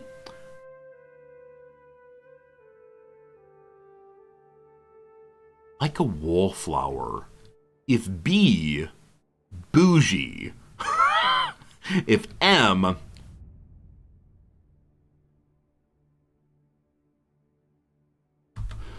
previously noodles are coils, apparently. Poise! Tells me poise. Mousy. There you go. Very good. Tuesday been defeated. We're fine. Mousy. I should come up with that word right away. I love that word so much. A mousy character. Poise really threw me off. I was so stuck on it being poles. Like, something's wrong here. But all very good, all very good. Pickleback. Of course, sounds similar to Nickelback, which is delightful. But what is a pickleback? A type of shot wherein a shot of liquor is chased by a shot of pickle brine. So I know that some racers, people who do substantial exercise and need to get their salts up, will consume pickle juice. But this sounds very different than that. The shot is chased by a bite of a pickle instead. The pickle brine works to neutralize the taste of the liquor and the burn of the alcohol.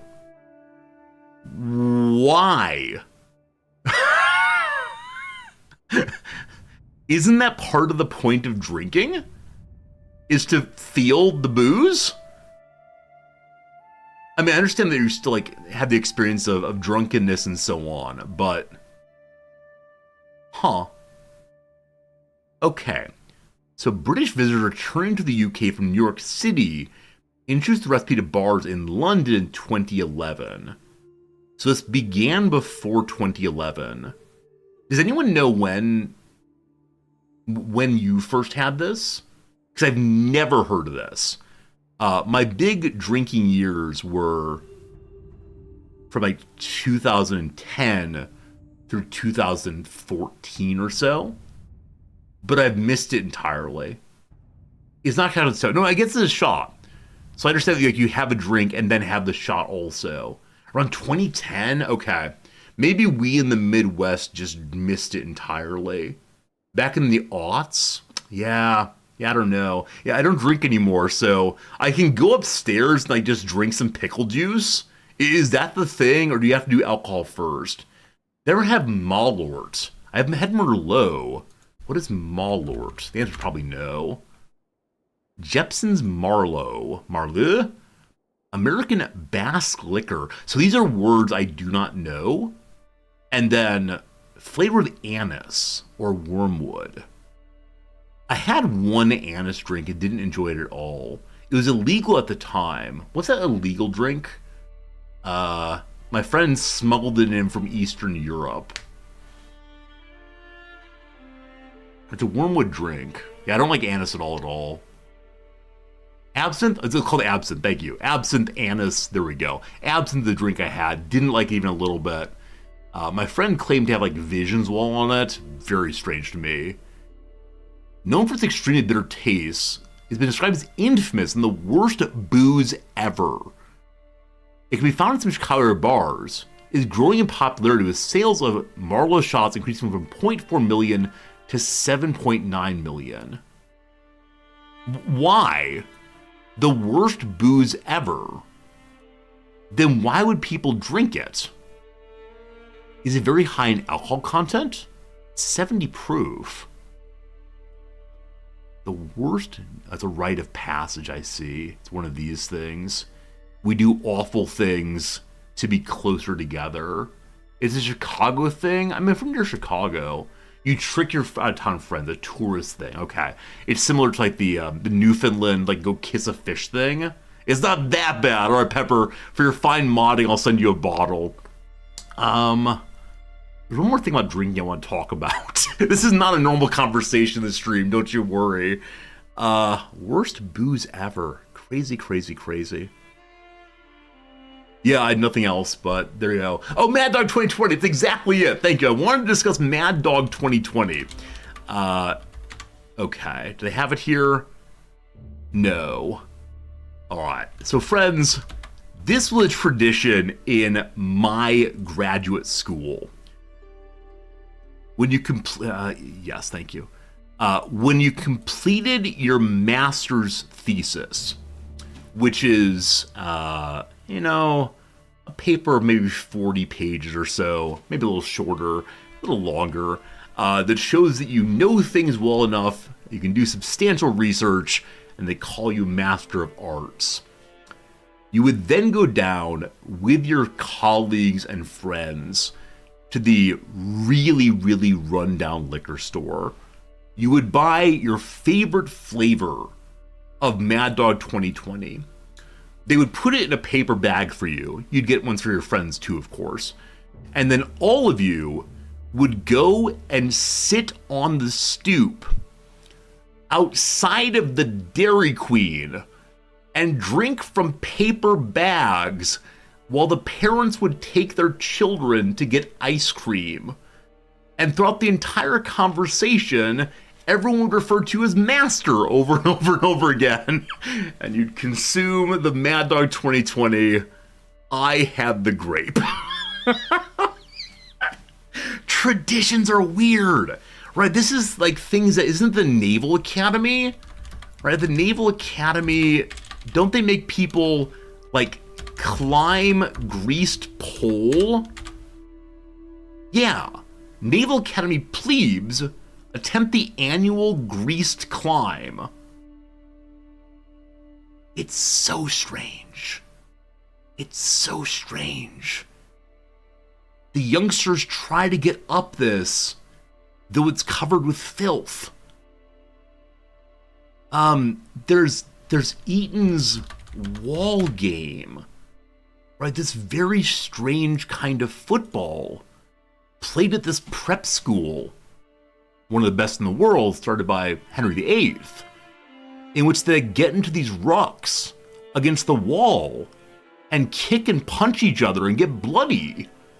I don't know. Traditions amaze me. The way in which, I mean, hazing's an example also. The way in which people are comfortable doing profoundly weird things for the sake of being in the group. I don't know, team. University of Guelph near you paints a cannon every year. My high school had a rock that we'd paint every year. Have you ever seen Bo Taoshi? Maybe? Which one is it? Oh, it's this one. I've not seen this actually played. I know it exists. But yeah, it's this struggle and fight to get atop of the pole.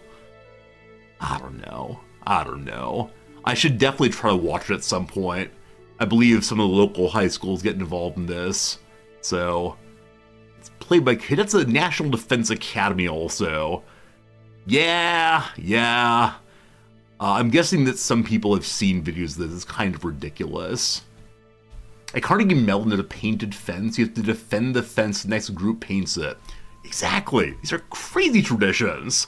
I always want to know where they start. Like, it makes sense to me that one would take part in traditions, even ones that seem on the face ridiculous. But it must have started somewhere, right? Someone must have said for the first time, we will defend the wall so you can't paint it, right? And it's insane. It's insane.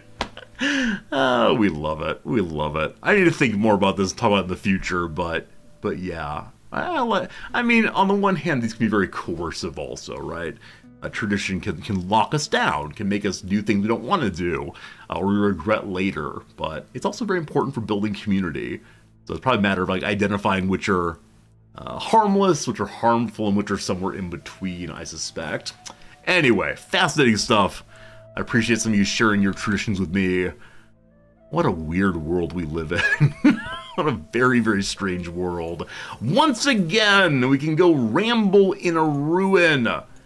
My cowardly person here might find a trinket. I'm going to say, better safe than sorry. We get some more food. Cowardice saves again. What's the difference between tradition and peer pressure? It's the pressure of history on you, as opposed to the pressure of people who are present with you. I think that's how this goes. I think that's how it goes. But I'm not 100% sure on that. Yeah, it's not your peers, it's your culture, it's your elders. And also I think it's less intentional often. Studious scheming! Pandolfo is doing well in helping my scheme along. However, he'll help teach me about stewardship. Let's do it. Hey, we learned a thing or two. Not too many things, but at least one or two. Aren't the people present with you the ones imposing the pressure of history? Not necessarily. You can read about what your culture does. You learn about it in some way. I know many of my students have tried to connect more with the traditional cultures they come from. Part of some Americans coming to Japan is the attempt to reconnect with a culture they thought they've lost, those who are Japanese Americans. And so they come here and they read about and they learn about, and then they decide for themselves that they want to be part of this tradition, and they start trying stuff that their ancestors did. I don't know, though. I don't know. I'm comfortable saying, of course, like society and people carry on traditions. They don't come from nowhere, but that's how it goes. Oh yeah, Groupzilla, absolutely right. People don't want to break comfort. People don't want to cause a scene, and so often people will go on and do less than great things for that reason. Gotta make people love me, gotta keep swaying. I wouldn't mind a pop-up that said, hey, you have no personal scheme going, because more often than not, I forget that we do not have a scheme going. It is slow going indeed. I see that my beautiful map is low durability. May I repair it? Costs 1 to reforge and 38 in total repair. Our wife is pregnant once more. Oh, how the family grows. Endless growth, very, very good. All right, at 78. I'm gonna go ahead and push the button at 15, I think. Yeah, let's push it now. All right, confidently raise that building. The building went up. We didn't finish it, but we've given her a good start for the same. Money and food, back home again. Okay. Believe the goal of the rest of today, which is about 40 minutes, just to get back to where the Emperor lives. That is the goal. Okay. We can look for food here. 76% chance of finding about 1,000 food or more. Dorgan has a slightly worse chance. I will do it. I find nothing. Holy cow math. Math, I loathe you. I wish it were the case that in this view, you'd have a sense of where the various capitals are. And I guess it makes sense that an adventure wouldn't have a perfect map, but still, like, you should be able to make a guess on these things. Let's go to the river and have a quick fish. That sounds nice. We also have the availability of the hunt, don't we?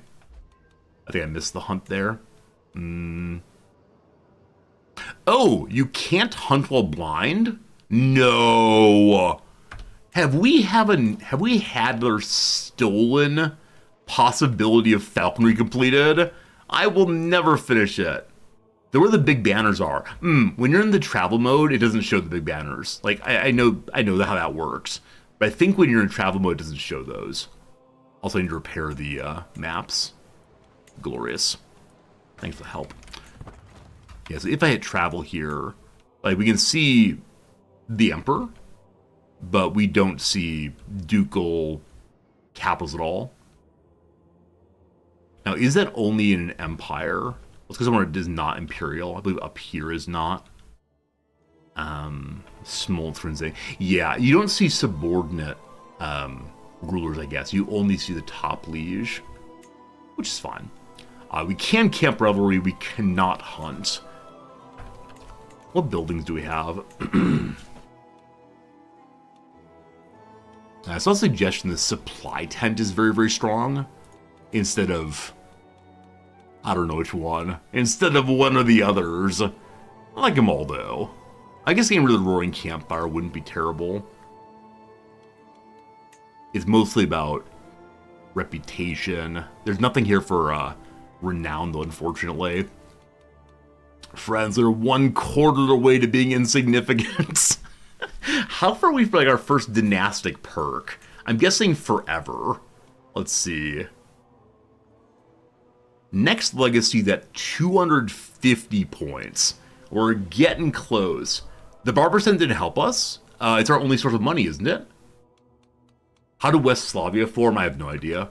We were up here for a while helping, but no, I've been largely ignoring the larger political map in this playthrough. We're just focusing on our mission to go visit the Emperor. That's all there is.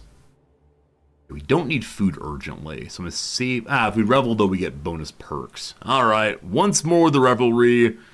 This time, let's not do the campfire chat and see what happens. I guess the Barber's Tent allowed us not to do quite so many of the same missions over and over again. So one thing I'm trying to do on this particular playthrough is not take boring missions too often. I know part of the adventure playthrough is just do a lot of missions, but as a streamer, I'm trying to balance things out a little bit more, so it's how it goes. It's how it goes. As before, if you want to see the best play, doing content over and over again, not the stream for you. I just want to make things nice for the viewers, don't you know? Alright, let's continue along. I wanted to go fishing here. We fish while blind. We better be able to fish while blind. Go fishing. You can indeed do so. We should save it till we have stress, though. Alright, we're missing logs. Luckily, we have a 99% chance of getting out there and cutting on a tree, because according to plan, we were warm and content for 1 year. Enjoyed being at the lovely fire. Yeah, I have at certain points considered trying to be like the ideal player of some game. Just see what it would be to like really learn, I don't know, Hearts of Iron inside out. Just see what happens. Anyway, Aisha's blathering about why the world's so dangerous. She's a Muslim woman nun. I wonder if she is violating her vows right now. Maria, though, talks about how it feels good to share possessions. How many months? 7 months. All right. So Maria could like us more. Better chance of friendship, maybe soon. I should become an expert in RimWorld. We'll see what happens after next week and the week after. You will be getting a week of RimWorld starting next Monday. If we're having a lot of fun, maybe more. The problem is, as I said before, I find ideal play in RimWorld so tedious and bad for stories. So, I don't know. No sooner had I stood up to get refreshments than Pandolfo bounds upright too. I think we should do with some friendly competition. He begins bow in hand. Perhaps a little light archery contest? I have a bow for you right here, Dolivar. My drink must wait. So we go hunting. Maybe get 500 food. They'll get stressed out if we don't win. You choose the target. We get more experience in bow, but no food, or I will never, ever, ever compete with you. I want food. I do get food. Wait. It said if you claim the first kill, you get 400 and some food. Huh. Or maybe I misread. I'm not sure. Yeah, I'm always surprised that being blind is not a major problem for us. It really is just the overwhelming prowess that comes from being a giant and otherwise. I mean, that our mace is plus 10 fully counteracts. Don't worry, our character figures things out by sense, figures things out by hearing, he's echolocating constantly. The revelry's over, we had a good time. We did not gain our stats. Oh. Is it the campfire chat that leads to gaining stats? Mistakes possibly made. Let's go fishing! The waters beckon. I can pull hard. I forgot we want to do it when we're stressed out. Well, that's how it goes. Alright, on to Moesha. I don't know what show she was in, but let's go visit Moesha. And I do see that our food got a little low on the way. We'll be fine though. We're cutting through some wetlands, so we'll get the Pathfinder's kit, I believe. Yep. No big dangers. On we go. Was Moesha and Sister? No, that was Tia and Tamara somebody. Hello, child. Maria has given birth to a comely giant. Now, at some point, it is possible that we could marry our children off into royal families to help us get more renown. Tia and Tamara Mowry, I think I remember that. Who's Moesha? Wasn't Moesha a singer possibly, maybe an actress? For a brief period in the late 90s maybe? Don't know. Anyway, what do we call Torfin here? He's also a rightful giant. We could name him after our beloved uncle. Sorry, beloved nephew. The one who cared for our fellow while he was quite young. There's a show called Moesha. Okay. Yeah, the name we used here, though, was not a giant. And that feels terrible. Okay. I need the help of our most important friend here. The only one we can ever trust. Let's start fresh and see what happens here. Okay. Number one, we say, hello, ChatGPT. You're looking lovely today. Oh, that's lovely. Nice conversation. We're not going to get taken over by the robots when they come for us. Okay, what is the Swedish translation for secondary giant? That's lovely! Sekundariate! That's surely a name. That's certainly a name. There you go, secondary giant. I don't know what that actually means. We trust good old ChatGPT, though. Oh, yeah. No, I'm endlessly call Gemini ChatGPT. I find that funny. Hey, I saw her face, and now he's a believer. That's great. That's great. We need to look after you also. Hello, child. Your father loves you. Let's get more babies, thank you. More common is Andriate. Wait. Does the name of Andre the Giant? Wait, Andre is French. Never mind. I was ready to ask if Andre the Giant is a secondary person. Yeah, I'm a little bit surprised that we've not been corrected yet by Gemini. It would say, like, I'm actually called Gemini. Wait, I wonder. Let's start fresh. I'm just curious on this one. Hello, George.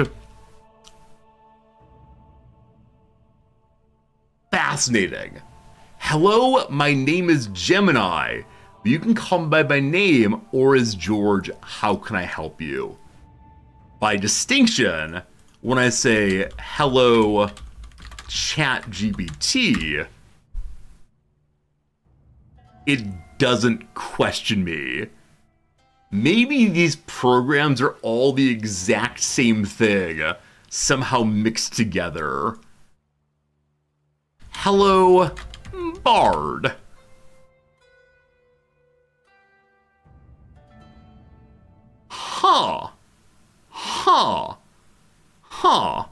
This raises new and disturbing questions. My wife worries once again there's not enough food. Buy yourself a treat, sweetie, all good? Are the people in my camp all Orthodox? Unfortunately not. We do have the ability to convert them, but no one wants to be converted. And the problem is, many of them have the cultural traits of I will never change my religion. Wrong button. That's convert to his faith. Yeah, this guy we tried to convert a while back. We can convert him again in 8 years, unfortunately. Pike Captain here. Orthodox good. Solomon a Catholic. You know, he's just not down with it. He's a strong believer as a Hungarian person. So we're trying to make sure that people we pick up from this point forward are indeed Orthodox people as we come back to our territory here, but you know, we'll see what happens. We're settling a boundary dispute for 43 money. That's not a lot, but that's okay. Arbitration. Lines on maps. Locals are in crisis over an ancient map. Unfortunately, no one here is very good at this kind of thing, so I'll do my best. We had a 32% chance of doing our best. That's great. That's amazing. The math is with us for once in our life. Now, of course, this is what happens, right? When we succeed in a 30% chance, we get so excited. Oh, I deserve that. The minute I fail at a 70% chance, I feel like the world is unjust. I feel like something horrible has happened. Also, I brought along today my Nalgene bottle so I would drink more water. Haven't had a single sip since the beginning of the stream. No good, no good. Gotta drink more water. Okay. Somehow I succeeded by showing the maps of forgery. We got a little money. We go home once more. More food too. Down here, Passage of Arms. Up here, escorting an emissary. Let's go escort the emissary. Hopefully it's not too far away. To Visegrad. King Jakob of Hungary. I mean, it's not that far. Sure. Let's knock it out. Seems pretty safe on the way. Oh, friends, we only have half an hour left. What was my goal for today? Like, what does I want to get done today? We need one more friendship point for her to give me money. She'd give me another job, maybe. I think our big goal today was to get married and have a child. We did that. I want to become emperor today. That is not true. I mean, I want these things, but etc., etc. I want to get back to the emperor's territory and get a clearer sense of what I need to do to buy an estate. Which is to say, I need a job from him. That's really what it comes to. We get to Nicopolis, a loud ruckus. A man steps in, gives a coin, and stops the ruckus. He's a knight who needs a job. He's a Bulgarian Orthodox person. We can give him 25 bucks to be with us. We can buy him a drink, or I don't care. Gotta hire him. Need more people of our faith, if possible. Danger. Bandits on the bridge. We have our new knight with us. No, we don't. This is the villain. We have our old knight with us with this amazing faceplate. Show me what that faceplate is called, please. Headwear. A bassinet with open clap visor. How is this pronounced? It's not bassinet, is it? It's like a bassinet where a baby sleeps. This is baby, by the way. It's marked in a way that suggests what DLC it's from, I guess. Is this French? I bet it's French. Okay, whichever way, you're fine. Bandits on the bridge. Some members of the entourage talk about making a short stop to get some water. There's a stone bridge, though. A couple men rest their backs against the parapet. One hits the other on the side and points to our group. A third man comes to the shore, another looking up to us after spitting into the river. So 4 men. We have 5 trained knights and an army of men-at-arms. They say it's a toll bridge. I can say understand, give 5 money. I can send Solomon in to beat him down, or I can yell at them and scare them away. We're a coward, but we're not going to get bullied. So we have Solomon beat the dickens out of them. Well done. At least Solomon was wounded in the process. He'll be fine. Hey! I've got an idea. An attempt to align Karnak's interests with my own. With the right arguments, we may be able to convince him that he's acting not just for me, but also for the Lord. I'm unlikely to succeed, so we'll keep it diplomatic for now. He's too learned to fall for my completely heretical tricks. Yeah. I don't want to go into it too much, but last night, some students wanted to talk to me after class, which was delightful. But they wanted to talk about religion. And they want to talk about it in a way that just is maddening to me. Because they just want to, like, I don't know. On the one hand, they just want to talk about things that matter to them. I love that. But they want me to, like, agree with them about everything they say. And I can't do that. And so it leads to a very non-productive conversation. And so I'm trying to get them onto other topics, like, hey, what kind of music do you like? Or, hey, but they've been, like, really locked on the religion train recently. And I kind of want to say, let's never talk about this again. But I don't know. I don't know what my goal is. They don't want a conversation about validation. That seems plausible. Is God speaking to me yet? Not yet. Yeah, and the one fellow I've been talking to about this kind of stuff brought along another friend who's Muslim, which is cool. Love learning from people of different faiths and cultures. But man, he is very closed off to any conversation other than, again, like pure affirmation of his beliefs. Which I told them yesterday. Look, if you want me to like respond as an ordinary person, I could say, cool. I'm glad you have meaningful experiences. I'm glad you have things that are important to you. If you want me to respond to the professor, a philosopher, I have no idea what to say right now. That's like affirming and useful. So it's been challenging. I like my students, but there's some topics I don't know how to get into without them being a little more open. So that's how it goes. We spawn a rabbit once more. We are going to shoot it before our ill guest does. 99% chance. We have an artifact we can sell and 50 more money. Job well done. On we go. And I found that like my students in the US were so much more open about talking about anything. Like they're willing to like be challenged, to think through problems, to consider other beliefs. The ones here, non-Japanese people, the ones here that are really closed off. It's hard. Friends, we've delivered. Tepes, good job. He thought he could beat the blind guy. We are one with the rabbit. Also, fame level up. Now illustrious. Now allowed to have 12 knights. Only 31. This man is going to successfully go visit the Emperor. More food, thank you. Are my Japanese students more open? Yes. If they bring up a topic, they want to know what I think about it sincerely.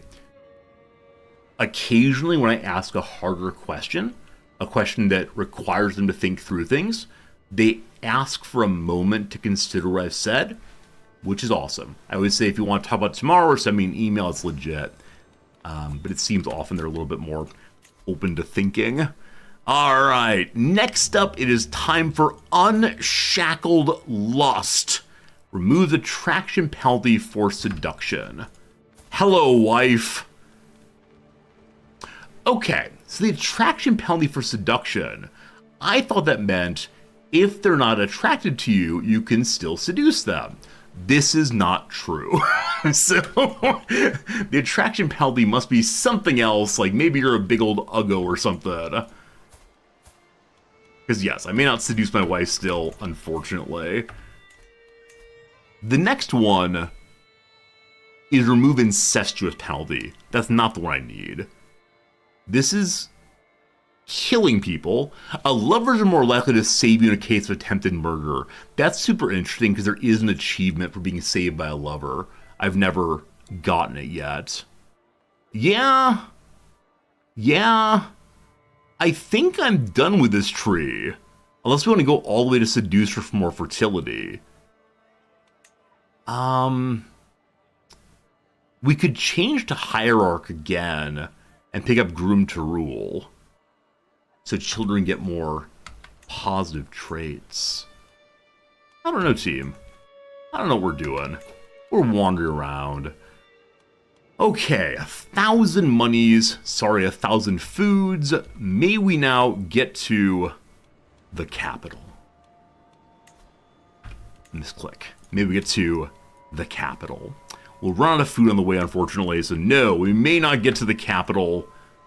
We can go forward to the passive arms here, moving gradually. Didn't mean to do that. Now, I wish when you were in movement mode, you could not click the jobs. Because they seem to just kind of be in the way. I don't know. The older I've got, the more I've spent time with people. I guess in a different way. When I was young, I felt like the only people who were worth talking to were people that I thought were intelligent. And I was so dismissive of people who wouldn't engage in like intellectual conversation. And that was me being like very insecure myself and trying to deal with that by pushing people away.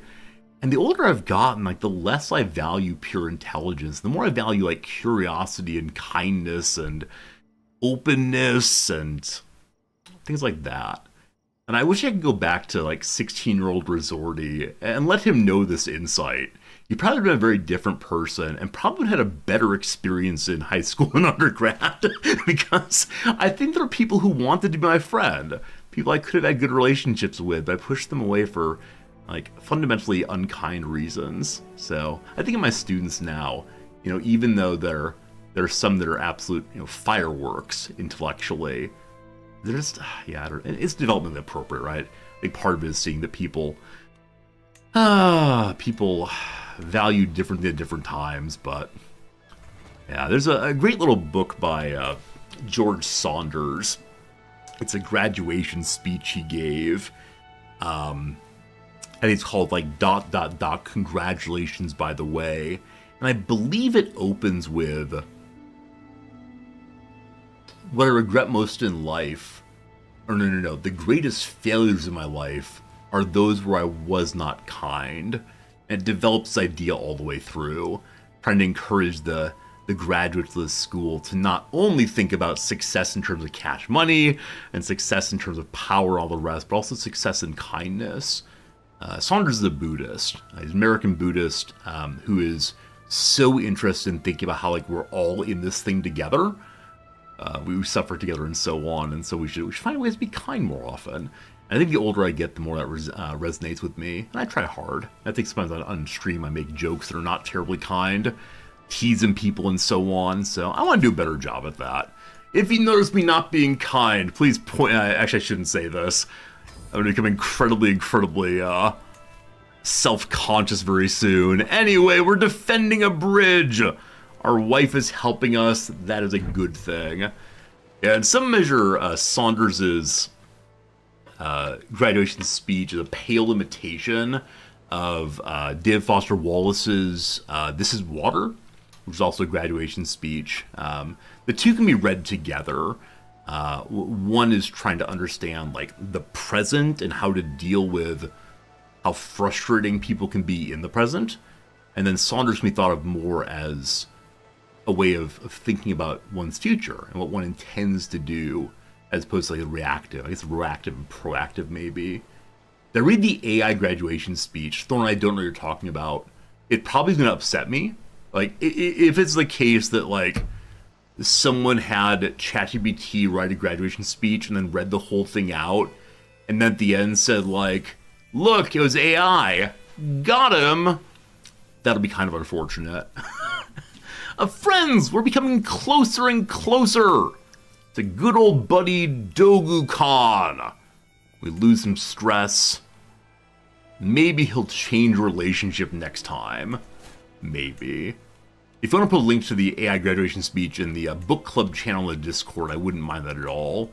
I sure do appreciate people who put things in the Discord channels for me to read and talk about and think about. They had an actual robot deliver it. That's ridiculous. Friends, my son and heir is creative, but also causing problems. Like his old man, he's a little rowdy in his youth. I'm considering having someone else educate my son. Is there anyone in our court who is brave? No. Alright. In trying to make our child better than we are, we may need to be incredibly stressed out. Admit that we did some things wrong. Admit that we have failed. Admit that we could have been a better father. Admit that one time that they didn't come to their baseball game and you got the game-winning hits, and in that moment you looked to the crowd to see Dad and he wasn't there because once again he's hanging out with his friends instead because he's not really wanting to be a father. Okay. Obviously it'd be really cool if we don't put Craven onto the kid. If we can do it at least neutral, if not brave. We got money. We can't go to the castle because it's occupied. We go to the Bishopric next door instead and go say hello to the food people. Let's go. Don't you worry about that story. Don't you worry at all. It's all fine. It's not real, don't worry. My father was a good father. Okay, we go into the Bishopric now. We stop. We go see the church for a moment. We say, will you bless me? Yes, you will. Blessings of peace on this day. In the healer's hut, they have a health herb pouch. We don't want that. We want fertility instead. Let's go down and visit the food dealer. It's $2.50 for the food. More and more expensive. We ask for food. Once again, they smell my desperation.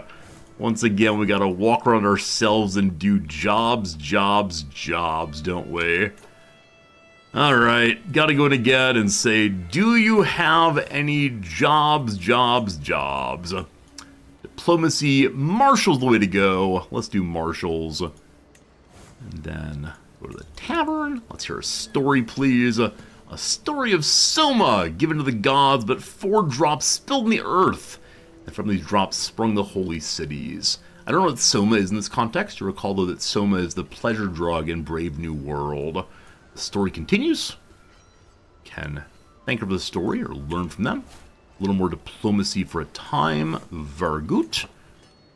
Then, yeah. Jobs this way. Gotta finish the current job, of course.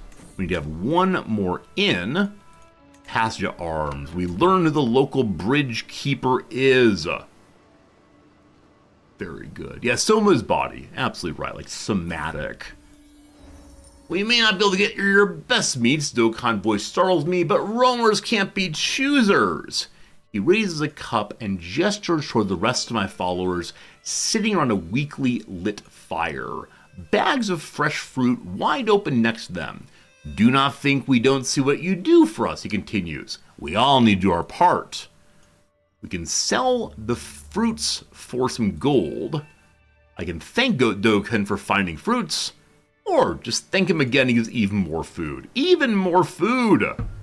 Brave New World is strange. There's a really interesting analysis of Brave New World next to 1984 in Neil Postman's book, Amusing Ourselves to Death. He ultimately concludes that the more dangerous form of control is not the one we hate, but the one we love. He thinks Brave New World gives us a vision of that. It's interesting. Guaranteed success, more money, more food. I recognize I'm not reading all the events right now, and I apologize for that. Stream is short, and I want to get there. I will run out of food as we arrive. This is fine. Let's go, let's go, let's go.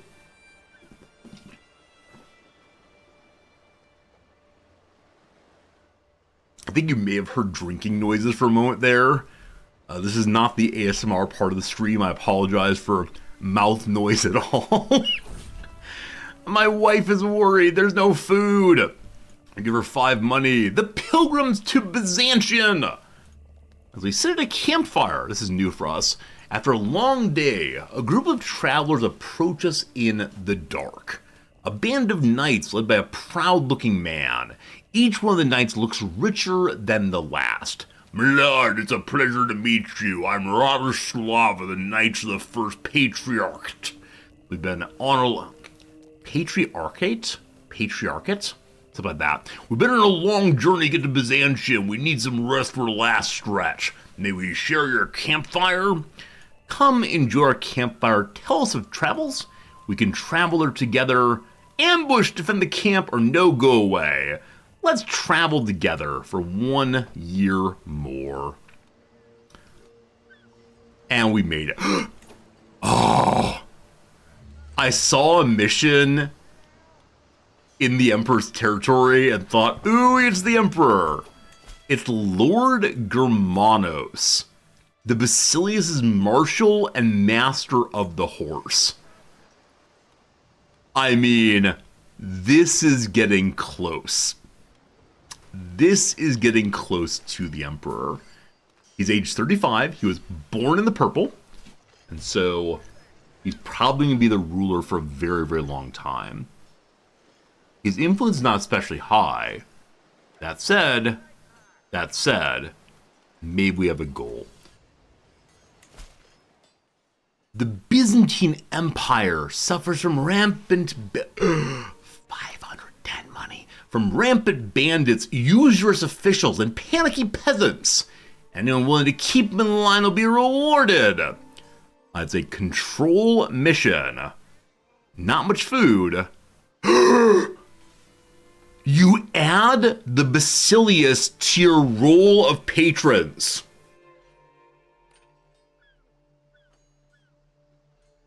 This is the mission.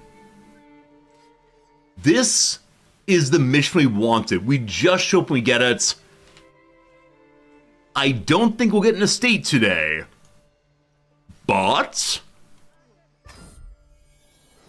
we have to control 6 counties. The marshal of the encampment. It's embarrassing to admit, but I need your help dealing with disobedient peasants. The marshal huffs and glowers. They flout the Basilius authority. They organize themselves into militias, claiming they're terrorized by outlaws. The whole region is a vast insubordinate host. Let's go, let's go. We're in Byzantium. Nicorette speaks for the rest. We fear for the safety of our children. He's only concerned with controlling us.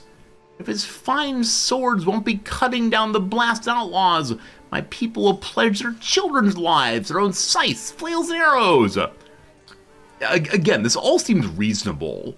I wish there was some middle position here between silence or die, or we're against the Emperor. Like, why can't we say politely the Emperor, or tell the people will take your concern to the Emperor, and then they become partially allayed in their concerns. I don't know, silence or die. One done. Now to Tarsus. There's a big problem on the way. Rampant bandits, county control's bad. The minor danger, we're good. 5 more to go. I thought we were going to have to end on a cliffhanger today of, will we find any missions? Tune in tomorrow to find out. It's good though. Once again, the same woman's here to yell at me, saying the same speech, silence or die! Alright, that one's done. Off to Kefalonia next. Long walk. We got this though. There are 3 big dangers on the way. They're here. We could just take the water the whole way, actually. We'll modify our route to pop into the drink there. The drink. This is a phrase that you all know to use. I'm not sure it's one that I was raised to use, but I do find it a little delightful, referring to the ocean as the drink. Alright, here we go. 6 months to get there, but a mission nonetheless. Mare's Milk! We meet the Turkics again! I can have this man teach me his ways for 75 money. Mare's Milk, that's disgusting. The Turkic warriors don't like that, but it's fine. They use food on missions only if you bring along your entire camp. And we're just bringing ourselves. Danger, danger! Danger, danger! A wagon wheel breaks. We have lots of time to get there. No worries. Oh, also, while we're here, we don't have a personal scheme going. So, hello, Basilius guy. You want to teach me your language? Unlikely. He's too fancy. For whom are we currently working? Wait, what's your name again? We're working for some random Lord Germanos. He is too far away. Okay. Who is in his court? Our camp is here. Okay, who is in his court? Maybe an average, nice Greek person. Dionysia. Decent learning. What do you say? It's difficult. Who in the court likes me okay, if anybody? Zacharias was a wee little man, and a wee little man was he. Still wee difficult, unfortunately. We're going to sort by ages, in fact. The poor child in prison, Justinius of Arca.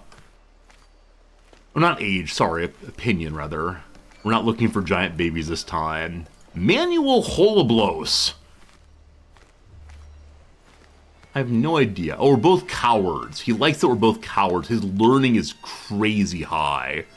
Still difficult. Let's give it a shot. It's 2 years of fun, but we don't have anyone else teach us Greek right now, because none of our followers are currently Greek, I'm pretty sure. Bring me my camp, please.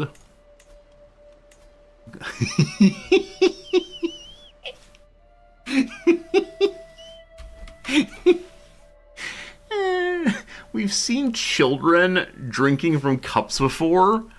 I've never seen a baby doing anything. Look at the little cutie playing the lute.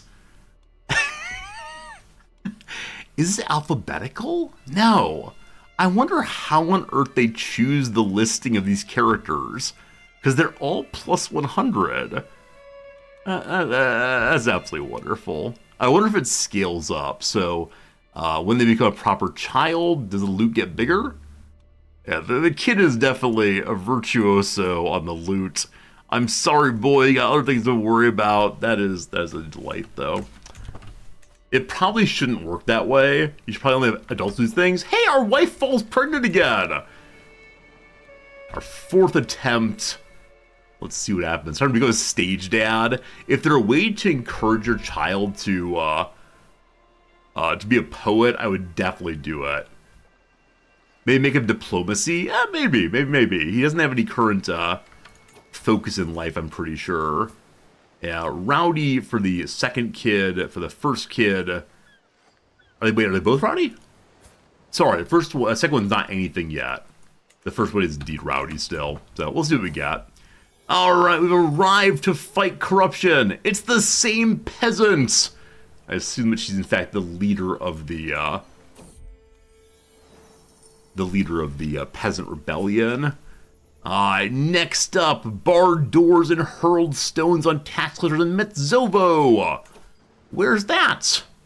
It's not too far away, but once again, the adventurers, we're going to borrow a fishing boat or two. We'll land right here.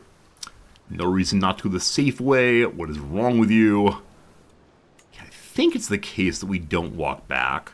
We'll get a different mission from here, but just in case. Onward. We got 4 minutes to finish this mission. And then we must ensure that the current Basilius stays Basilius no matter what. He's currently losing a tyranny war. Not a big deal. Derelict ship. The sea is calm and forgiving. We find a broken ship ahead. As a coward, we don't want to check it out, but let's do. We find a trinket! A fertility trinket! The Centaur's horn. A second mythological animal? That's great. Trinket for someone. I don't know what the maximum fertility is, but I want to hit it. Hello, wife. I gift you another fertility item. Hooray! Hooray! I got them both equipment. A Tarsku and a Centaur. I want to see a unicorn for too long. That's good. Nicorette is the mother of Form Basilius. Gillis, I see. The revolt might be bringing up the peasants to join in a revolt against the pretender ruler. I see how it goes. Sophia is here. She of wisdom. Sophia's with us. The Basilius demands more and more taxes. Quiet on down. Alright, on next to Honorius. Henri. All the way back over here again. I wish they would plan a tiny bit better. I can understand. It's hard to know where you're going. It's hard to understand the entire travel until you've actually figured out where you're going. Friends, we're heading into a diseased place. It has the Bulgarian sweats. Now we're marching solo. I believe our knights are with us. I believe our children are not. Our children are with us. So though we're going solo, it's not really solo. At least it's not the measles this time. I can have my physician work on plague resistance while we're moving through.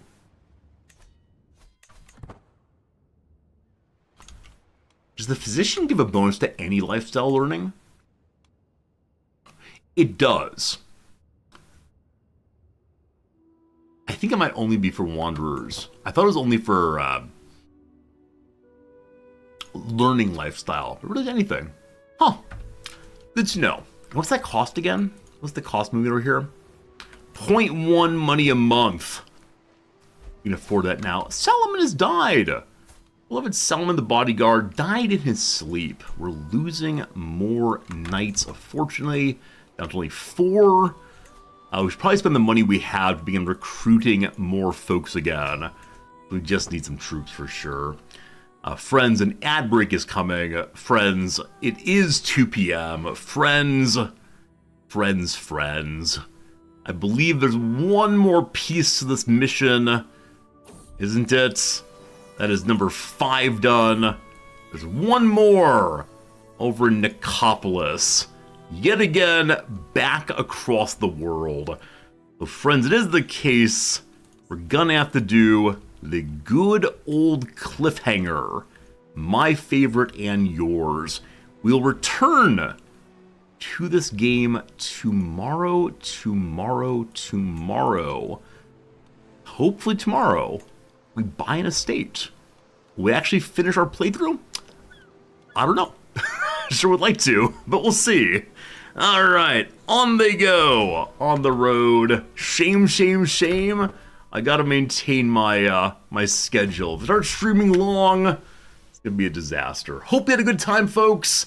We're gonna take a quick little 3-minute break for one more round of crossword. When that's done, we'll raid host someone. We'll give you other people to watch. Today I ask you, who would you like me to raid?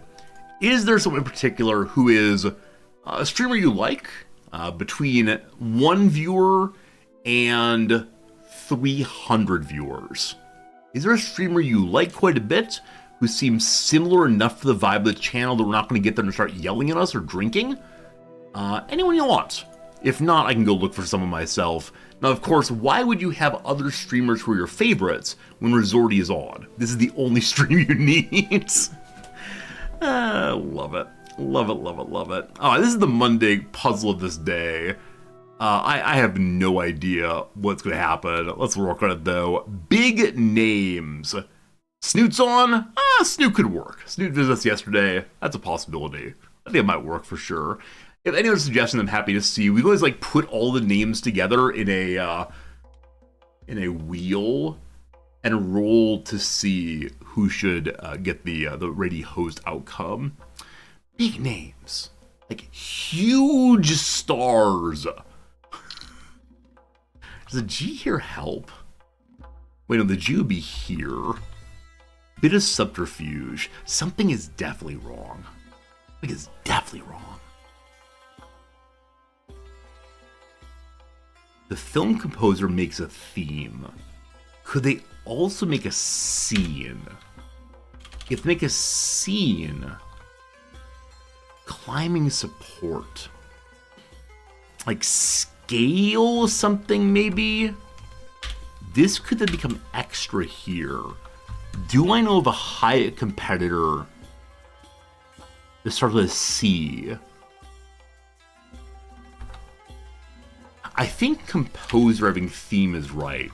Like you often hear the the Star Wars theme over and over again.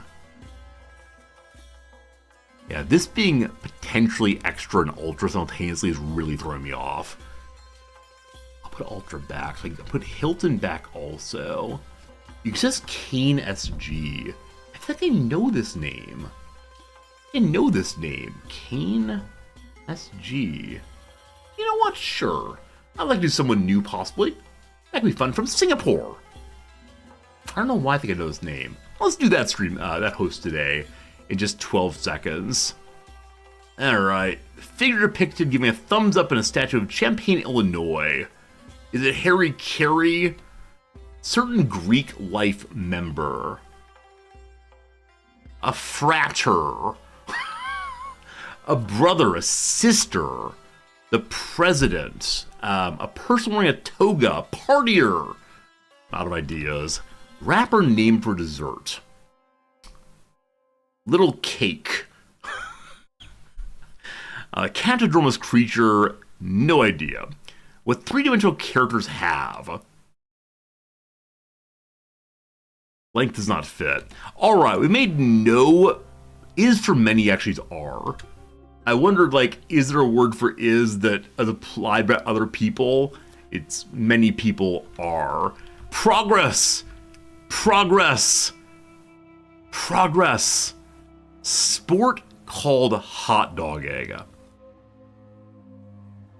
Freestyle skiing. We added into the Monday puzzle continues to be progressed.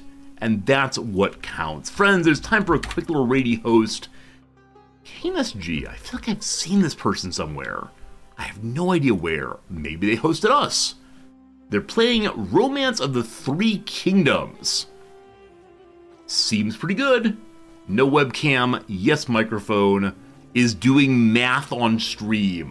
Played a lot of RimWorld. That makes sense then. That makes sense. I would have seen him in the RimWorld directory. Friends, when you get there, please offer a kind word. We don't have an official raid symbol or anything. Just say hello. Just give the old hello friend. Give the old wave. Whatever you want to do is fine. I'll be back tomorrow. Tomorrow we'll play more Crusader Kings 3. Tomorrow we might be able to buy an estate. Tomorrow. It's only a day away. See you then. Thank you then. Goodbye, my friends. So, yeah, there's no longer an alliance. We have 54,000 troops. We have 41.